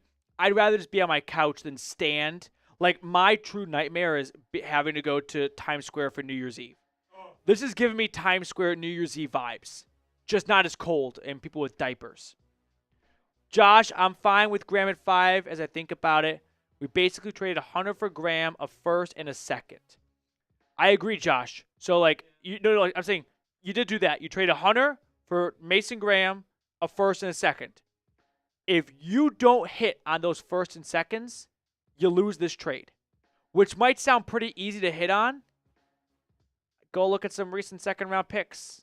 And if the Jags have a good year next year and the Browns are picking at 27, they'd probably rather have Travis Hunter. So I think this trade is completely rooted in the demise of Jacksonville in 2025.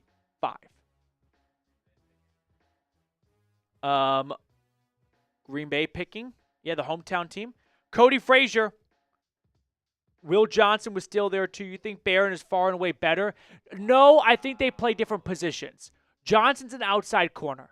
So unless you just wanted to move on from Riley Moss, you weren't going to take Will Johnson to play nickel. I think Barron's going to come here to play nickel.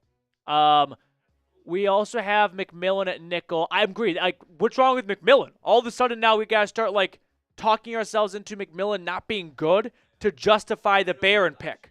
McMillan's fine the last 2 years. He was a turnover takeaway machine. Like, I don't think he was. Especially with McMillan, it's just consistency. Was he bad to the point that you had to use a first round pick to replace him? No. It's like that's like the worst part of this. You got to like justify the pick by bringing down McMillan's stock. Is this a Riley Moss replacement? It can't be. Riley Moss showed how valuable he was last year when he got injured, and they missed him. Riley Moss is a good first-year starting corner. The bar just can't be that high for these guys. Otherwise, you're going to be constantly cycling through starters. Desire best, Barron and Caleb Johnson, steak for dinner, F the Bolts. Good call on dinner, and if Caleb Johnson's the pick for Denver, I don't really care what they did in round 1. Bulwark, yep, Matthew Golden going to the Green Bay Packers. I wanted Hampton like a lot of people, but the remaining RBs are still very good. Trust the process. I think this first round pick will be somewhat rooted in what running back do they get in round 2. If we see a run on backs and they have to settle for someone that's not near the top of their wish list, this will be a bad pick. It'll snowball. Like if these 3 guys are gone before Denver's on the clock in round 2 and they go with R.J. Harvey, yeah. No, but that's not what we wanted. And you had Hampton there. Right? And you passed on him for R.J. Harvey. I think top three, you're good. Because Jahdae Barron's a good player. Yeah, I can work with all 3 of these guys right here. For 100%.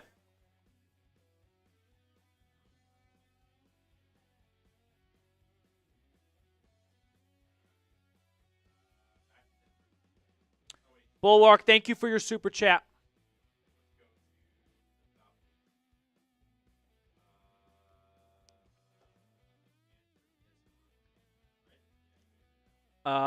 Yeah, I did. Crockett.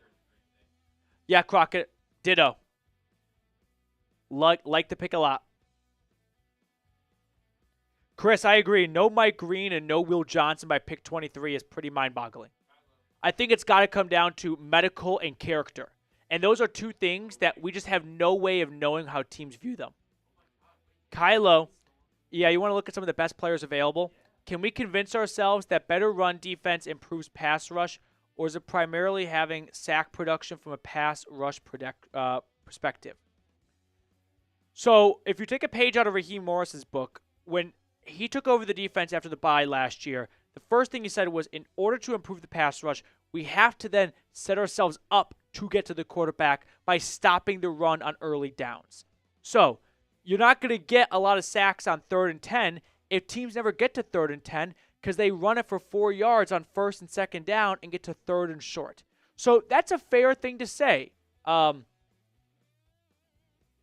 don't think Jalen Walker is going to walk in there and turn this pass rush from 32 to 15.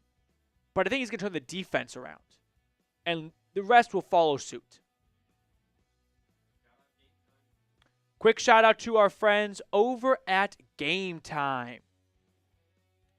Game Time has so many awesome deals for everyone watching. You can get $20 off MLB, NBA, NHL playoff tickets over at Game Time. They make getting tickets even faster and easier.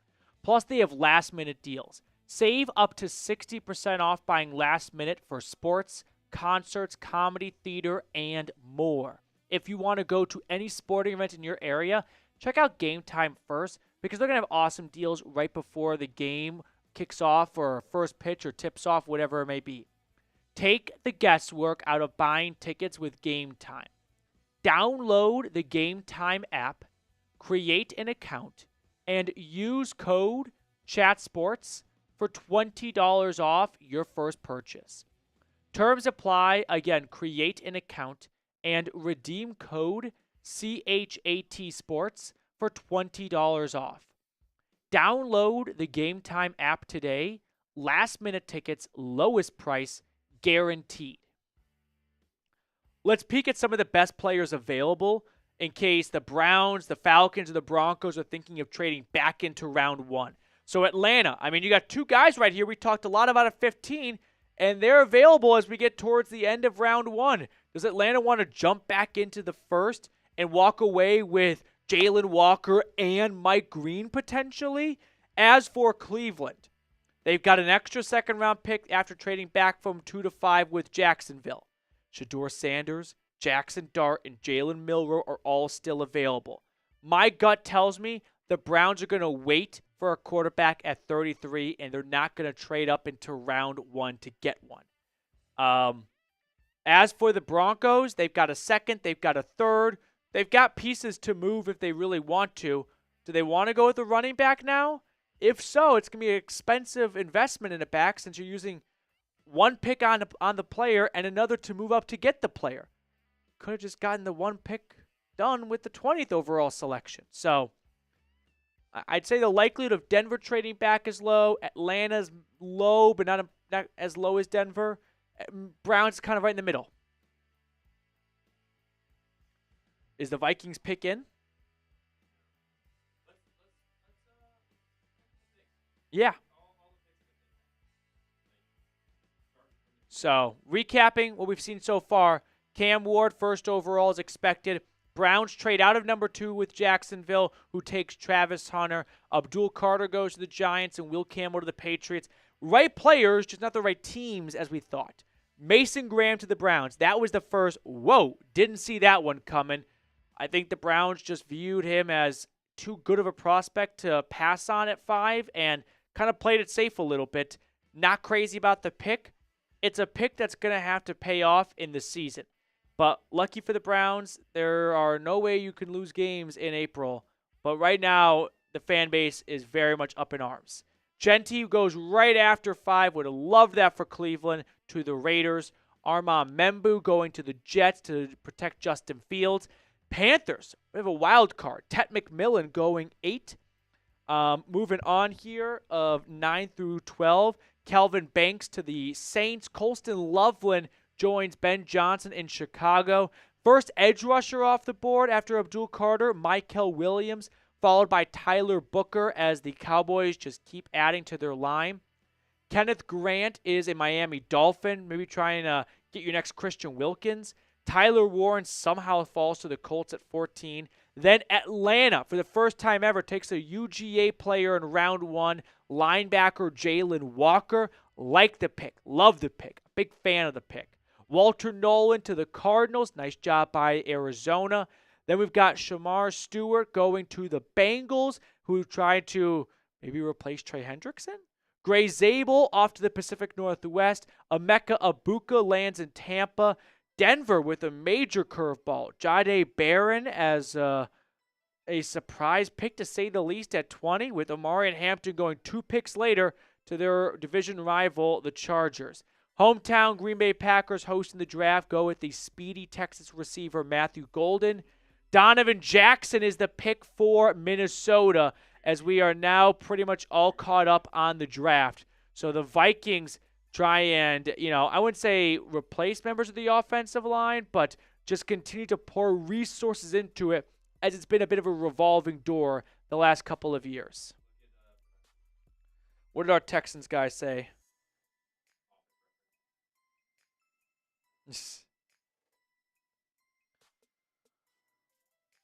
Oh.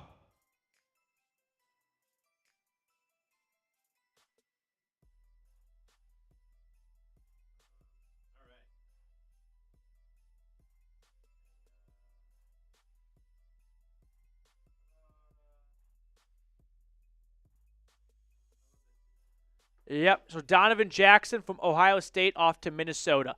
Hey, quick reminder, go ahead and subscribe. Can we look at the updated just subscriber numbers going into tonight?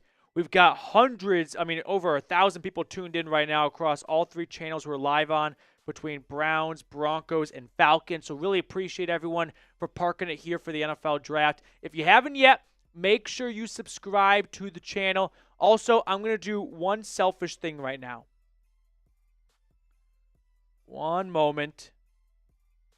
I rarely do this, and I know that I can be needy at times.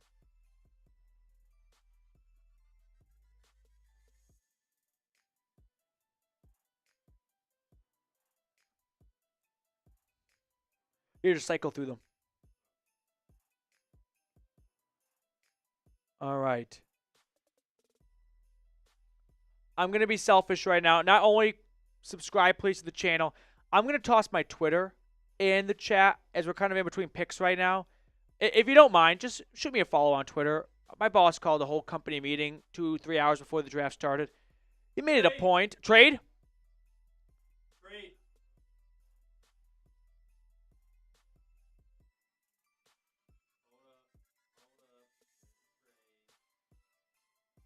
I just tossed my Twitter.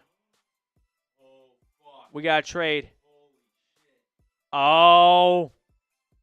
I don't want to say I told you so. I had him trading up with the Rams. Off by one team in my mock draft. Damn, I had the Giants trading up with the Rams to get a quarterback. They go with the Texans. Oh, my. Who's the quarterback? Can you throw my Twitter link in Broncos? The chat won't let me type in there. Giants are trading up. I think it's for Shedeur Sanders. Sleeper option, though, Jalen Milroe. I could see Brian Dable loving to work with Milroe. Giants pick is in.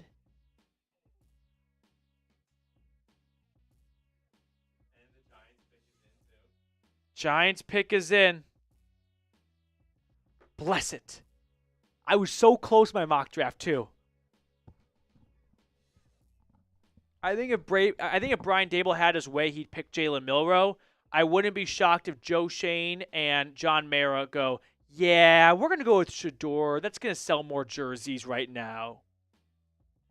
So, figure it out, please. Oh, I see who it is. It got spoiled for me. The Giants have traded up with the Texans, who, by the way, get a good haul, right? They get the second pick in round 2 and 2 third-round picks. One this year, very late, albeit, but a future third, which knowing the Giants will probably be very early in round 3. So not bad for Houston. They don't have to pay someone a lot of money or more money at 25. Not bad by H-Town.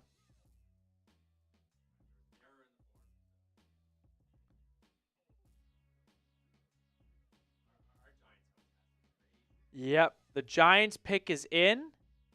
It is a quarterback. Anyone want to guess which quarterback it is?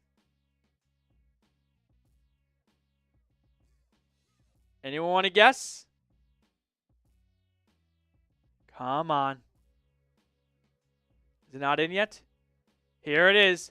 3, 2, 1. And after trading with the Houston Texans, the New York Giants select Jackson Dart, quarterback out of Ole Miss. So Dart is the second quarterback taken in the draft. Shedeur Sanders still available, Browns fans, along with Jalen Milroe. But New York moves up in round 1 yet again, or moves back into round 1 and gets Dart. From a Browns angle, this was kind of my preferred quarterback. I didn't really have a strong feeling over Dart, Milroe, Shuck, or I don't think any of them are going to be really long-term starters in the NFL. But New York takes a swing at a quarterback, which it kind of felt like they were going to do after going Abdul Carter at 3. And it is Jackson Dart out of Ole Miss. So we've got a trade. We've got a quarterback going to the Big Apple. Browns fans, what's the reaction? Like, frustration? Was this your guy at 33? Or sigh of relief, Shedeur is still there. Milroe is still there. Are we going to see Shedeur Sanders even go in round 1?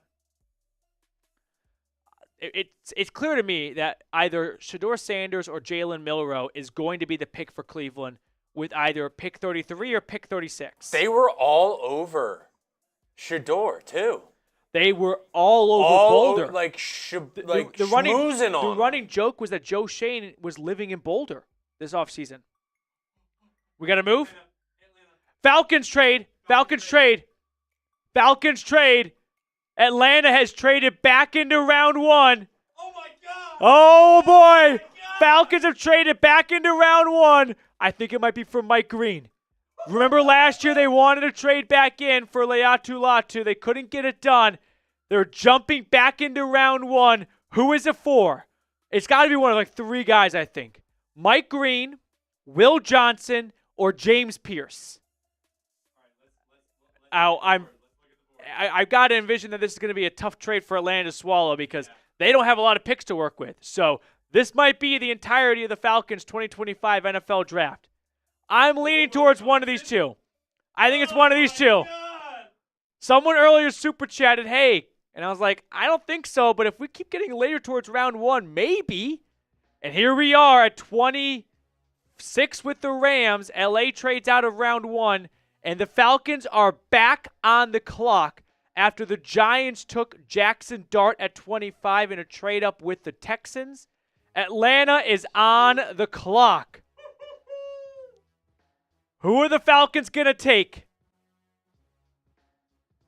I love Will Johnson.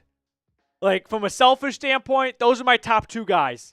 I know, pass rush need, I know, yada, yada, yada, but, man, I think you could walk out of this draft, if you're the Falcons, with 2 great long-term starters.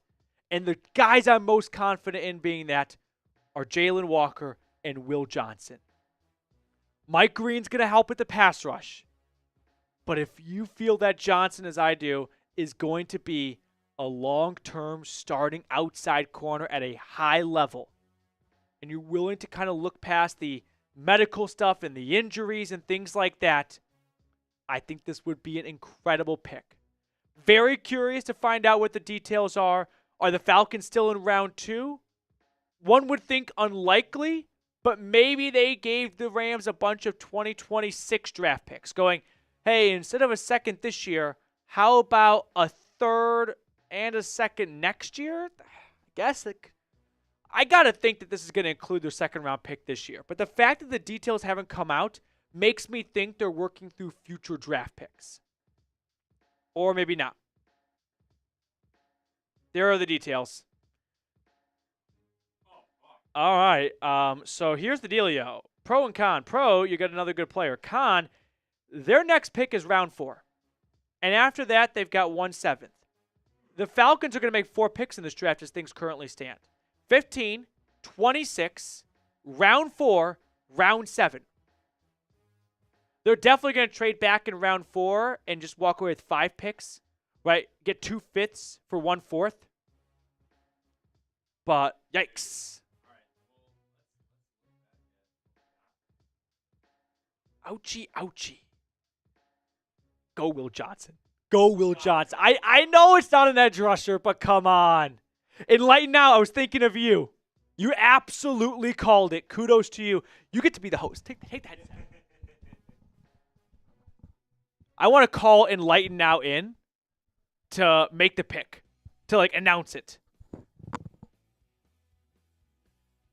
Don't spoil it for me either. Okay. Pick is in for Atlanta. The Falcons have traded back into round 1 with the Rams. Enlighten now. You called it. That's you. Atlanta is no longer picks in round 2 this year, though. Yeah. All right. Oh, look, Terry and Raheem. Oh, they're pumped right now. All right. What player would make Terry Fontenot do a big bro hug? Mike Green or Will Johnson more? I think it's got to be Will Johnson. I think it's got to be. Is the pick in yet? Okay. I think it's got to be. Hey, not so bad. Oh, wait a minute. Maybe that bad. Can we get updated trade details? So Atlanta is going to get back into day 2 of the draft with a 3rd. However, they give up a 2nd. Yeah. So no 1st next year. But you get back into round 3. Oh, 101. Who would make you give up a future 1st? Mike Green or Will Johnson? Do you know the pick? Okay, don't. Okay, no looking. Don't look. Wait, I think we're going to find out with the commissioner right now. Roger Goodell's announcing the pick right now. Here we go. Will Johnson.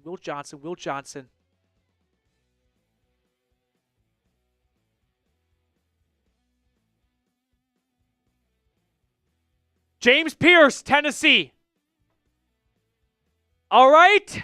I'll be biased and be optimistic with my alma mater calling, but Atlanta gives up a future 1st and their 2nd this year to get James Pearce in a 3rd-round draft pick.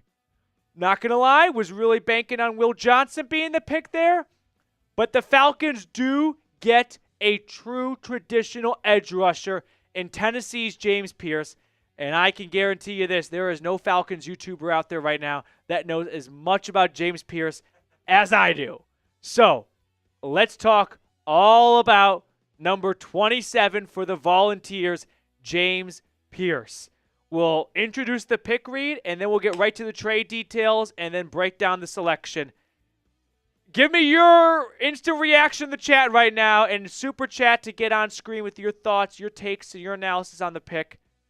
But okay. Here we go. Are we ready, Mr. Bartkus? Okay.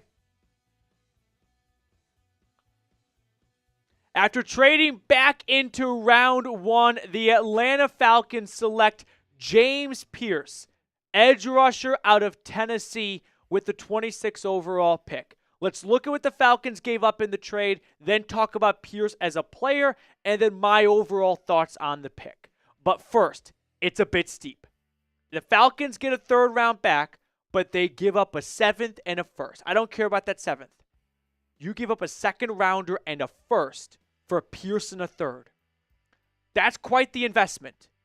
That is someone that you view as, hey, we'd rather have Pearce than have our 1st round pick next year and our 2nd round this year, because pick 101 shouldn't be a major needle mover. Good job by the Rams. They walk away with another 2nd round pick and a 1st round pick for next year. But let's talk about Pearce a little bit just as a player. Kind of put the trade details to the side. Just what are you getting in Pearce? One, after getting Jalen Walker to play linebacker earlier in their 1st round, you go out and get a true edge rusher, right? Now, Pearce, like Walker, is not your conventional edge rusher. Walker's a little undersized. Pearce is a little bit on the slender side. So they're getting a little bit of band of like not typical height, weight, size edge rushers, but they're getting productive and good football players. So Pearce, 6'5", he is, looking at him like a slender dude. You probably wouldn't assume defensive end. Now, I think at the NFL level, he's not going to have a three-point stance. He's not going to put his hand on the ground. I think in a 3-4 defense, which Atlanta runs, he's going to be an outside linebacker.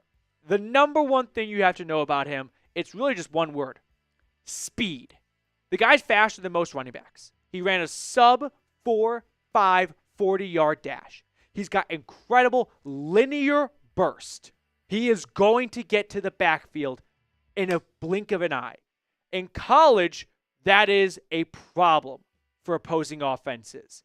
Personally, I don't believe that that trait carries to the NFL as great as maybe strength does, because pro offensive tackles are quick and nimble ballerinas. They know how to handle speed. They see it every single Sunday. College tackles, they don't see speed like that all the time. But I can still be optimistic and warm up to the pick. It's an expensive trade-up, right? You gave up your first-round draft pick for next year. Like, Terry Fontenot is kind of the U.S. government. He just keeps borrowing from the future. 3 straight drafts now where he has traded up for a player that I don't know if anyone felt like that was someone you got to trade up for. 2 years ago is Matthew Bergeron. Last year is Rukarororo. This year it's James Pearce. But if you wanted Atlanta to get an edge rusher at 15, here you go. Last year for the Vols, 7.5 sacks. In 2023, he had 10 sacks. So a slight dip in production.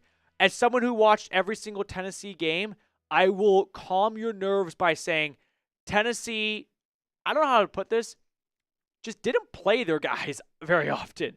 Like early in the year, when you kind of pad your stats playing the school of deaf and blind, they would pull back on their starters when they got these huge leads. You know what I mean? So Pearce just didn't have the runway to, amass a bunch of stats, and a lot of games where players pad their stats. He was kind of quiet in the Ohio State playoff game and when they played Georgia, but I think he's going to step in here and immediately compete with Arnold Ebiketie for that starting job, if not just outright win it from the jump. And you're going to get Leonard Floyd and Pearce off the edge, Ebiketie working in for some packages, Jalen Walker at inside linebacker on early downs, and then using him in blitz packages like you did for Caden Ellis on 3rd and long. The Falcons are going to have more success at getting to the quarterback this year. It just comes at a price, meaning a 2nd and a 1st for a Pearce and a 3rd. So, make sure you subscribe to the channel. We're still live here on the channel. If you don't want to miss a single Falcons draft pick, which unfortunately, they are running out of draft picks. They have a 3rd now, no longer a 2nd, and they only have 1 7th and a 4th. So they had the same amount of picks, just moved around a little bit. But hit that sub button down below if you haven't yet. Help us reach 35,000 subscribers. Okay, now a little bit of not Pearce as a player, but my thoughts on Pearce as a pick. Okay, let's do like a pro-con-pro, little compliment sandwich, right? You're going to get speed. And I think that's what Raheem Morris wants. He signed Devon Diablo at linebacker. It's just the trend that teams are going with on offense and defense. You want speed. James Pearce is going to bring you speed. Con, he is a bit of a locker room misfit. I'm having a horrible foot cramp right now. There are some character concerns, let's say, with James Pearce in the locker room from high school to college. They brought him in for a pre-draft visit. I'm assuming in that visit they ironed out those concerns. Charlie Horse just go away. But that's definitely something that if it doesn't work out, it can kind of be like a George Pickens situation of, hey, you kind of knew what you were getting into, but you just took talent and you ignored the person. But those are just like, some murmurs and rumors. Maybe it's not true. And then the last pro I'll give after going speed at 1 is I think he's not just a sub-package like pass rush specialist. I think you can play Pearce on early downs. I think he can help you against the run. He's not going to be able to set the edge very well at sub 250 pounds. Maybe he adds some more playing weight, but I believe Pearce can go out there and track down ball carriers in the backfield. More on this in just a moment, but first things first, a quick shout out to our sponsor today, which is House of Atlas. It's a brand new shaving company that's got some awesome deals for Falcons fans, including 15% off when you go to houseofatlas.com and use promo code CHAT. Now, they gave us a couple of free razors and things like that to try out. And if you're looking at my face right now, you're seeing the result of House of Atlas. So this is something that I can say is a great shaving product to use. And for a limited time, they're offering 15% off your first order when you purchase any razor kit in the before and after set, which includes the Precision Shave Cream and Calming Aftershave. Use code CHAT at houseofatlas.com.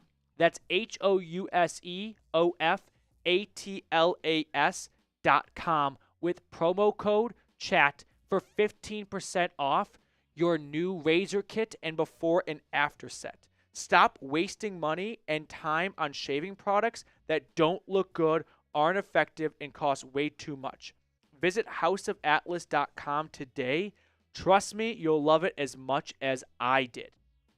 So let's talk more about the Pearce pick, and then we'll talk a little bit about the Jalen Walker pick after that, just to kind of recap all of round one, which has been a busy night for Atlanta. I mean, peekaboo. First things first, we kind of, I guess, could have seen this coming in a way. Like, on one hand, they didn't have the draft capital, I thought, to move back into round one. On the other hand, they tried to do it last year with Laiatu Latu. So they have showed a willingness to get back into round one.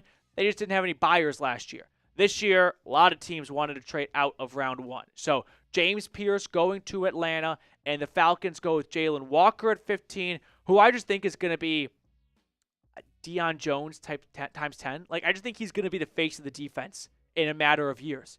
And now you get Pearce, who can get in there and just pin his ears back and get after the quarterback, right? He's got one job: sack the quarterback. And if I had to put money down on the next player for the Falcons to get, 7 or more sacks in a year, I would say James Pearce has a great path to do that. So I can be optimistic about this.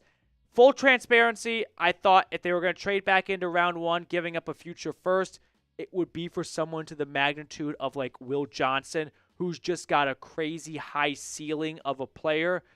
That was ultimately not the path they went. And I think that could be a reflection of, hey, there's some major medical concerns with Johnson, because when healthy, I think he's going to be and was an incredible corner for Michigan. So Pearce, welcome to Atlanta. Stay away from the lemon pepper wings at a certain location, and please sack the quarterback, because Atlanta has ranked 32nd in sacks since 2021. So Jalen Walker at 15. He's just going to be the new middle of your defense, and you can move him around a little bit. James Pearce coming off the edge. It cost you, a good chunk of change. You're out of round one for next season, and you're out of the top 50 in this draft with your second-round pick, and you get way back in with the round 3 pick at 101. So it was expensive, and hopefully Pearce can make it worth it, because he's now going to be viewed as, oh, you cost us 2 first, right? You cost us 2 first, and then 50 picks in round 2, or in day 2 of the draft, going from 46 to 101. If I was going to make that gamble on someone, maybe you don't want to make that gamble on an injury kind of, I wouldn't say prone player, but medical concern player, but I wouldn't have made that gamble on Pearce. I would have made that gamble on Will Johnson. I will add, no Mike Green. So maybe the character concerns are really big for him, because this has been maybe one of the biggest surprise of round 1 of the draft. Mike Green still not taken at the moment. All right, grade the pick for me. A, B, C, D, or F. Let me know in the comment section below. Sorry, I'm kind of lopsided. I had to take my shoe off. My foot is on fire right now with this cramp, this Charlie horse. I'm going to give it a, you got to include the trade. Include the trade, and then the pick. I give it a B-. And that's coming from a Tennessee grad. I like Pearce, but I gave up a first for him. That's going to put a lot of pressure on him to deliver. So I'll go B-. Holy mother of Jones. Oh, I don't know how to fix this, but my foot, the ball of my foot is just it's an excruciating pain. I can't stand. Take my shoes off so I'm like even. Get a little shorter. Oh,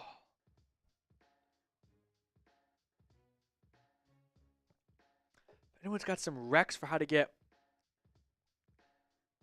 foot pain away? All right, the Lions pick is in. Let's catch up on some of the picks that were made.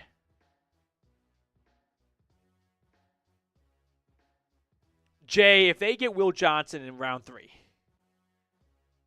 Terry Fontenot gets the keys to the city. All right, this I saw coming a mile away. Once Pearce went, it was Malachi Starr. Like, it was one of those two players for Baltimore. Tyleek Williams, he goes to Detroit. I mocked him to Denver in round 2 of my mock draft. Really good run stopper. If you just want a guy that's actually not going to fill up the stat sheet, but is just going to make life for everyone around him easier, Tyleek Williams does that. I like that pick for Detroit. Thought they might go with a more, traditional edge. There's still some good guys out there, but no.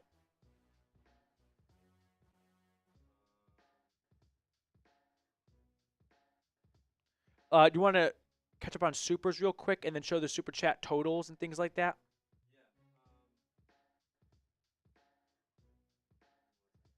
Okay.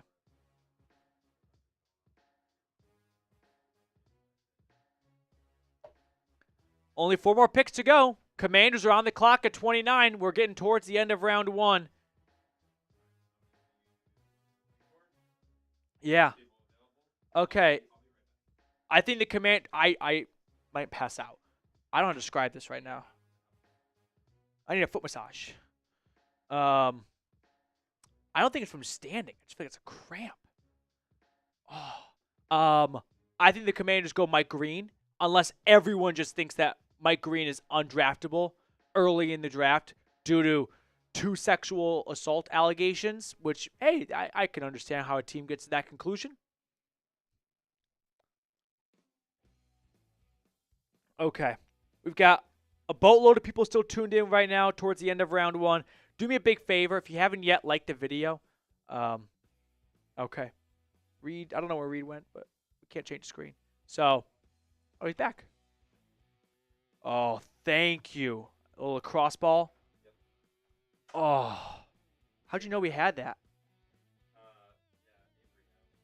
Oh, that feels good. This is the weirdest thing I've ever done on air. You ever wake up in the night with a Charlie horse? That happened mid-video to my foot, where it felt like my foot was trying to eat my ankle. My body just started revolting against itself. We have some supers here, and then I want to look at the super chat total. And then at the end of round 1, when the draft's over, we're going to do a few things. We're going to have a raffle. We're going to have 3 raffles for... Yeah. We'll just do one big race 3 different times. I think it's more fun, too, because then everyone's got 3 chances of winning it. Okay. Yep. By the way, Falcons Today has nearly surpassed the Browns report in super chats. They are about $50 behind. They were $200 behind like an hour ago.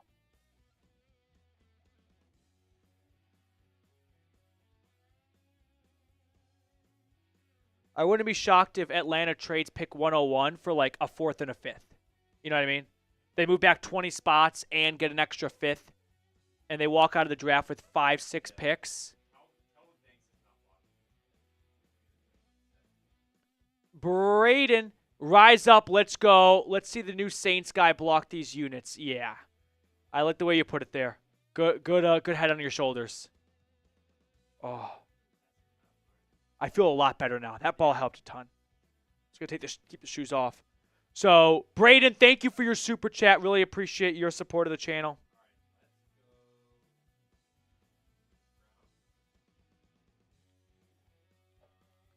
George. No, Graham is going to be a stud. Keep the fit. Oh, Max T. Papa T grabbed me from the airport. Cold ones away. I don't hate the Graham pickup. It's socks and underwear when you're expecting the new toy for Christmas. Hey, it's a great way of looking at it, Max. I'm excited to see him body Burrow. I just feel like the reason why the Graham pick is especially not being well received is it's your first pick in round 1 since 2021. You could have got Travis Hunter or Ashton Genty, and you went with a non-sexy jersey selling position in Mason Graham. So that's just not going to be received well after a long wait for the top 50 of the NFL draft. Good analysis, Max. Christopher, yes, it is a duck race for the hat. Really quickly, $10 Venmo, and you'll be added for a Browns report. I know this only applies to a third of you watching, but I only got hats for the Browns report for my boss. So if you would like, $10 Venmo at Matthew Petey will enter you into a raffle to get a Browns report hat. Pick is in for the Commanders. Oh, Josh Connerly. So they want to keep Jaden Daniels healthy. Not a bad idea.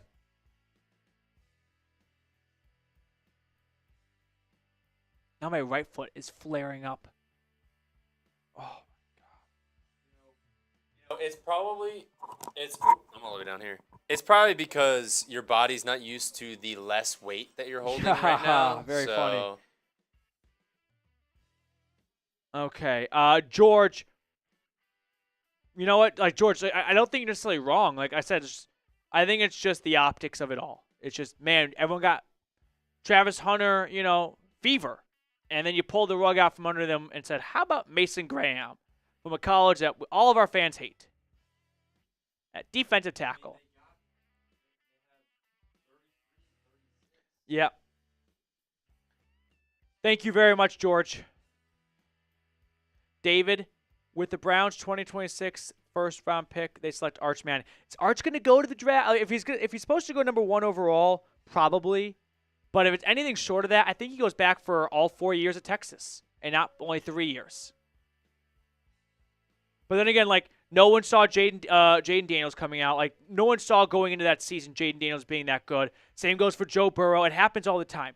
No one saw Cam Ward going into this year being the first overall pick. So we never quite know. Oh, I got a Venmo. Mike, thank you very much. Oh, Mike Dibble's here.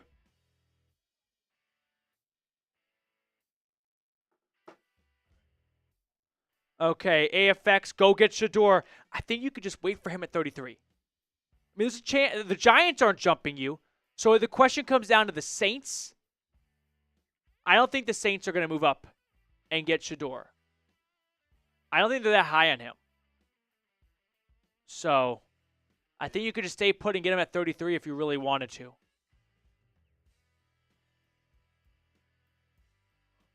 Yeah, Ed, I got locked on the TV. Well, Ed, you just started a war with Broncos breakdown. So I see. He's him. Whoa. How much time you got? He's him. All right, next one. What a dramatic turn of events. You know what? He's him. I'm going to answer with this question. My answer is yes if your next super chat has a good restaurant chain pick in mind. I'll let it be dependent on that. AB thinks Mason Graham is a generational talent. Well, he's definitely not. Like, Mason Graham is just not a generational guy. Browns fan for life. Sanders at 33 and a running back at 30. If you walk out of this draft with Mason Graham, Shador Sanders, and Caleb Johnson, you put together some really high potential players. Oh, that's now changed completely. Next one. From Falcons Today, we've got super chats coming in from William. I called James Pearce Jr. to Atlanta earlier tonight. So hyped for Jalen Walker and James Pearce in red and black. You got both players, right? It just never felt like Atlanta could even move up into round one and back into round one. And they walk away with two guys that we all debated for the last 4 months. So everyone's happy in a way. William, thank you for your super chat. Any super chats on Broncos? You all caught up there? Yeah, put it back on. Bulwark, thank you. All right, Nebraska edits. We missed this one. News now to get Burden and Henderson tomorrow. Is this on Broncos?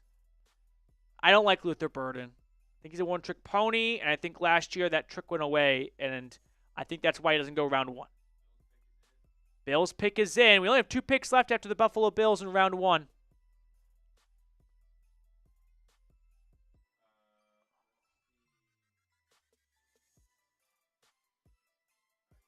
Yep. Who do the Bills take? Maybe Will Johnson. They need a corner, I felt like.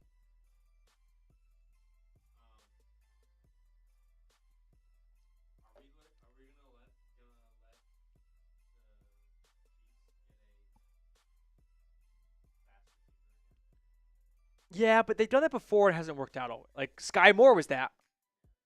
I don't want to be a broken record, but if you're just tuning in, what we're going to do is after round 1 is complete, we're going to do 3 raffles for a jersey of your team's first round pick.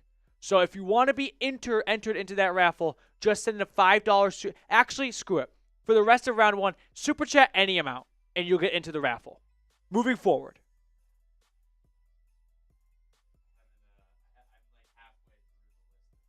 I'd start catching up right now.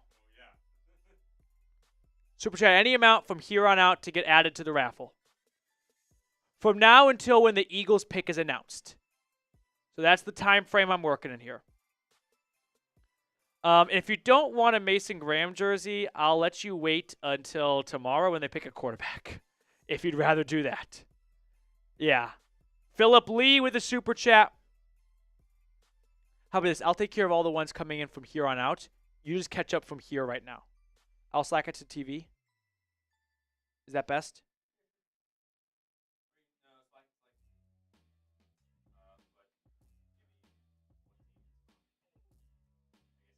No, it doesn't matter, yeah. Philip Lee. Feisty Falcon fan. Falcons fans, if you were to win, would you want James Pearce or Jalen Walker?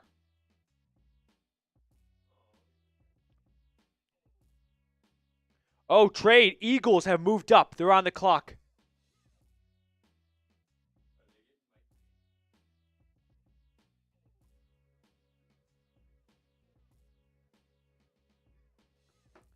I got a bunch of supers flying in right now. They need a corner or pass rusher. I'm getting all these supers.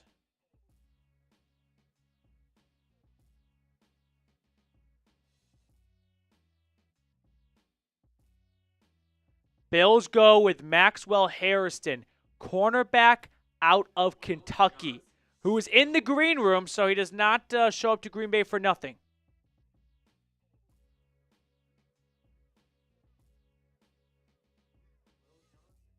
I'm telling you, I think this knee injury is scaring the bejesus out of people.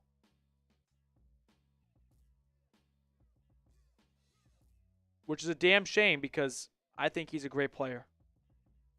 And I think he's going to be someone that we look back at and go, oh, that was kind of silly. But teams don't want to take on a player who gets to their team and has a knee injury right from the jump.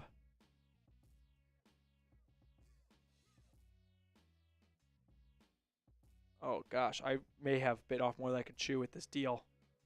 They're flying in.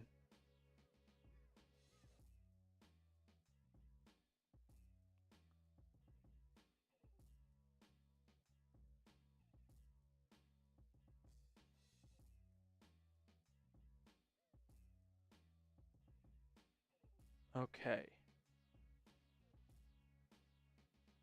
All right, sorry for the dead air. I'm just catching up on all these super chats.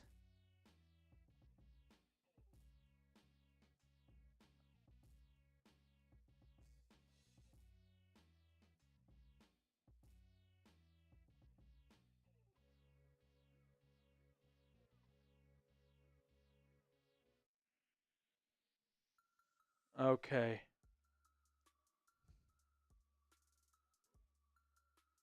I think I'm... Oh, no, I can't even get football prods. All right. Sorry for the dead air.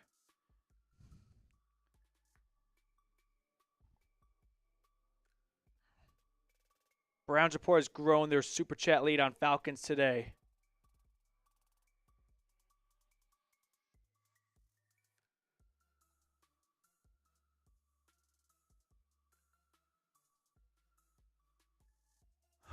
So what did the Eagles do? They jumped up with who? With the Chiefs. How weird is that?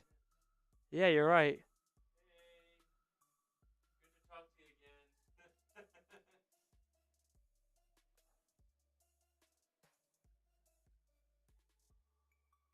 again. Andrew, the Falcons jersey raffle deal, is not over. Super chat, any amount up until the Chiefs pick now. Pick 32 is in.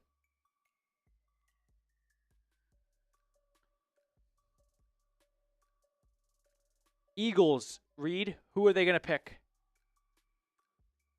Ooh, Mike Green. I could see Mike Green getting to Philly, and they're like, hey, we're going to straighten out these character concerns. We did it with Jalen Carter. We're going to do it with you. I like Mike Green a lot. And, of course, the Eagles would walk away with maybe the best pass rusher at 31. How do they keep getting away with this? One other name, maybe Nicky Manwari, safety. Kind of replace C.J. Gardner-Johnson.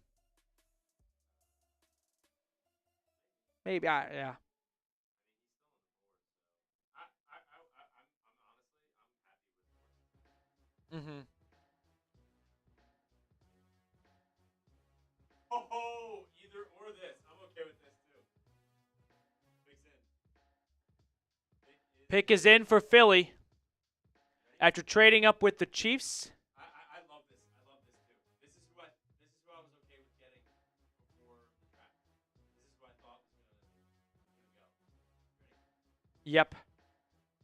Jahad Campbell. Yeah. Why not just get a bit of a chess piece like Jalen Walker? But he's a linebacker that can get to the quarterback. They use him at edge at times for Alabama. I love it. I love it. As an Eagles fan, I want to love it. ask everyone watching right now, since neither the Browns, the Broncos, the Falcons are going to pick again most likely tonight, who do you want to get tomorrow in round 2? Or if you're Atlanta, round 3. Who do you want your team to pick next?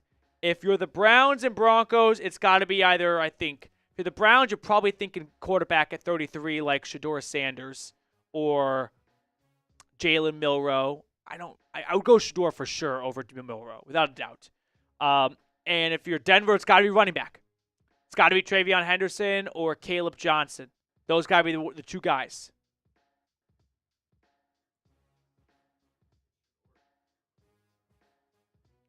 And then if you're the Falcons, it is sit back and wait. If you're Atlanta, you might show up to your, Terry Fontenot might not get to work until 8 p.m. They're not doing anything for the first, more or less 2 rounds. At the very end of round 3. I think they are the last pick of round 3 now, 101.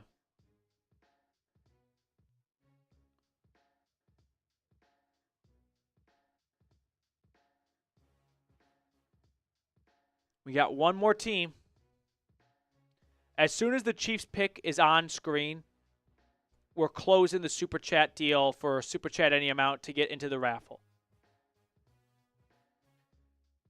Feisty Falcon says is Porter from Iowa State. Yeah, really fun prospect. Great traits. Just, it's weird. He's played 6 years in college, but he's raw. He played 3 years as a receiver, then 3 years as a corner. He only started 1 year at corner. So he's old and he's inexperienced, but he's tall and fast. Not a bad thing to bet on.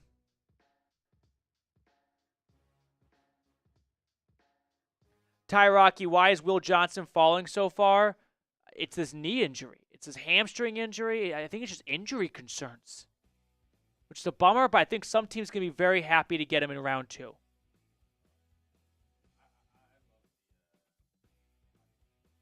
Yeah, I think the Eagles pick's a great pick.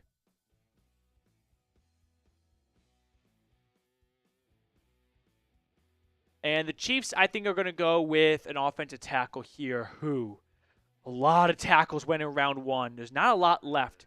So maybe they just go with a receiver. Maybe they don't reach on a tackle. Luther Burden.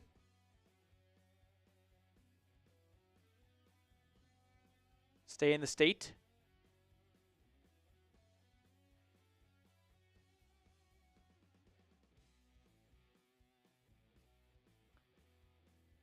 Man, the Supers just will not quit. Yeah. One last reminder for our Browns viewers, $10 Venmo. Sorry to be a complete salesman, but if you want a Browns Report hat, you want to support the channel, and you want a hat, $10 Venmo, you can add it to a raffle for it. $50 Venmo, you get the hat outright.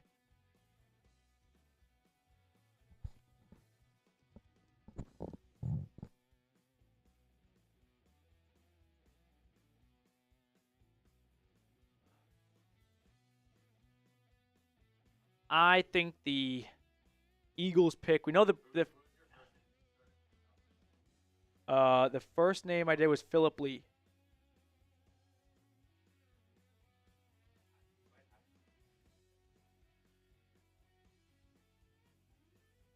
No, I don't.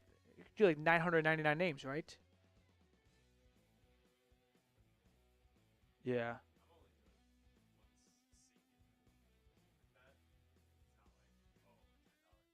Right, but every time they super chat, they get yes. We're on the same page. All right, Chiefs, get your pick in.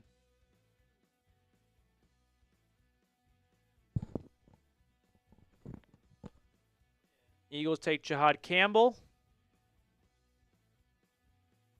Tomorrow, by the way, we're going to go live an hour before the draft begins. The draft tomorrow begins at 7 p.m. Eastern.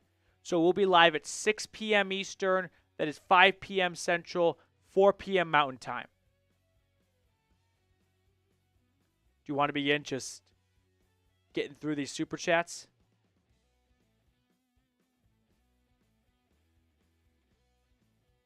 The super chats.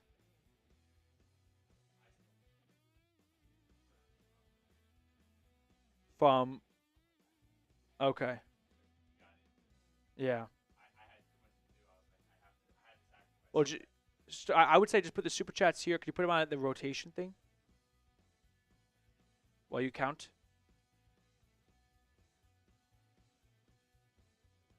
Yeah.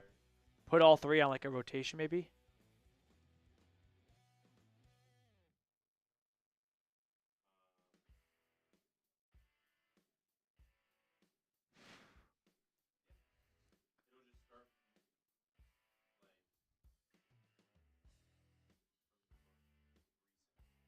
Chiefs are on the clock, and that will be the end of round one. So the Browns do not trade back into round one for a quarterback, which is looking like a pretty smart move unless they really want a Jackson Dart. But if the pick is in for Kansas City.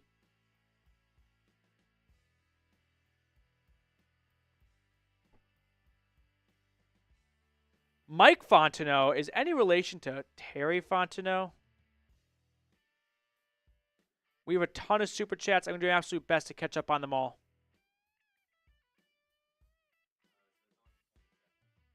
Okay.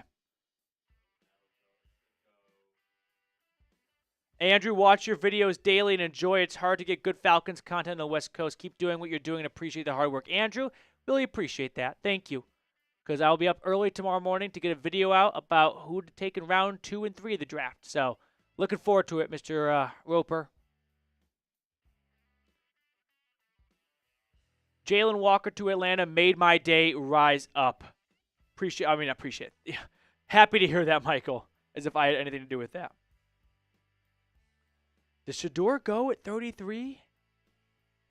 Browns fans, who do you want to take at 33? Shador Sanders? Jalen Milroe? Caleb Johnson? An edge rusher? Will Johnson, the corner? I would not be upset if they got Will Johnson, the corner. Carson, thank you for the super chat.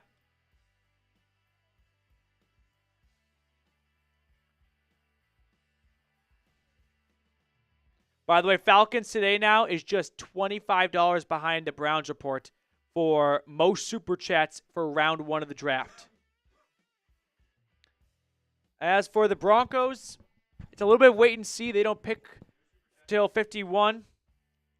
7 Wishes, thank you for super chatting and supporting the show. Yeah.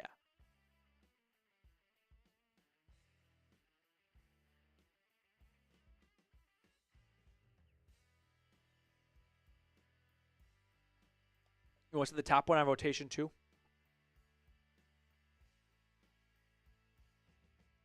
Falcons are making life easier for Penix by addressing these defensive issues. I mean, yeah, Penix won't have to score 35 points, hopefully, to win every single game. Andre, I'm not working, tired about the Falcons trade the first round of next year because I don't see them picking before 20. Yeah, the gamble Atlanta makes here is if we don't pick until mid-20s, we're fine. Because then we clearly figured things out, and we'd rather have an impact year this year than late 20s pick next year. Jack Sawyer in the third. Get one more edge rusher, I suppose. Yeah. More the merrier for Atlanta, right? Get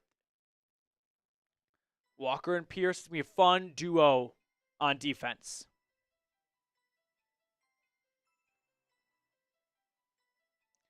Denver's pick is still just... Kenneth, thank you. Just a head scratcher. What's a bigger head scratcher? Browns trading back and getting Mason Graham, or Denver at 20 taking Jahdae Barron? I got to go with, I guess, the Browns. There's just so many pieces involved with that one. But, Jake, appreciate you. Man, Barron was just someone that no one saw coming.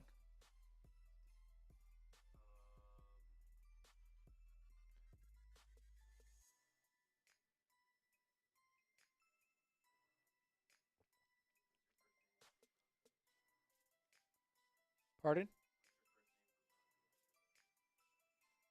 I've just combined them, but I think it's it's Tiki Tech Gaming. Yep. Chiefs pick is in with the 32nd pick to wrap up round 1. Kansas City selects Josh Simmons. I thought he was taken already. Ohio State left tackle. That's what I have in my mock draft. Just at 31, not 32. So the Chiefs get their hopeful long-term left tackle. And guess what? The Cleveland Browns are on the clock tomorrow. 7 minutes in round 2. And then I think it goes down to like 5 minutes after that. And then 3 or something.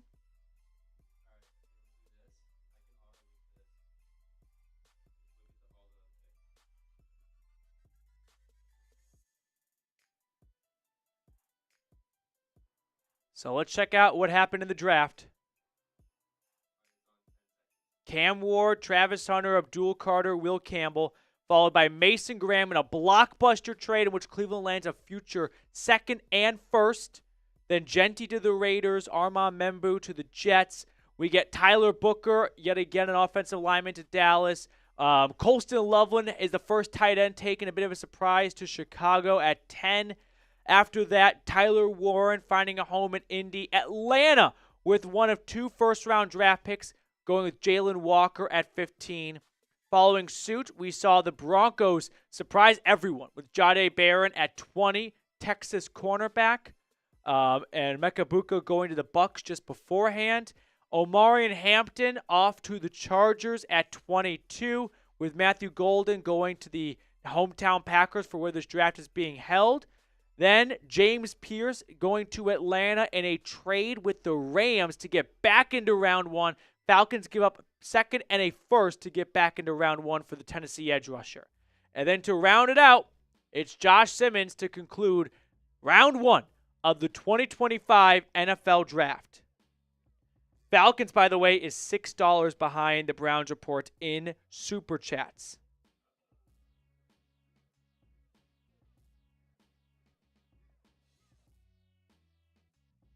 Okay. Want to get back to the Super Chats real quick? Ty Rocky, the Falcons have pick 101 in round 3, a 4th-round pick, and a 7th. They still have 5 picks total, but they no longer pick in round 2.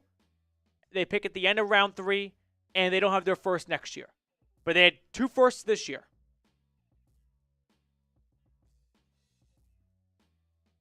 Okay, I'm going to send you the names I have so far. Up until this point. Now, let me add this last one that just came in. Okay.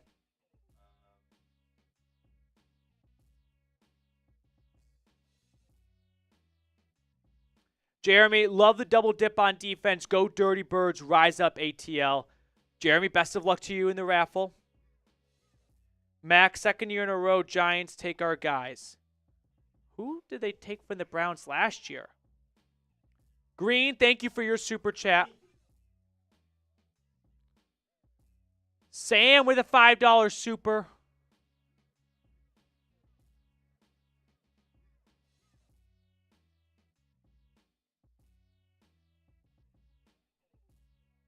Okay. 1 second, I'm going to change channel. I need to watch local news. Brett with a $10 super chat. How you doing, Mr. Huddishall?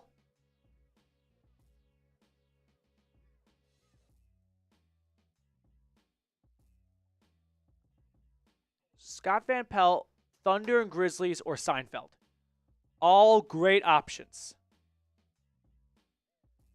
You know what? We need to stop encouraging people that move to Jacksonville to yell Duval. It's not as cool as I think they think it is.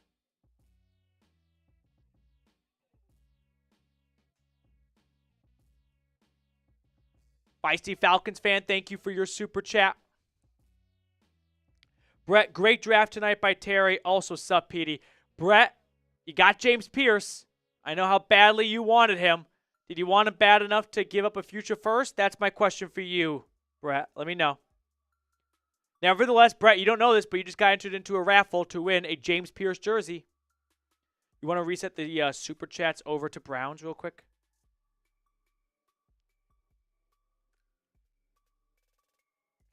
Tyler Warren to the Colts, by the way, underrated pick. Indianapolis thought they'd get tight end 2. They ended up getting, I think, tight end 1 in this draft.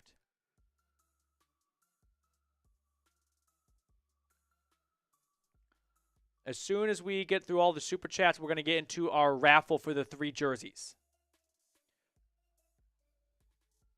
If Shador's last name wasn't Sanders, he'd be round 4. You know, he's him. This might be the most rational thing you've said, and I tend to agree. I don't think like maybe round 3, but now we're kind of splitting hairs. But yeah, I feel that just Shador being Shador Sanders just brought more attention upon him. Just more conversations around the guy. But when the chips were down, when the clock was on, no one was thinking, hey, what would Twitter say? They're thinking, what's the best option?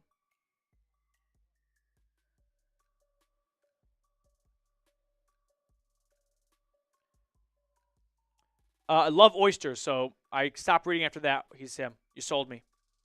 Steven Johnson, Eamon Wari, both on the board. Could the Browns go for them? Also, I told you Graham, day 1 of free agent. Steven, I don't remember that, but I'll take your word for it, and kudos to you. You nailed that. As for Eamon Wari, would not be upset with either pick. These are 2 guys who I viewed as round 1 players. So to get either one at pick 33, if I had to pick one, I'd go with Johnson. But either way, I still like who you're getting at 33. I like the idea of going with a player at 33, and then if you really want a quarterback at 36, you could maybe wait till round 3. Imagine if you just get Will Johnson and Nick Eamon-Wari. Mason Graham, Will Johnson, Nick Eamon-Wari. He's him. I would choose Chili's in this mix. Yep. Okay, I've been doing them all the way still up to this point still. Yeah. Patrick, thank you for your super chat.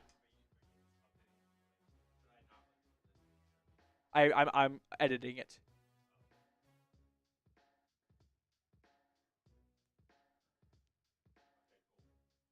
Not a big Cracker Barrel guy.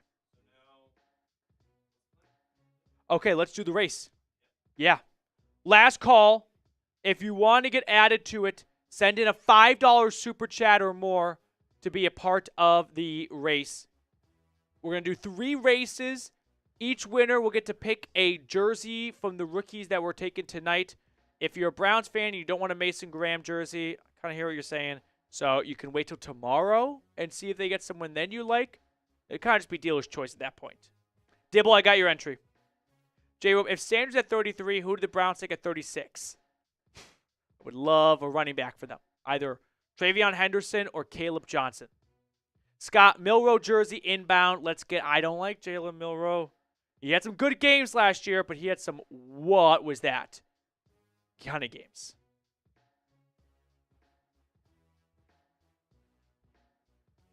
Okay.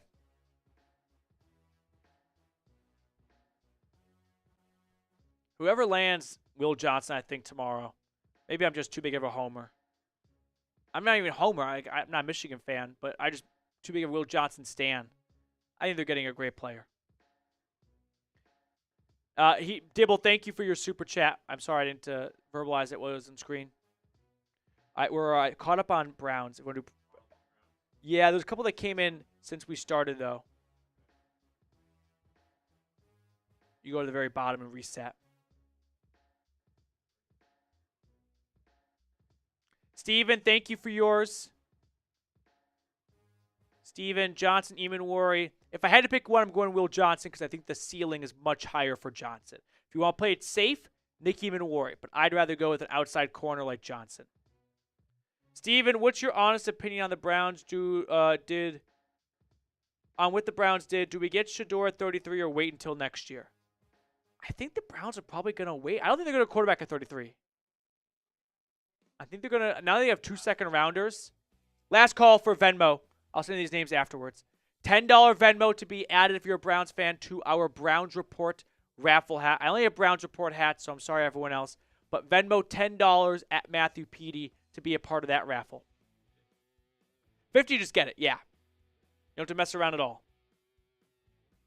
We had a few Falcons and Broncos super chats.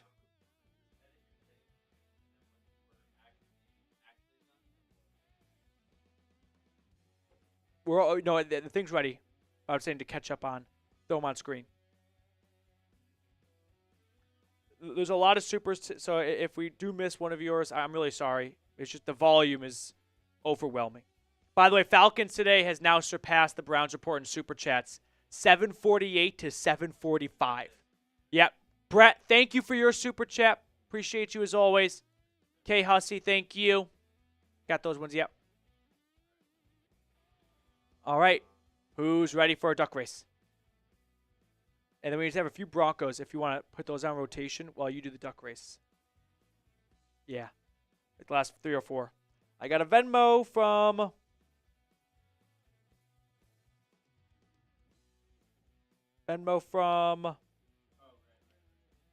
Brett.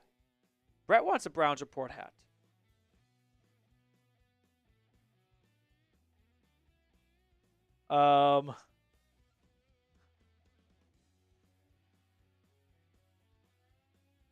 We got Ken G. Let me add him really quickly.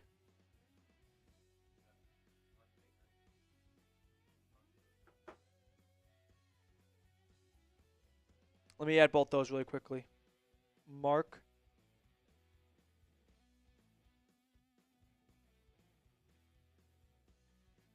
Baker. Ken G. They're added to mine. And Joshua Miller. I swear, if the winner's not here, I'm not going to actually do anything. I'll just be very disappointed. Mike, I don't think Colston Loveland was this bad of a pick. I know it wasn't the number 1 tight end by most people's accounts, but I mean, how often do we see that in the draft where everyone thought this guy, like Justin Jefferson, went in the 20s? You know what I mean? So I wouldn't get too drawn to the difference between 1 or 2 at that position.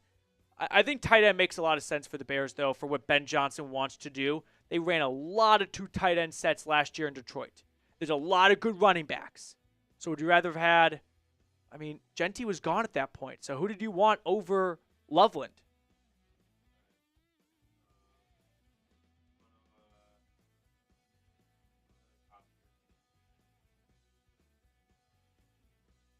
Sure. Yep. You want to put the Broncos super chats on screen? We got Marks. Mark Baker. Travion Henderson, Jerry, please. Jersey, please. Jersey, please. It's like, Jerry. Best of luck, Mark. Best of luck. What do you think about giving up next year's first? Austin asked from our Falcons channel. It's completely solely rooted in betting on yourself to not finish in the top 20 of the draft. Basically, Atlanta's betting that they make the playoffs. If you make the playoffs, it's okay. If you make the playoffs, clearly a lot of things went right. Even if it wasn't the James Pearce impact, if Penix plays so well that he brings Atlanta to the playoffs, it's going to be, I wouldn't say water under the bridge, but, not something to get, worked up over. You made the playoffs. Who cares? Okay, that was one bad deal, but you get your quarterback. So Atlanta's betting on making the playoffs. Is that a bet I'd make if I were the Falcons? I don't know if I'd make that bet on James Pearce. I'm so on that one.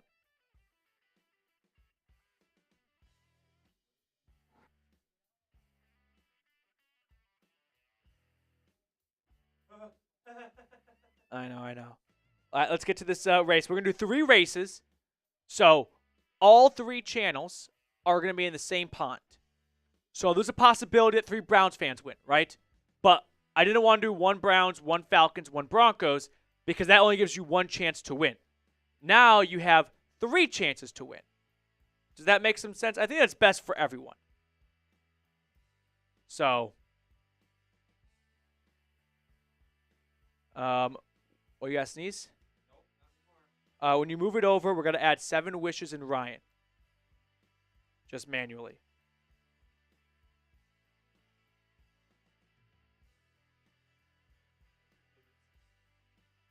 My favorite season?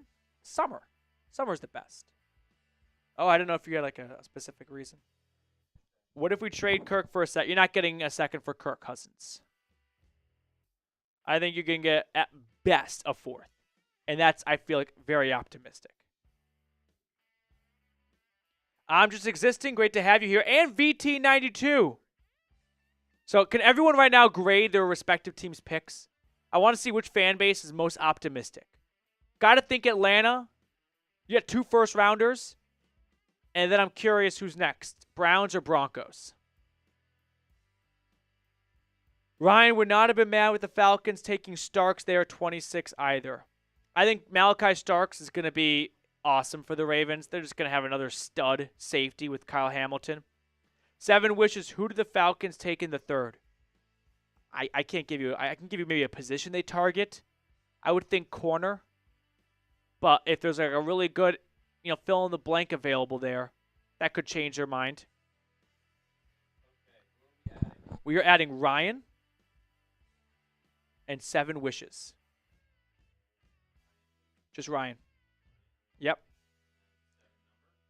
No, just spell it out. By the way, Falcons Today and Browns getting very close to $800 in super chats. okay.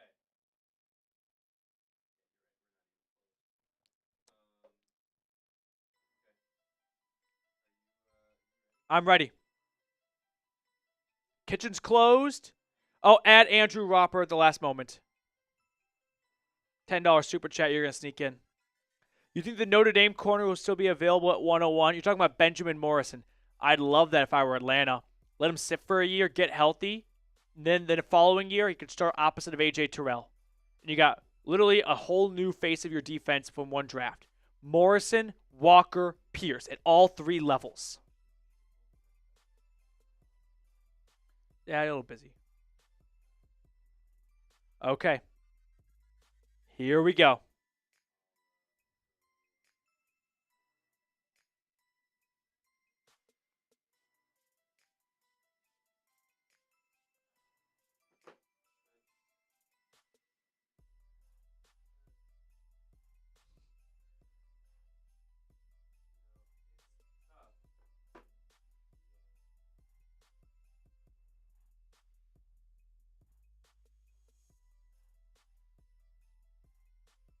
Are we ready?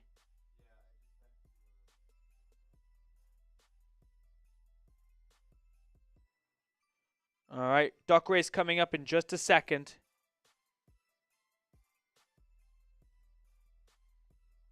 I'll also use this time to say, if you want to be a Browns fan watching in our Browns Report hat raffle, $10 Venmo at Matthew with 2 T's, Petey.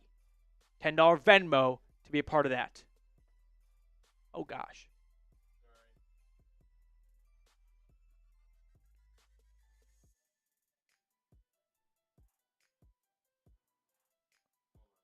All right, one moment, everyone. Sorry about this. There it is.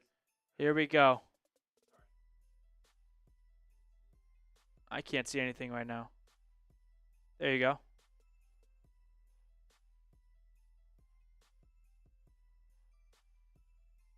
Okay.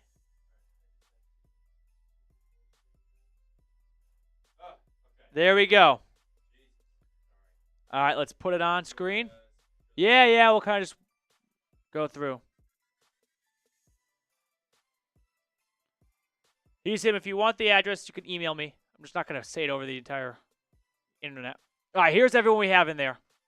We just kind of scroll through. I pray to God your name's here if it's supposed to be. If it's not, let me know, and then we'll add it tomorrow. We're going to add Paula Chandler. Paula, I can't do holdovers, Paula. If you want, you can. No, she just sent a $5 super chat, but she wants to wait till tomorrow. Paula, if you win today, you can pick the guy that they pick tomorrow. But I can't remember names for tomorrow. So I'll add you for today, Paula, and you can wait after the whole draft is over to pick someone. Just type the name in anywhere.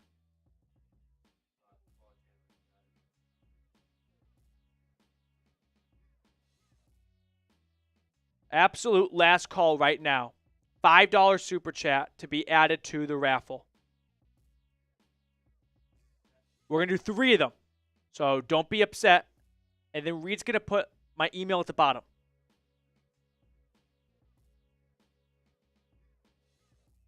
Okay. Are we ready? Send the Duckies for a rookie jersey raffle. There are so many. I'll say it Ducks again. here. The peanut gallery on this sound effect is awesome. They are electric that these ducks are racing. Schick, I know your name's there because I typed it out. It took me 5 seconds to go letter by letter and figure it out. Yeah. 139. Chick Peru.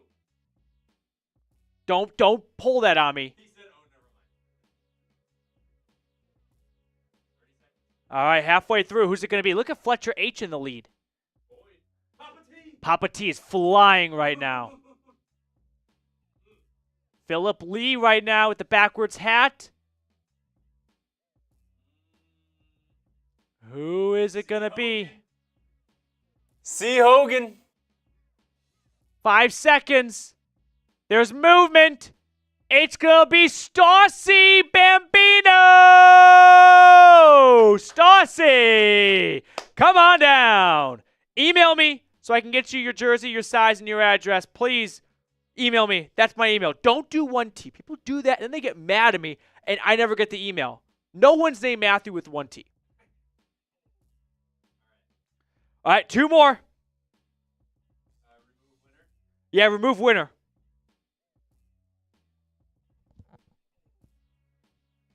Yep.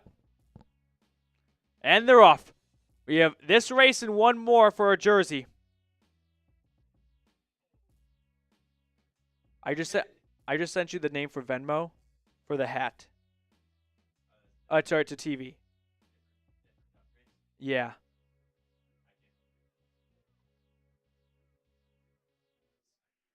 Right. All right. Here we go. You came for draft content, and you're getting duck races to close out Thursday night.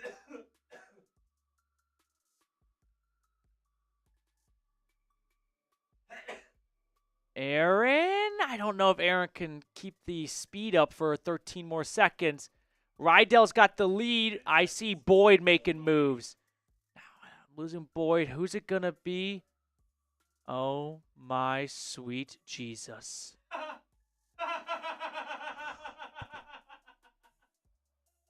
I got to deal with this all over again. Oh, this is going to be a nightmare. I thought that had a chance of happening.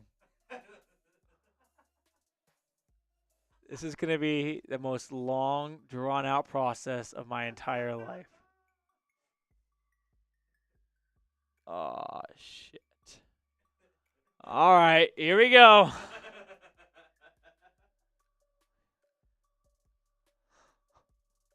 There's some lore going on right here that some of you get and some of you are very confused by. And those that get it are laughing. Here we go. I saw him starting to make moves in the middle. going to blow up my email. He's in the lead again. I'm not letting. He's not winning twice.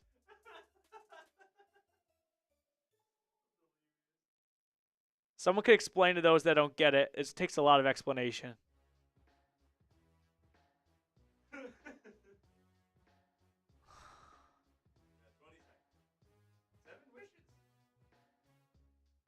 All right.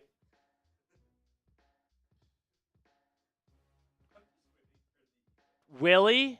Can Willie hold on? Ooh, Christopher. Isn't that the name from Winnie the Pooh? Wait. Robin. Max Nikolenko!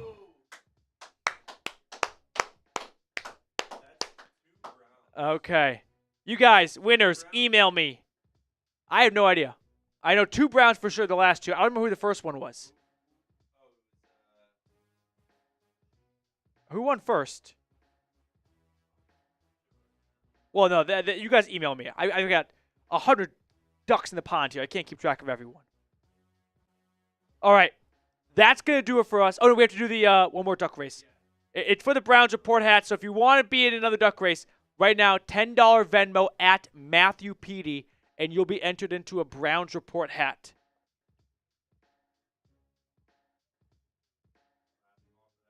Yeah, just kind of get that ready. I'll see if anyone sends a Venmo in. $10 Venmo. That's a much easier race to win. I think there's only 6 or 7 names there.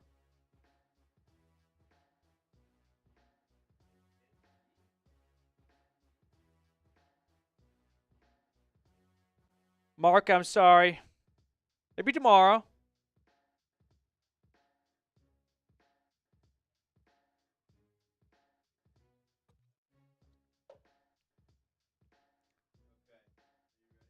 Yeah. Ronan, thank you for your super chat.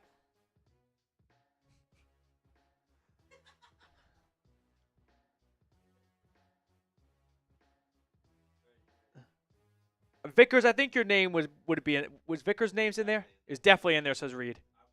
If you want, you don't believe us, you can scroll back in the stream, and when we scroll through all the names. Should be there for, yeah. All right, here we go. Any Venmos, last call? Nope, doesn't look like it. All right. Yep. This is for the Browns report hat. And they're off. Well, he's him is definitely here. I'm not sure if he knows.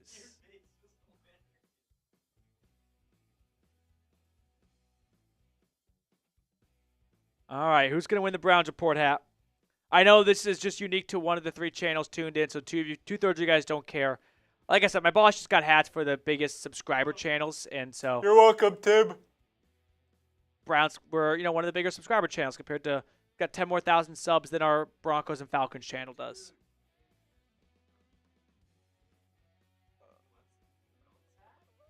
Ronan, I'm confused. Which $10 Venmo for the hat? I know. Ronan, you got to fill me in. I'm missing something. 5, 4, 3. Dibble. Mike Dibble. Mike Dibble. Very well earned. Dibble, thank you. Dibble, email me. Okay. We have, believe it or not, a ton of work to do. We're not going to do this on live, but don't go to sleep just yet. I'm going to put out grades for all 3 of these teams' first rounds. Then tomorrow morning, I'm getting up early to do draft targets for round 2 and 3. Then we'll get rumors and like a last-minute buzz sometime tomorrow afternoon before the draft commences. So be on the lookout. Get those notifications on. Subscribe to the channel. And I'm going to see everyone. Ronan, the $10 Venmo for the hat. $10 Venmo. Okay. I'll see everyone tomorrow night, and we're going to do it all over again.